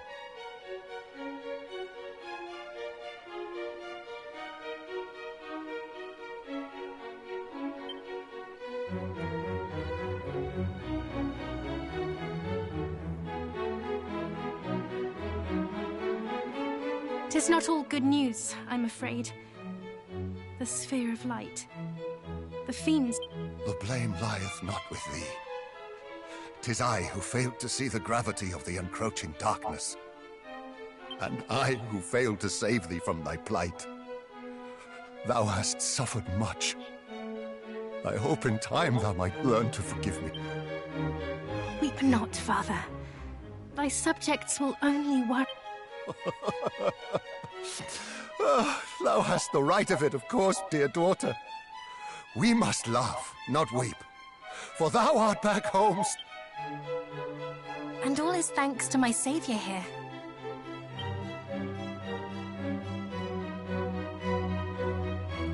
We are forever in thy debt, good sir. Thou didst save my daughter, and in so doing myself also. This day shall be remembered forevermore. None shall forget the debt we owe thee. All hail my daughter's deliverer!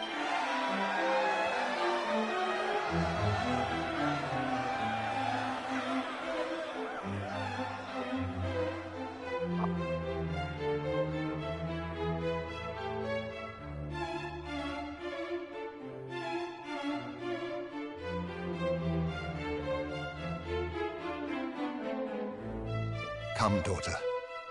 Take thy rightful place by my side.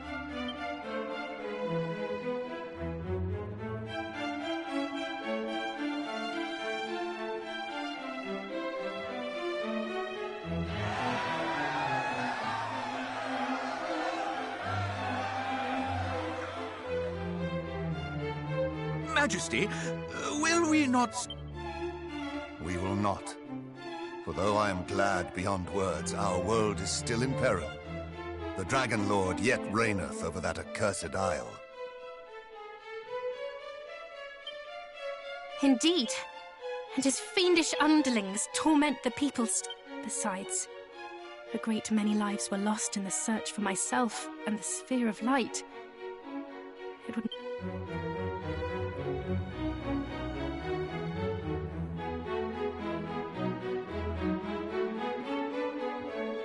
'Tis true, of course, that the times in which we find ourselves are grave, but there is hope yet. Young hero, recent events have taught me much, not least that thou must indeed be that which thou claimest, namely, the true descendant of mighty Erdrick. My people, I hereby say to you, a hero yet liveth in this beleaguered world of ours. And while there is a hero, let us lend him our aid, that he might vanquish the Dragon Lord and deliver us from evil.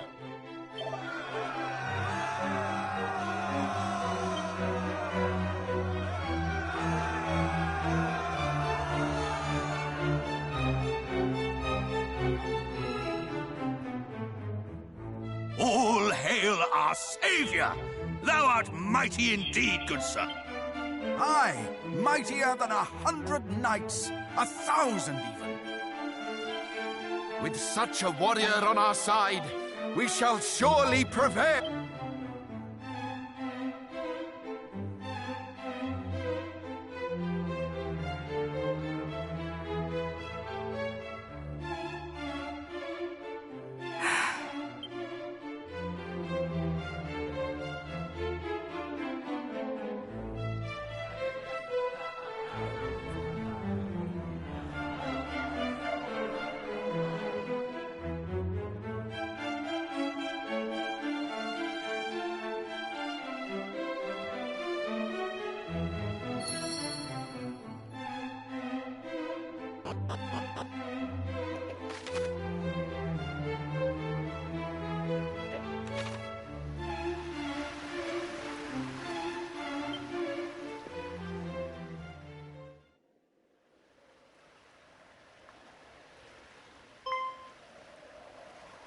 Ah, I hope I did not worry thee unduly. Fear not. I am not unwell, nor am I unhappy. Quite the opposite, in fact. To see the people proclaim thee a hero doth make my heart swell fit to bursting.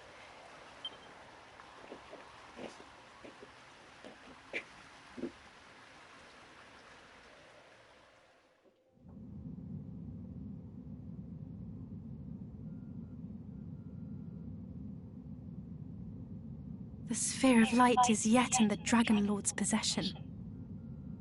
And until it is returned, the world will not know peace.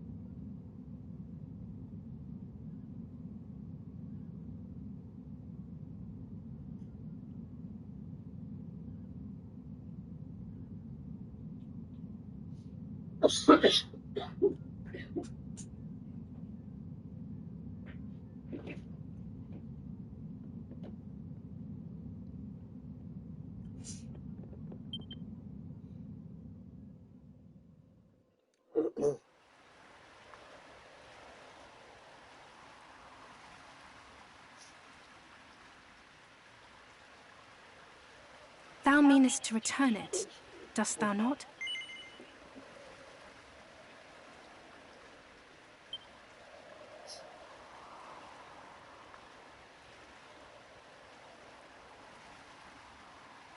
I had thought as much, and in order to do so, thou must needs face him in battle.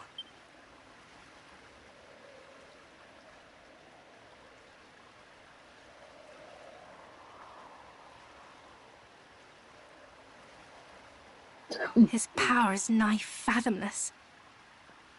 This alone is frightening enough. Even more frightening is that we know so little about him.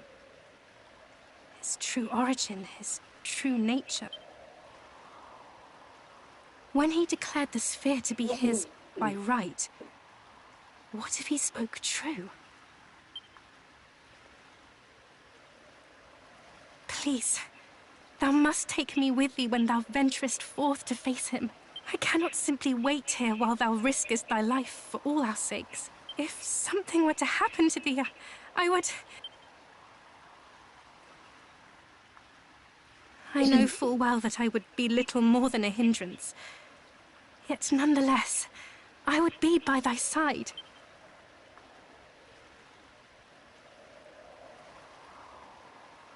Thou wouldst have me await thee here.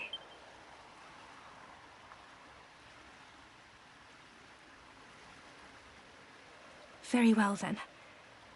Since thou didst ask it of me, and right prettily at that, thou must swear to me one thing. That thou wilt return to me unharmed. I would give thee a gift ere thou departest.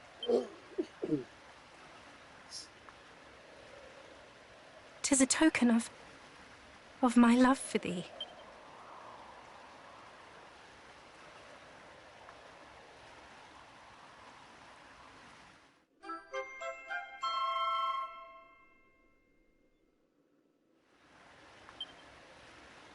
Though we be far apart, e'er shall I be at thy side.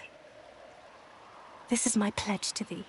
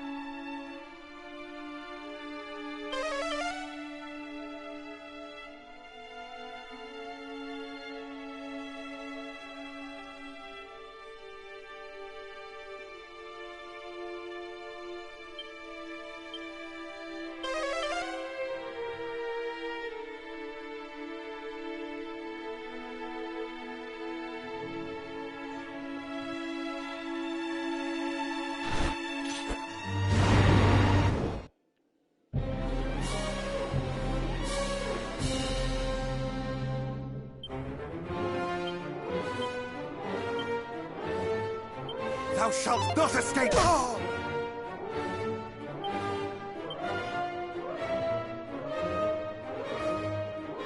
Much better.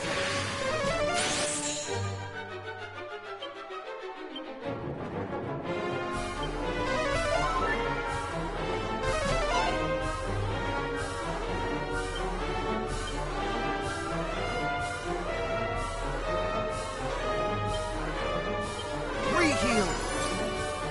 Not today!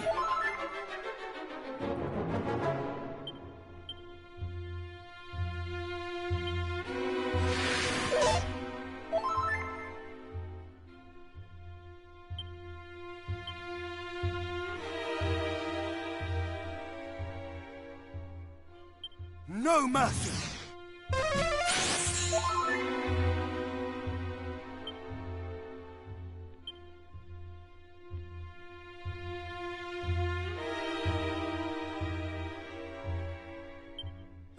Much better.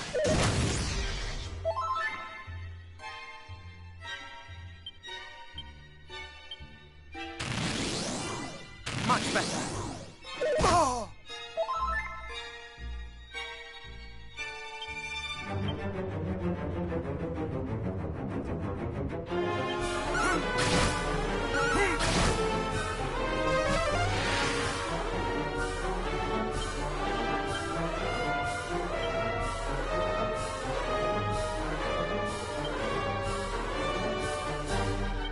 Much better.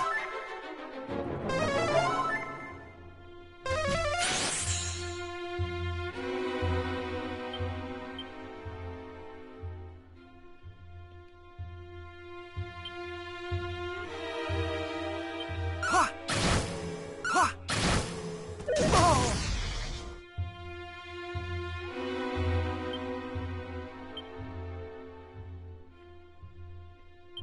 Mid-heal!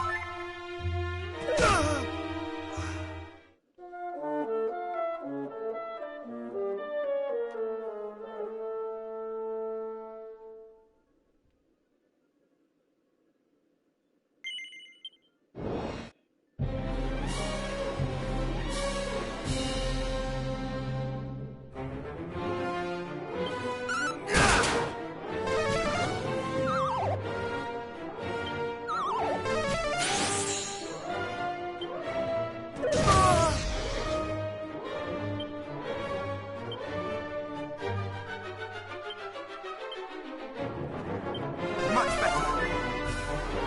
Ha!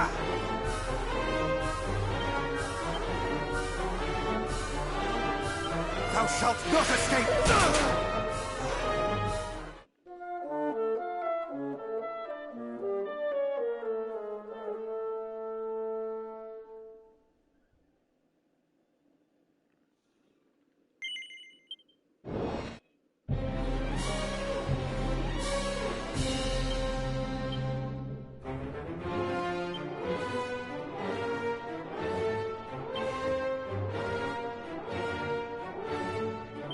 Much better.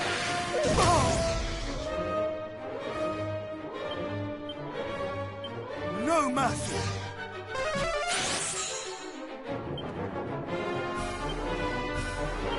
Much better.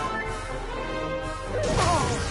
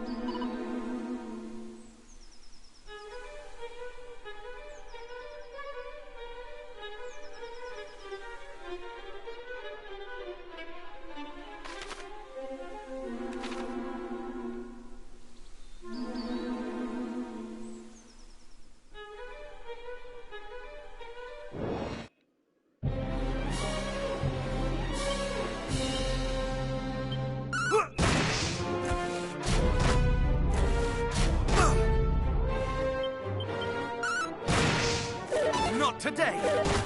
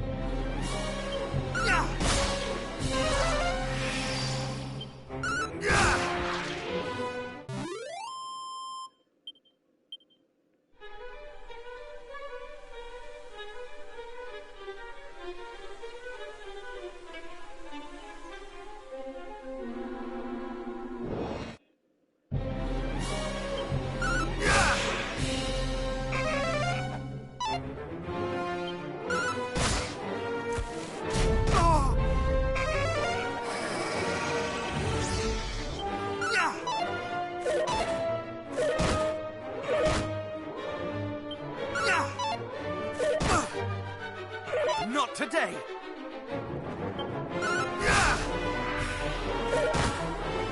Not today!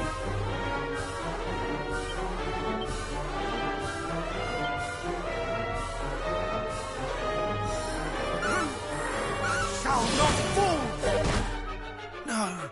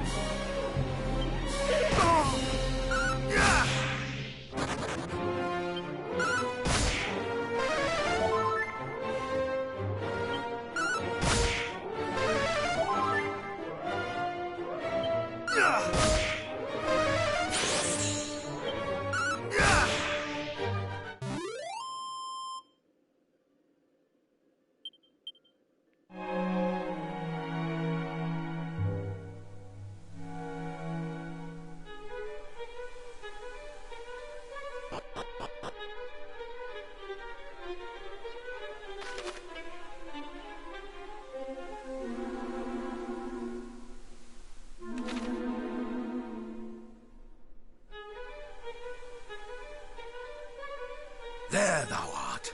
At last we have found thee. High and low have we searched, hoping to make ourselves useful to thee in thy quest. Though we were charged with seeing Tantagel guarded from invaders, we did deem it of far greater import to see thee. Please, proceed. And know that thou needst not look back, for we follow in thy wake, ever ready to come. Trust them not, beloved. Let thine eyes not be deceived. Almighty Rubus, reveal to us the truth!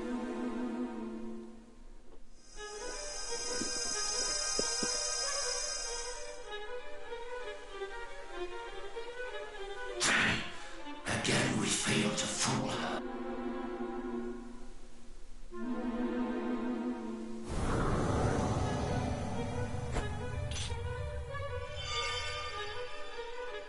No soldier of Tantagel would abandon their post so readily. It is they, beloved, the very fiends who did imprison me in that dragon's den and assail me with cruel...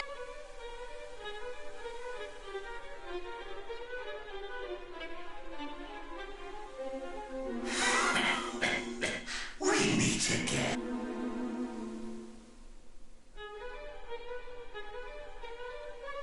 Thou art a danger to our plans, and thus thou must needs perish.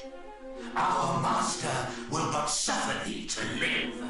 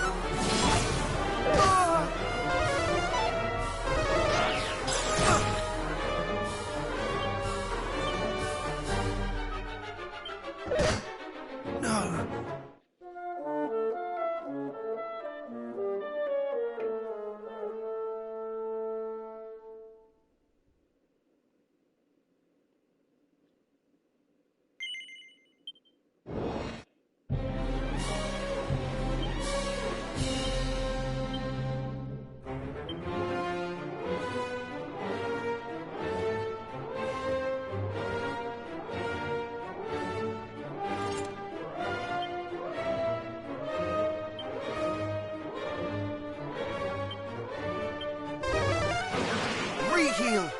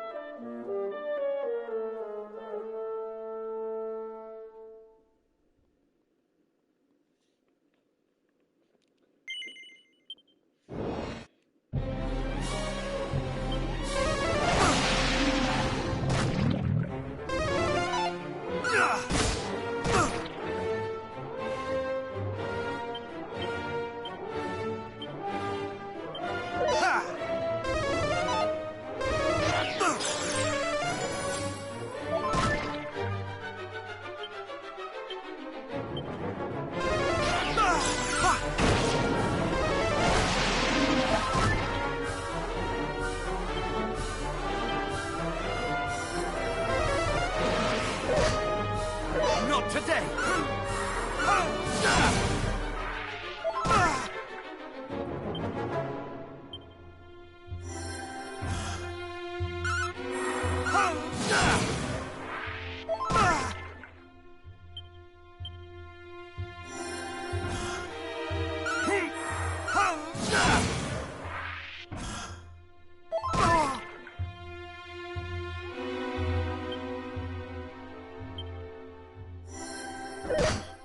No.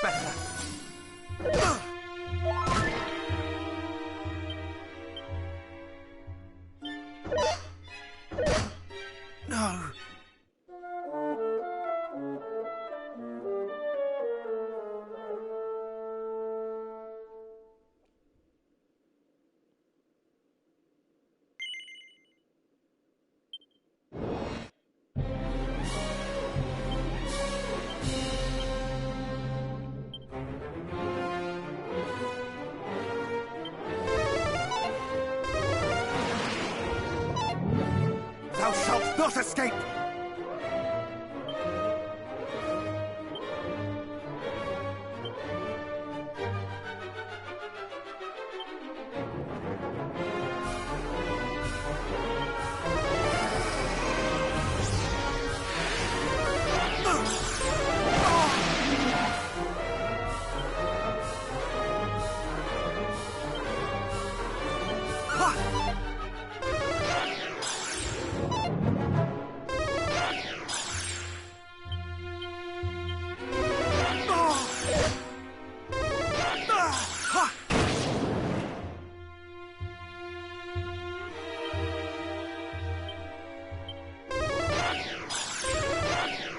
No mercy!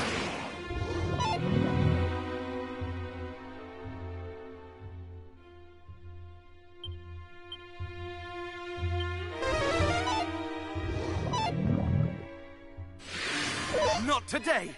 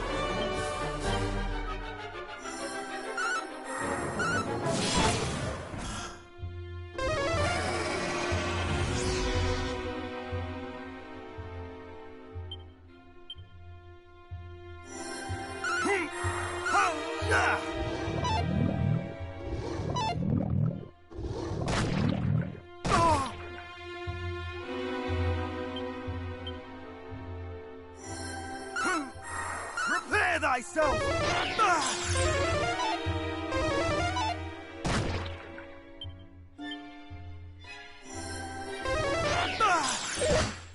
No.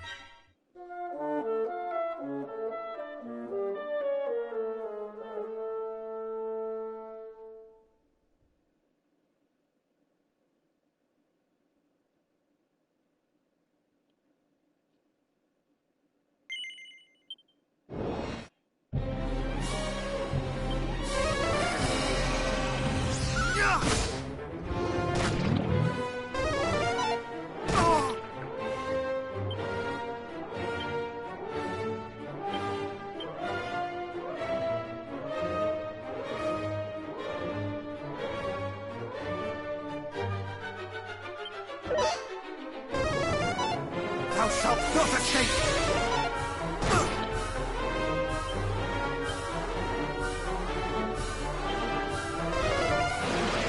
Not today!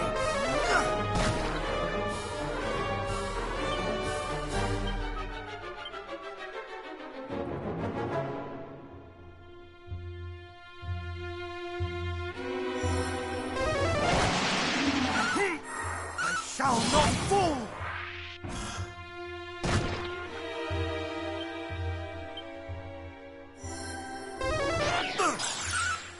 I shall not fall!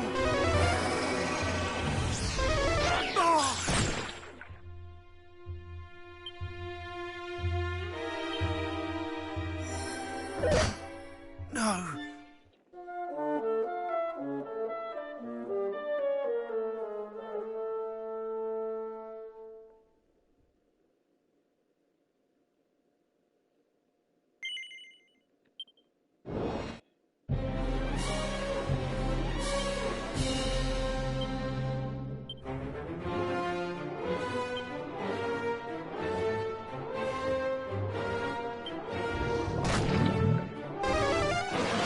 Much better. Not today.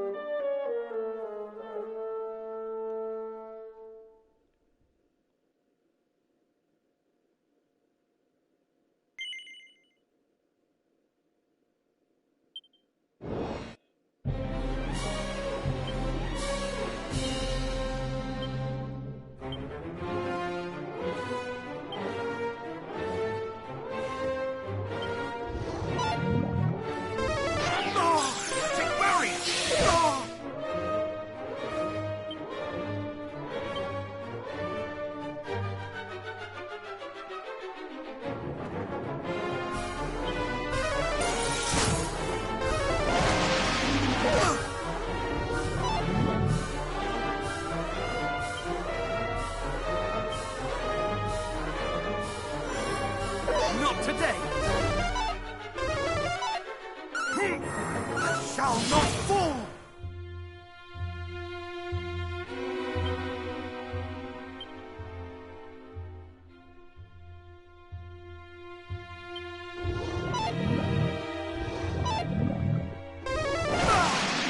Much better.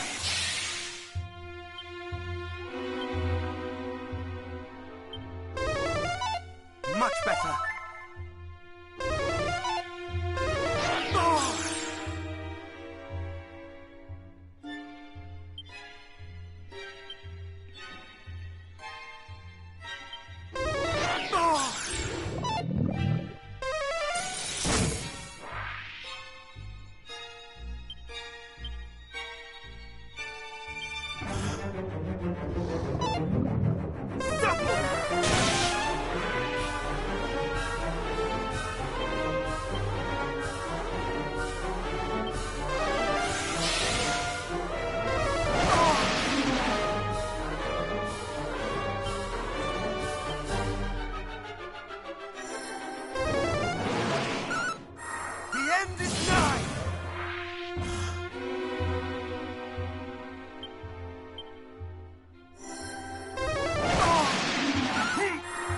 Shall not fall!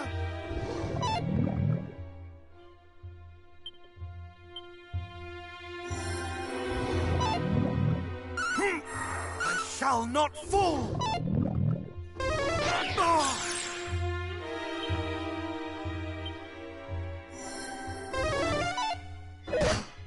No.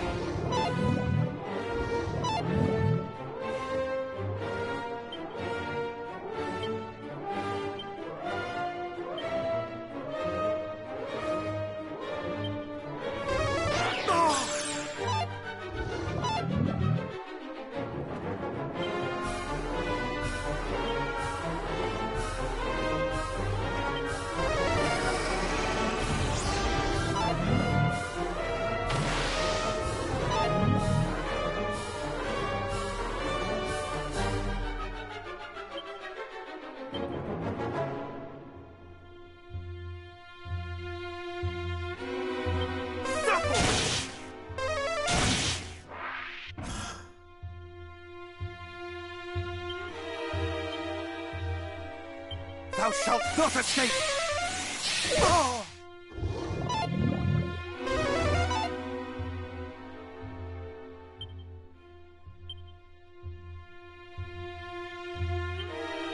Thou shalt not escape!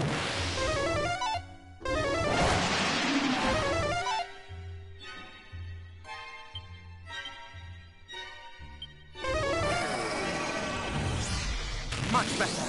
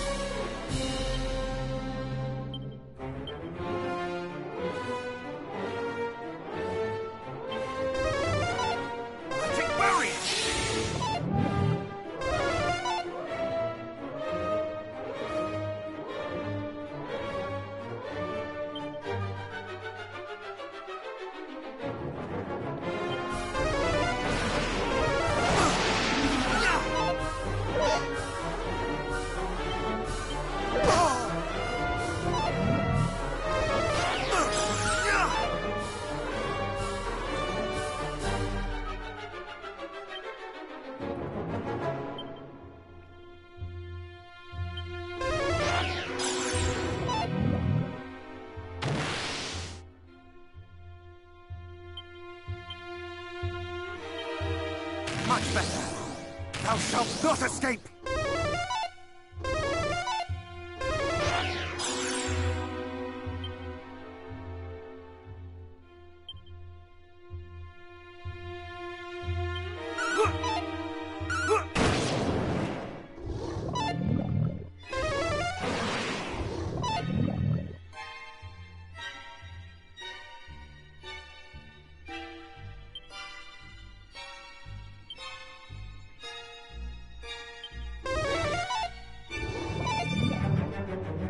Much better.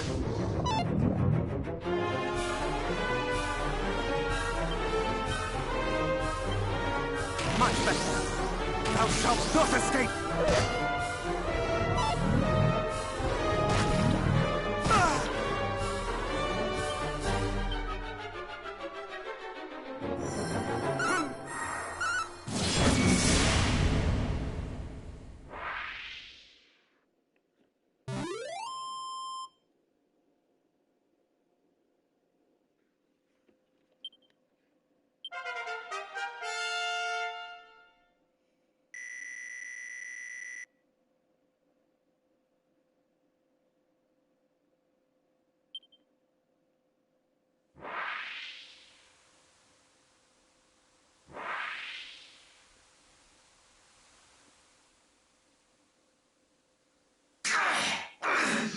Curse thee, hero!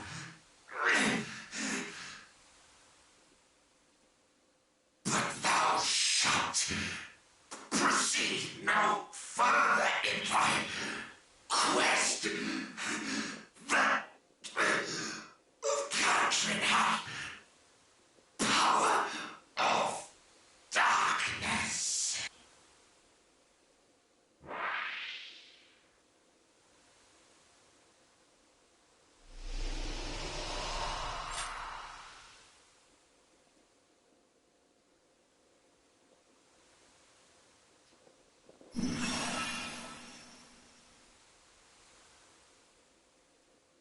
I am the leader of all fairies. Those horrible monsters trapped me with their illusions. But thanks to you. You have my thanks, Scion of Erdrick.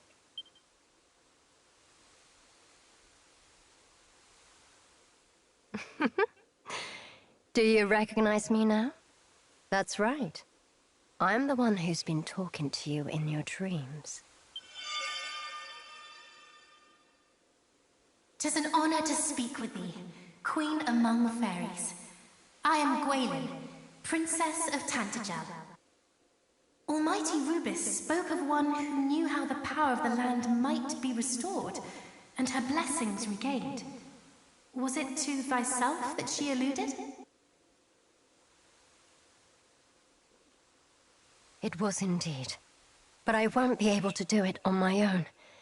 I'll need a hero to help me. The Dragon Lord grows stronger with each passing day. We have to hurry.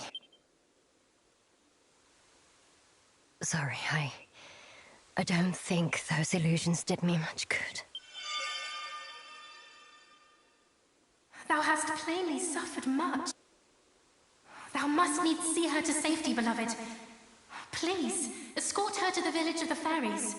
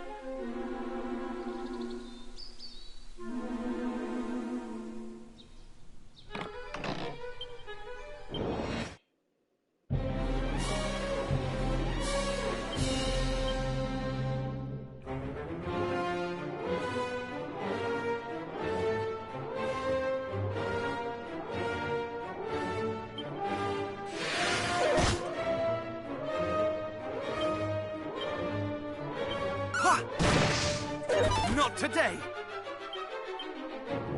Ha!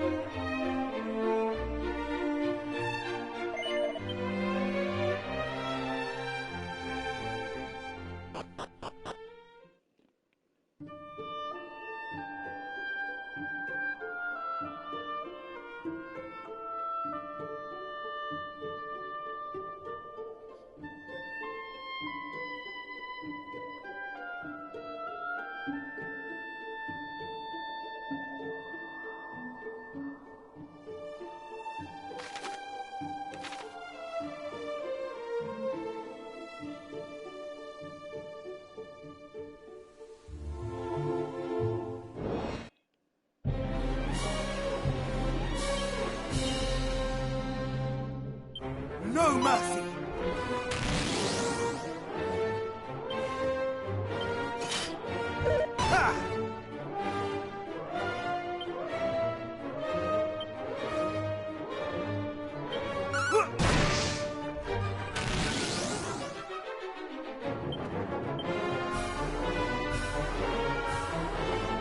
Much better.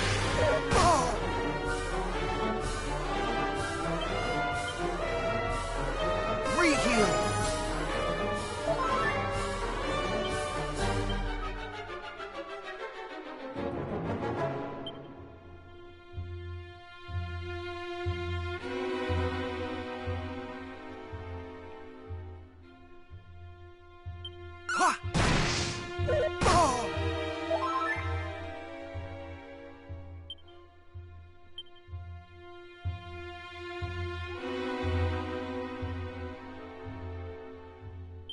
Much better.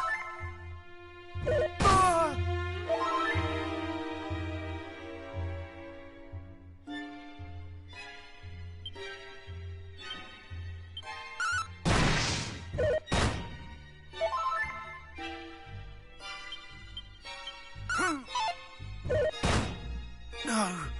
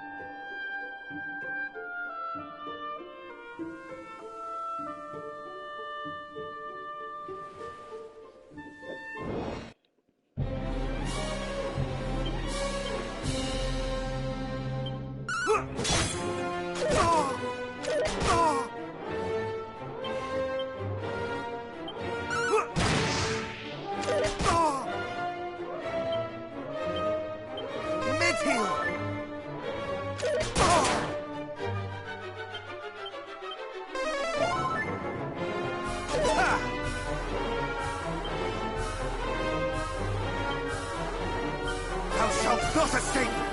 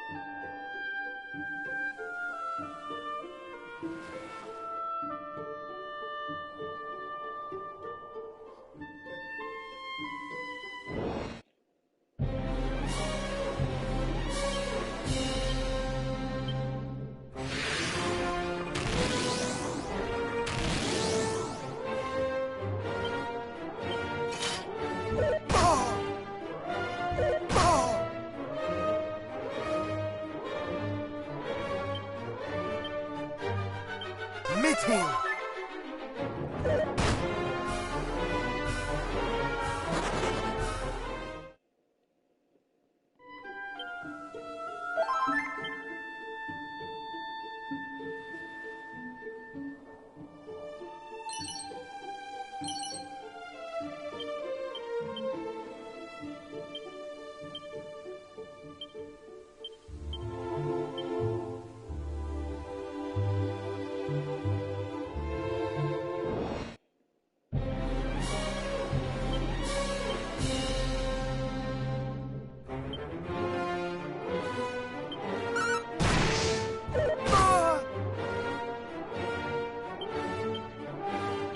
Much better.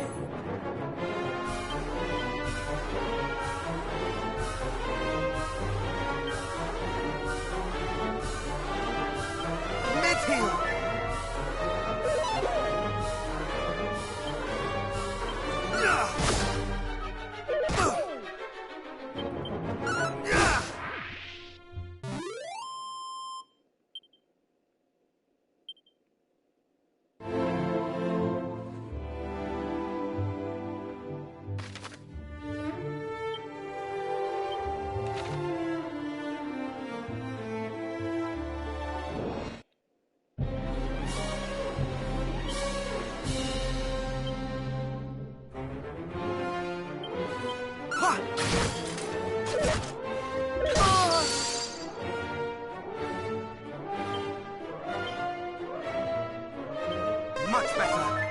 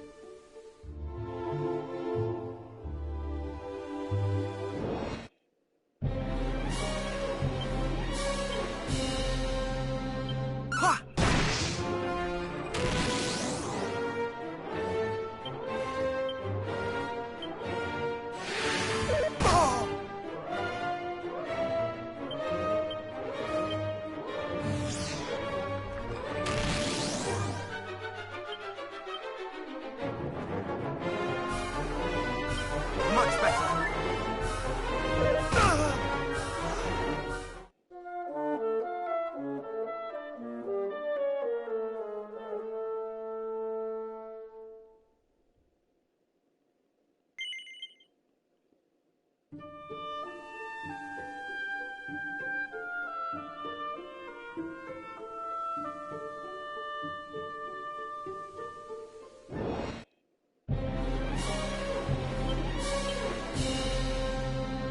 Thou shalt not escape!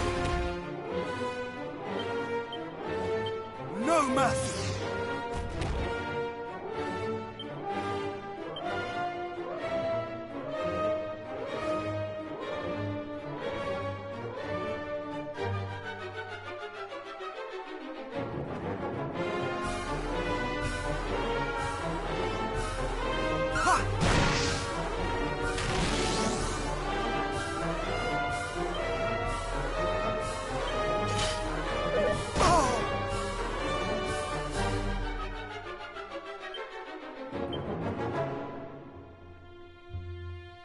Much better.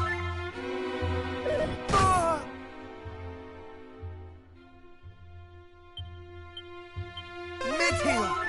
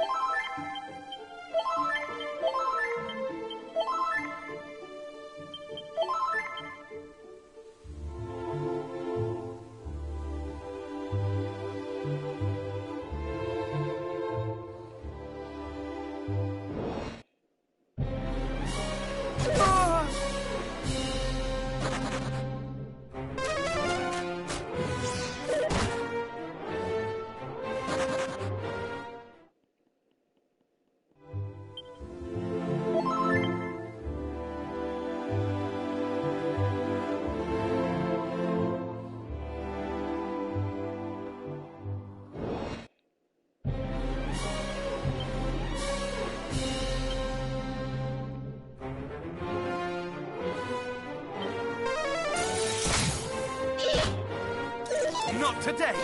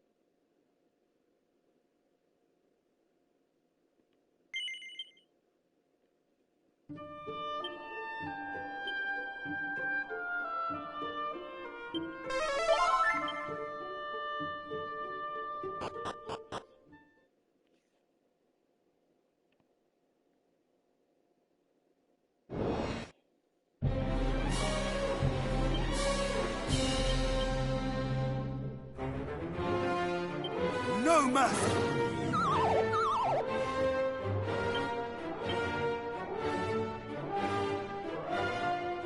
Thou shalt not escape!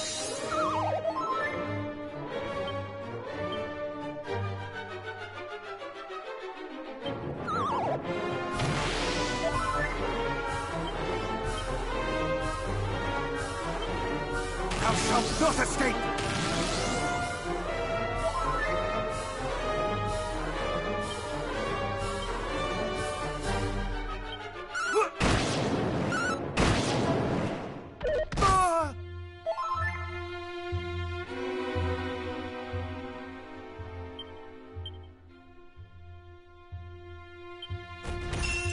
No mercy!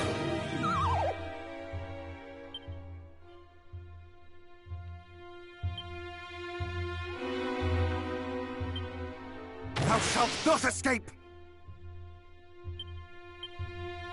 Thou shalt not escape! No mercy!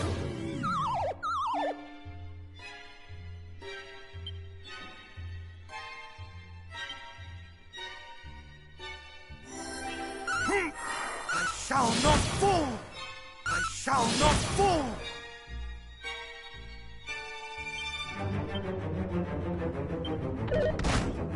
No!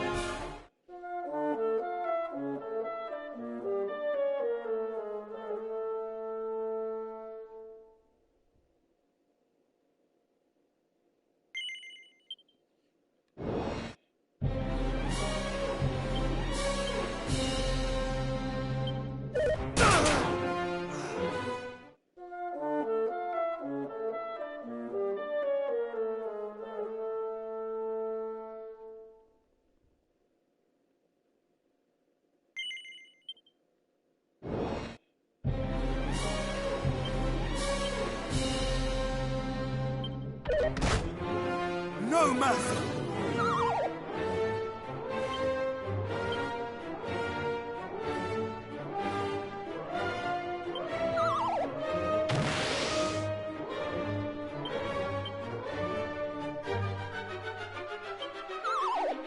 Much better.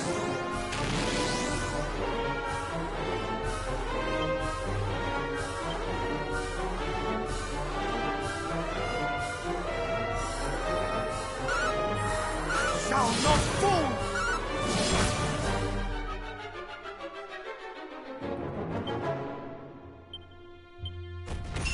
Thou shalt not escape! No mercy!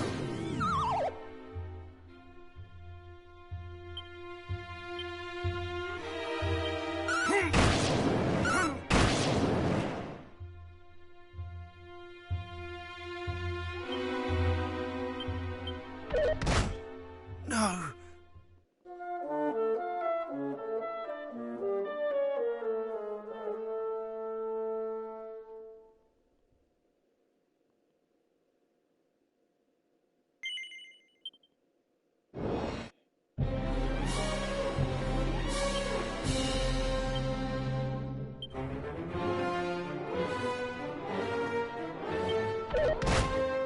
Thou shalt not escape!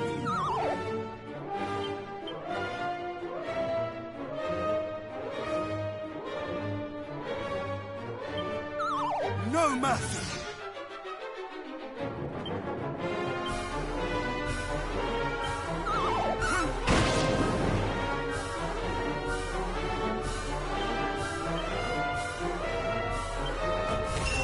Thou shalt not escape!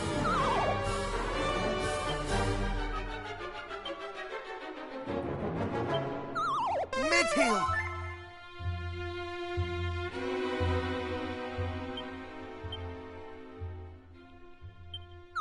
Thou shalt not escape!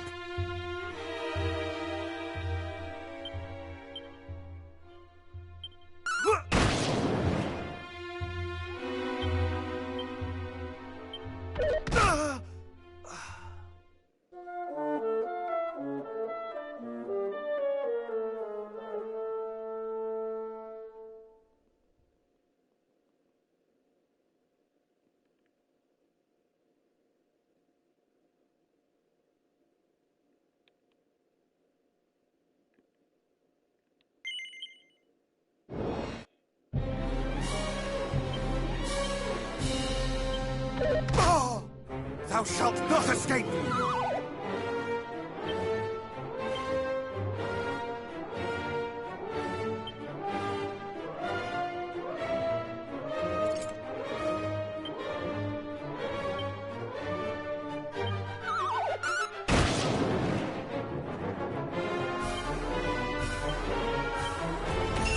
Thou shalt not escape!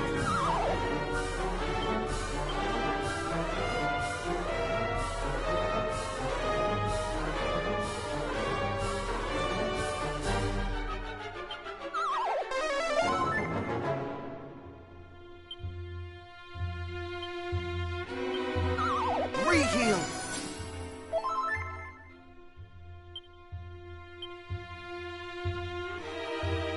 Thou shalt not escape!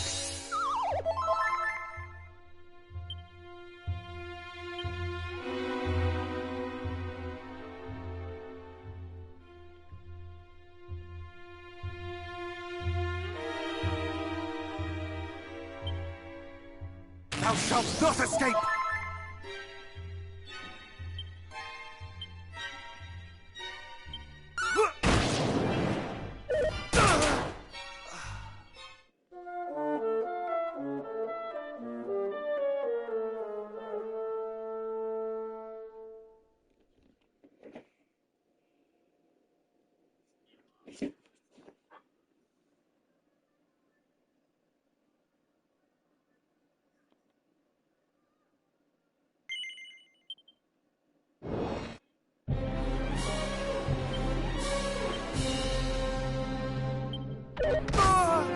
Thou shalt not escape!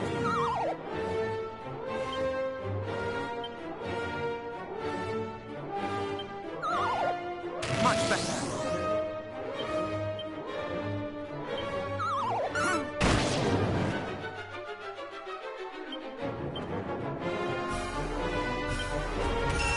Thou shalt not escape!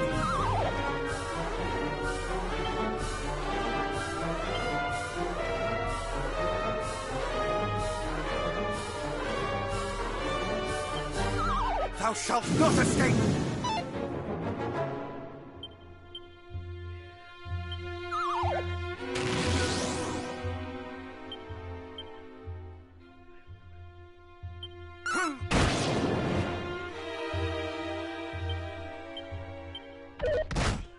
No!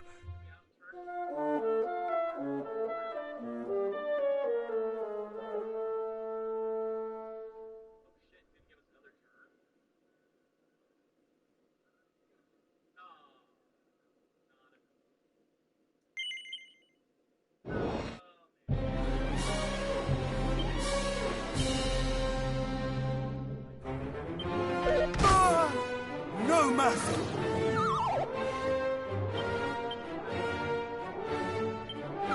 Thou shalt not escape!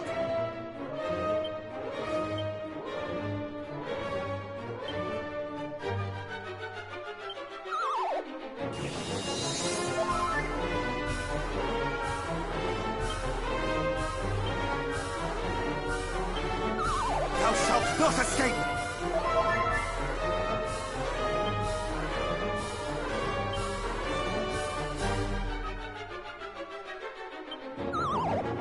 Much better.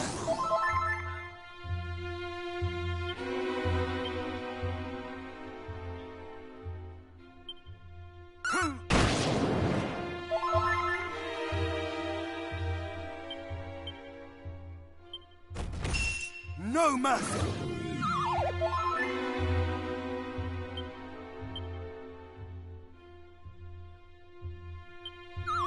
No mercy!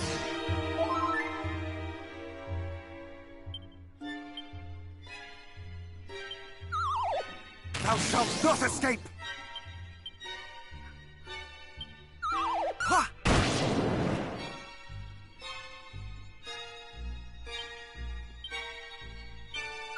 Thou shalt not escape!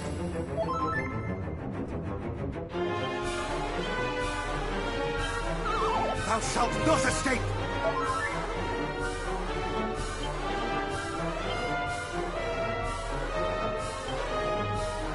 Much better.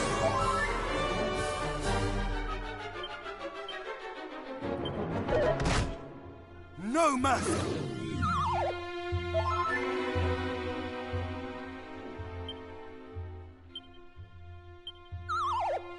Much better.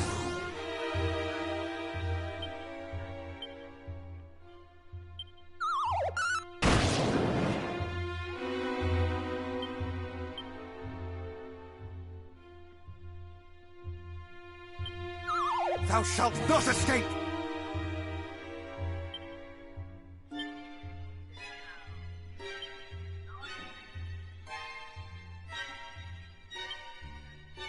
Thou shalt not escape!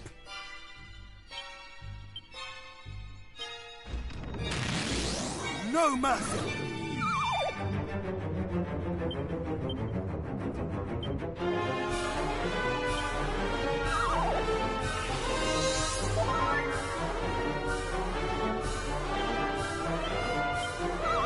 Re-heal!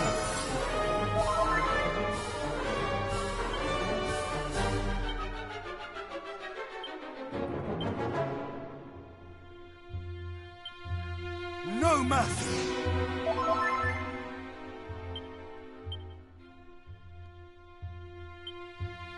Thou shalt not escape!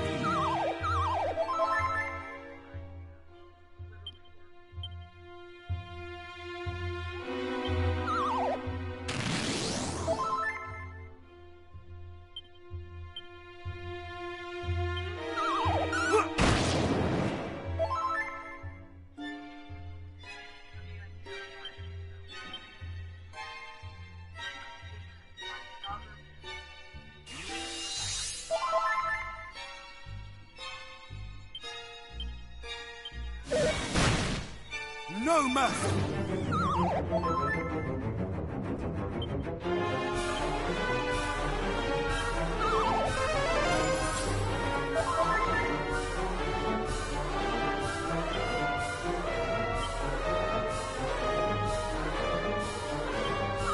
Thou shalt not escape!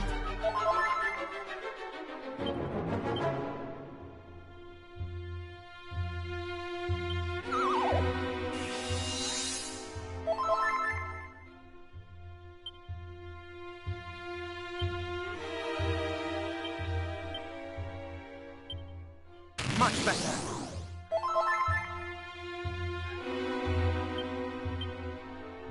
No mercy.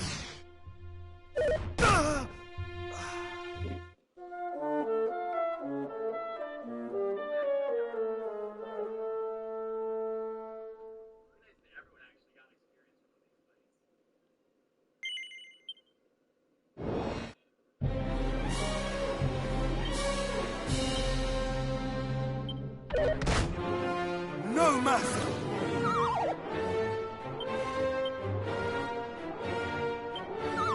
Re-heal.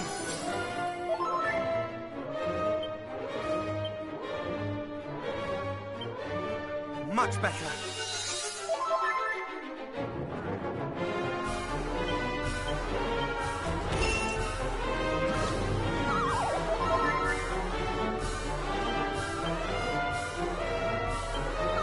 Thou shalt not escape!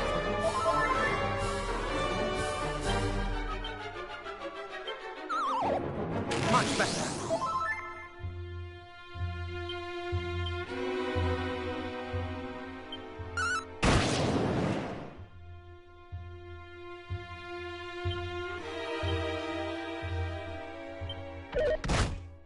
Thou shalt not escape!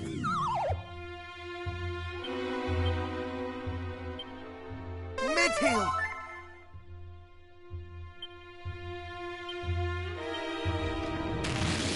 Thou shalt not escape! Much better.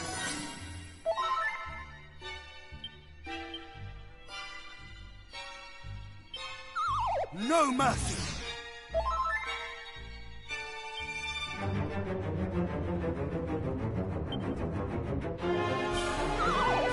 Thou shalt not escape!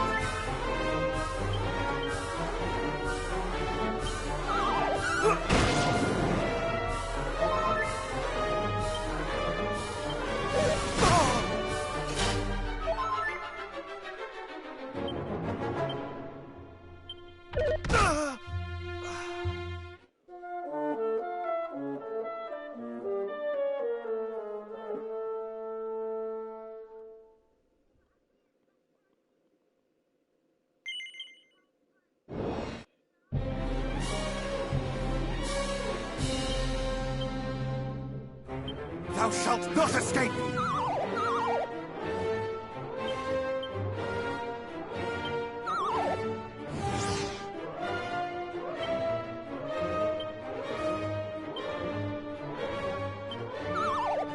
Thou shalt not escape!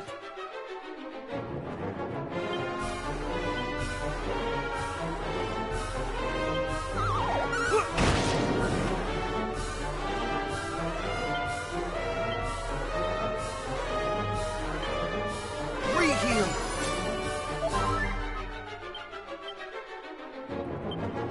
Ha! No mercy!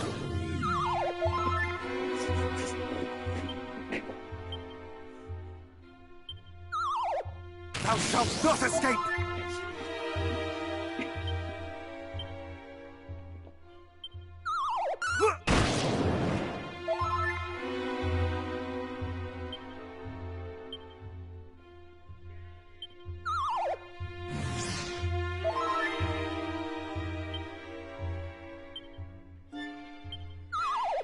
Thou shalt not escape!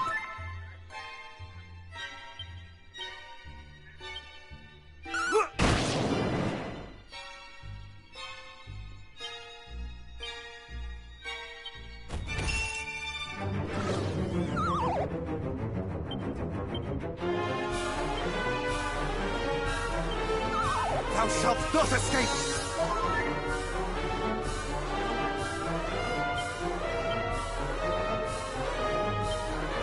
Thou shalt not escape!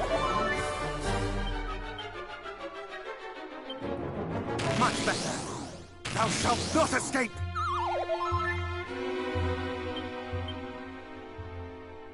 Ha! Ha!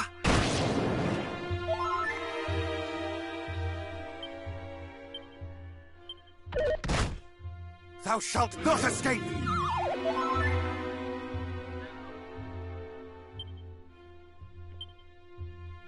Reheal!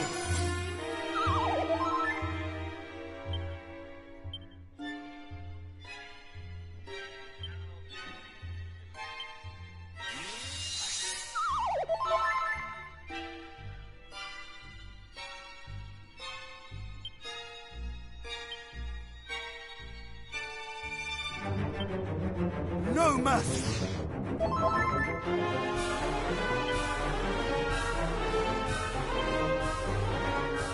Thou shalt not escape!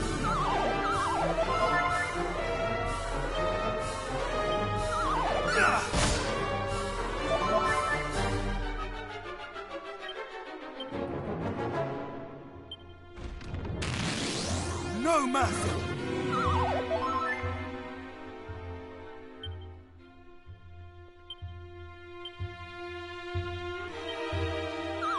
Much better!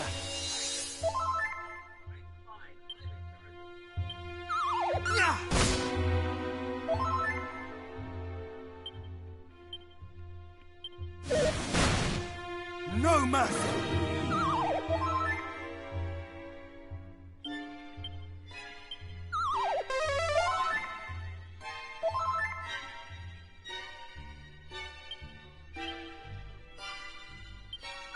Thou shalt not escape!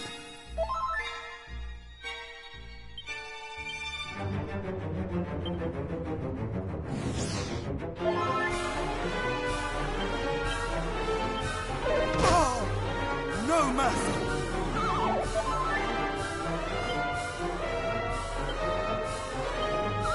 Thou shalt not escape!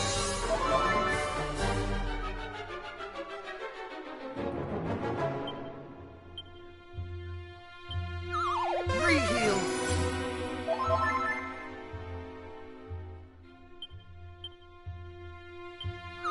Thou shalt not escape!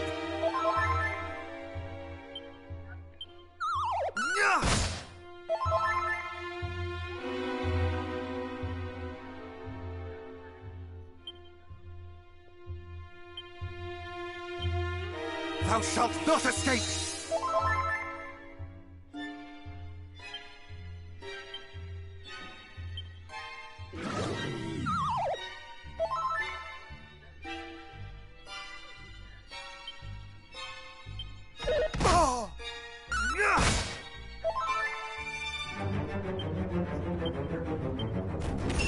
Thou shalt not escape!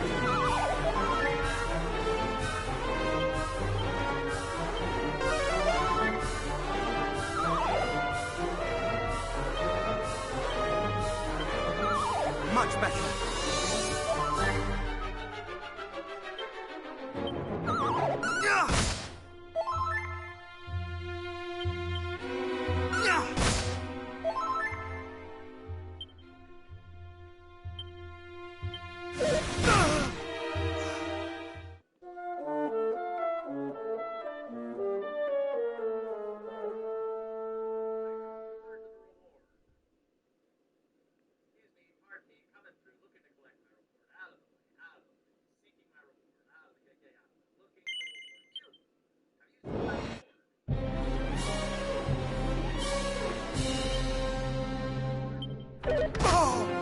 Thou shalt not escape!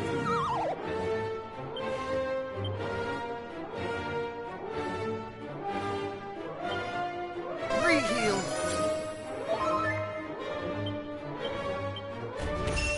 No mercy!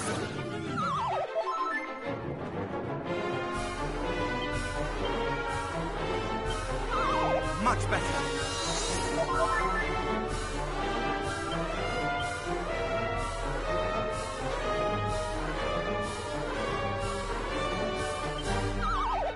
Thou shalt not escape!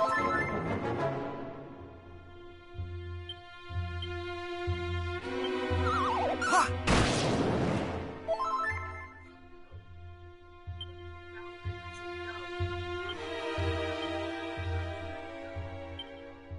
Re-heal!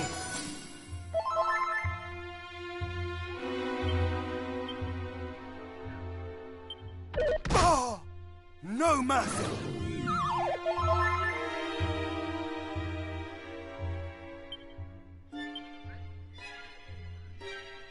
Much better.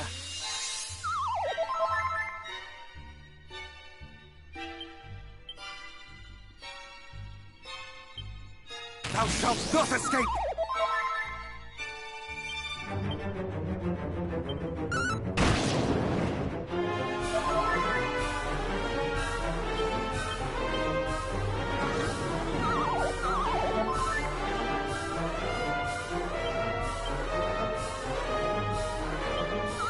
Re-heal!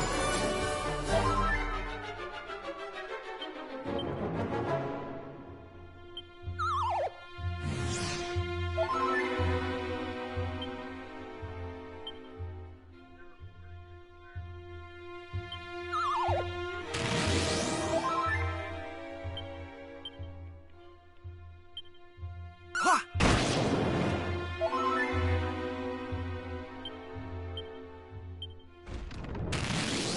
No mercy!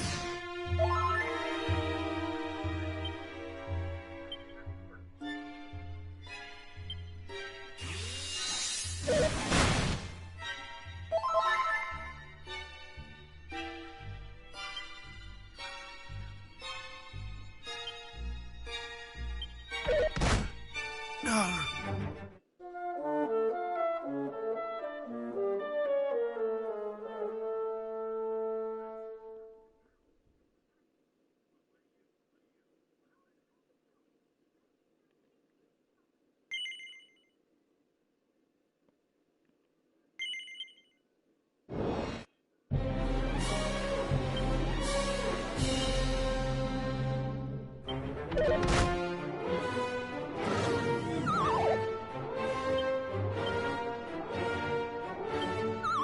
Much better.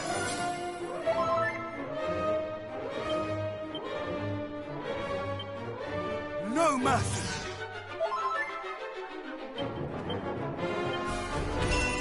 No mercy.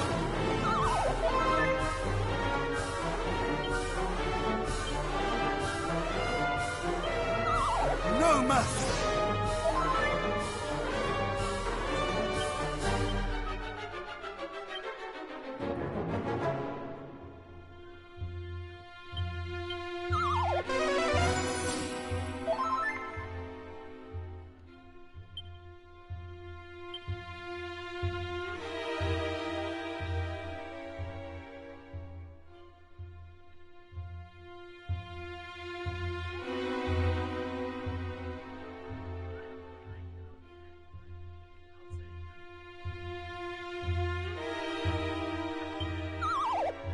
Much better.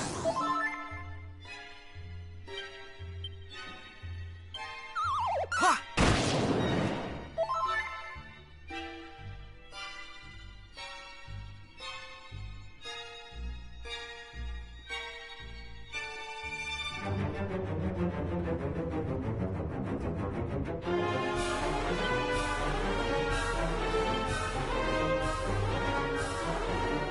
Thou shalt not escape!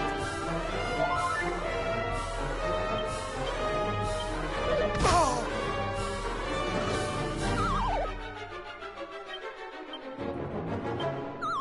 Much better.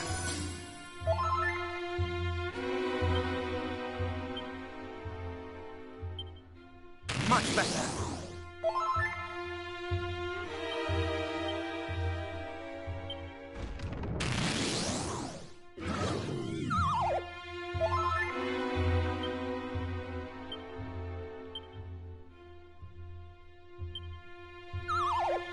Much better.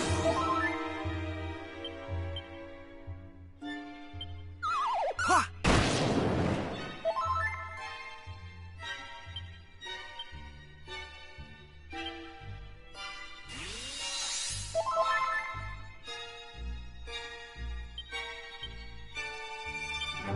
Oh! Thou shalt not escape!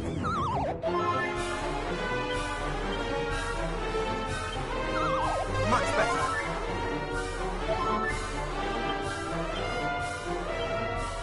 Reheal.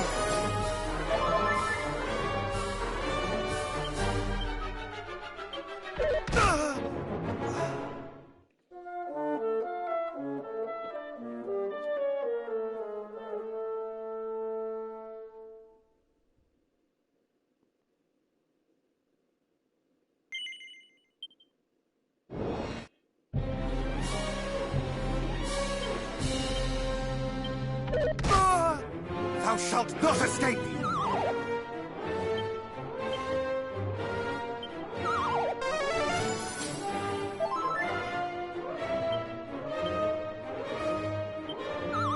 No mercy!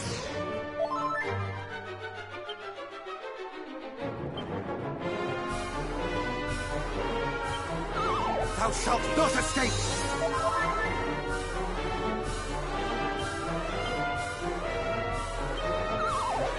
Thou shalt not escape!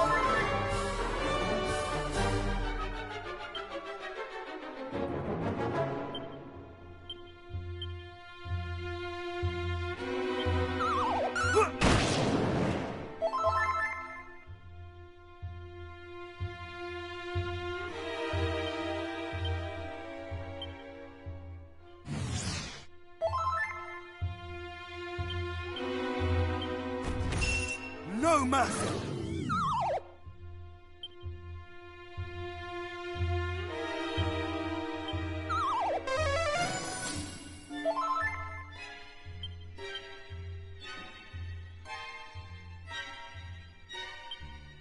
Thou shalt not escape!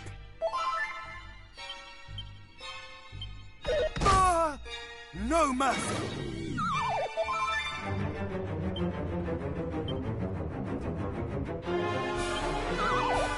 Thou shalt not escape!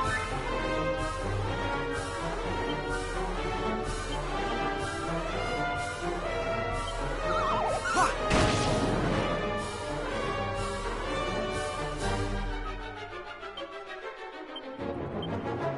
Much better.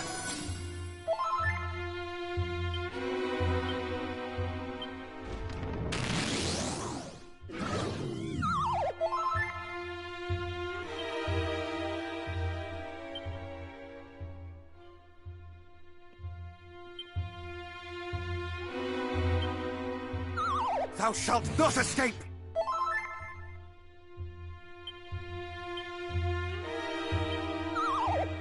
Much better.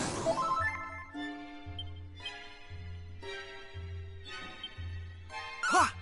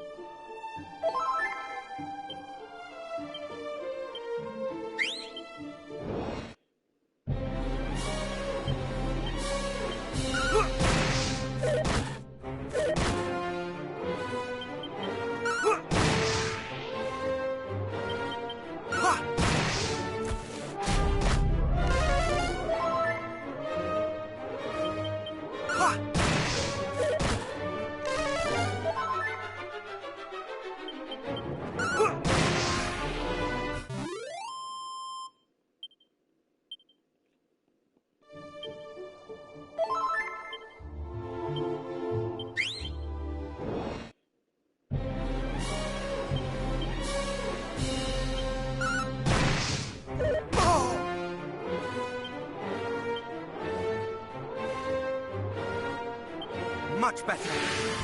Not today.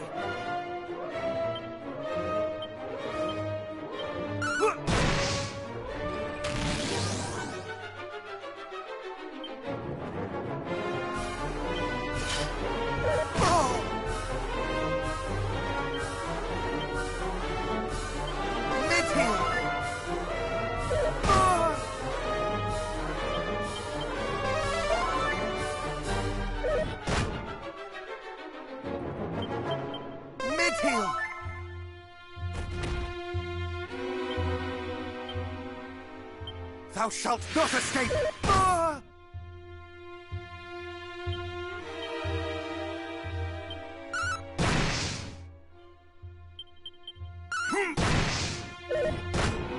No.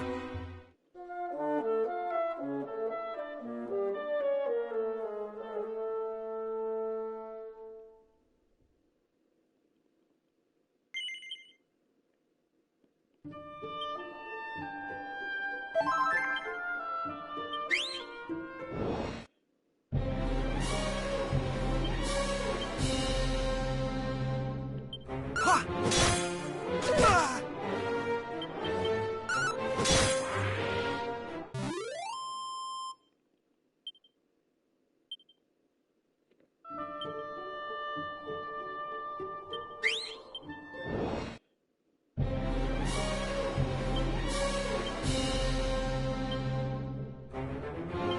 Much better.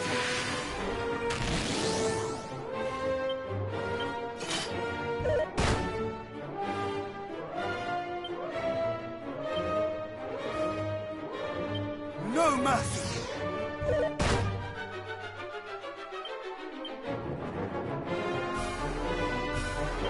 Mid-hill! Oh!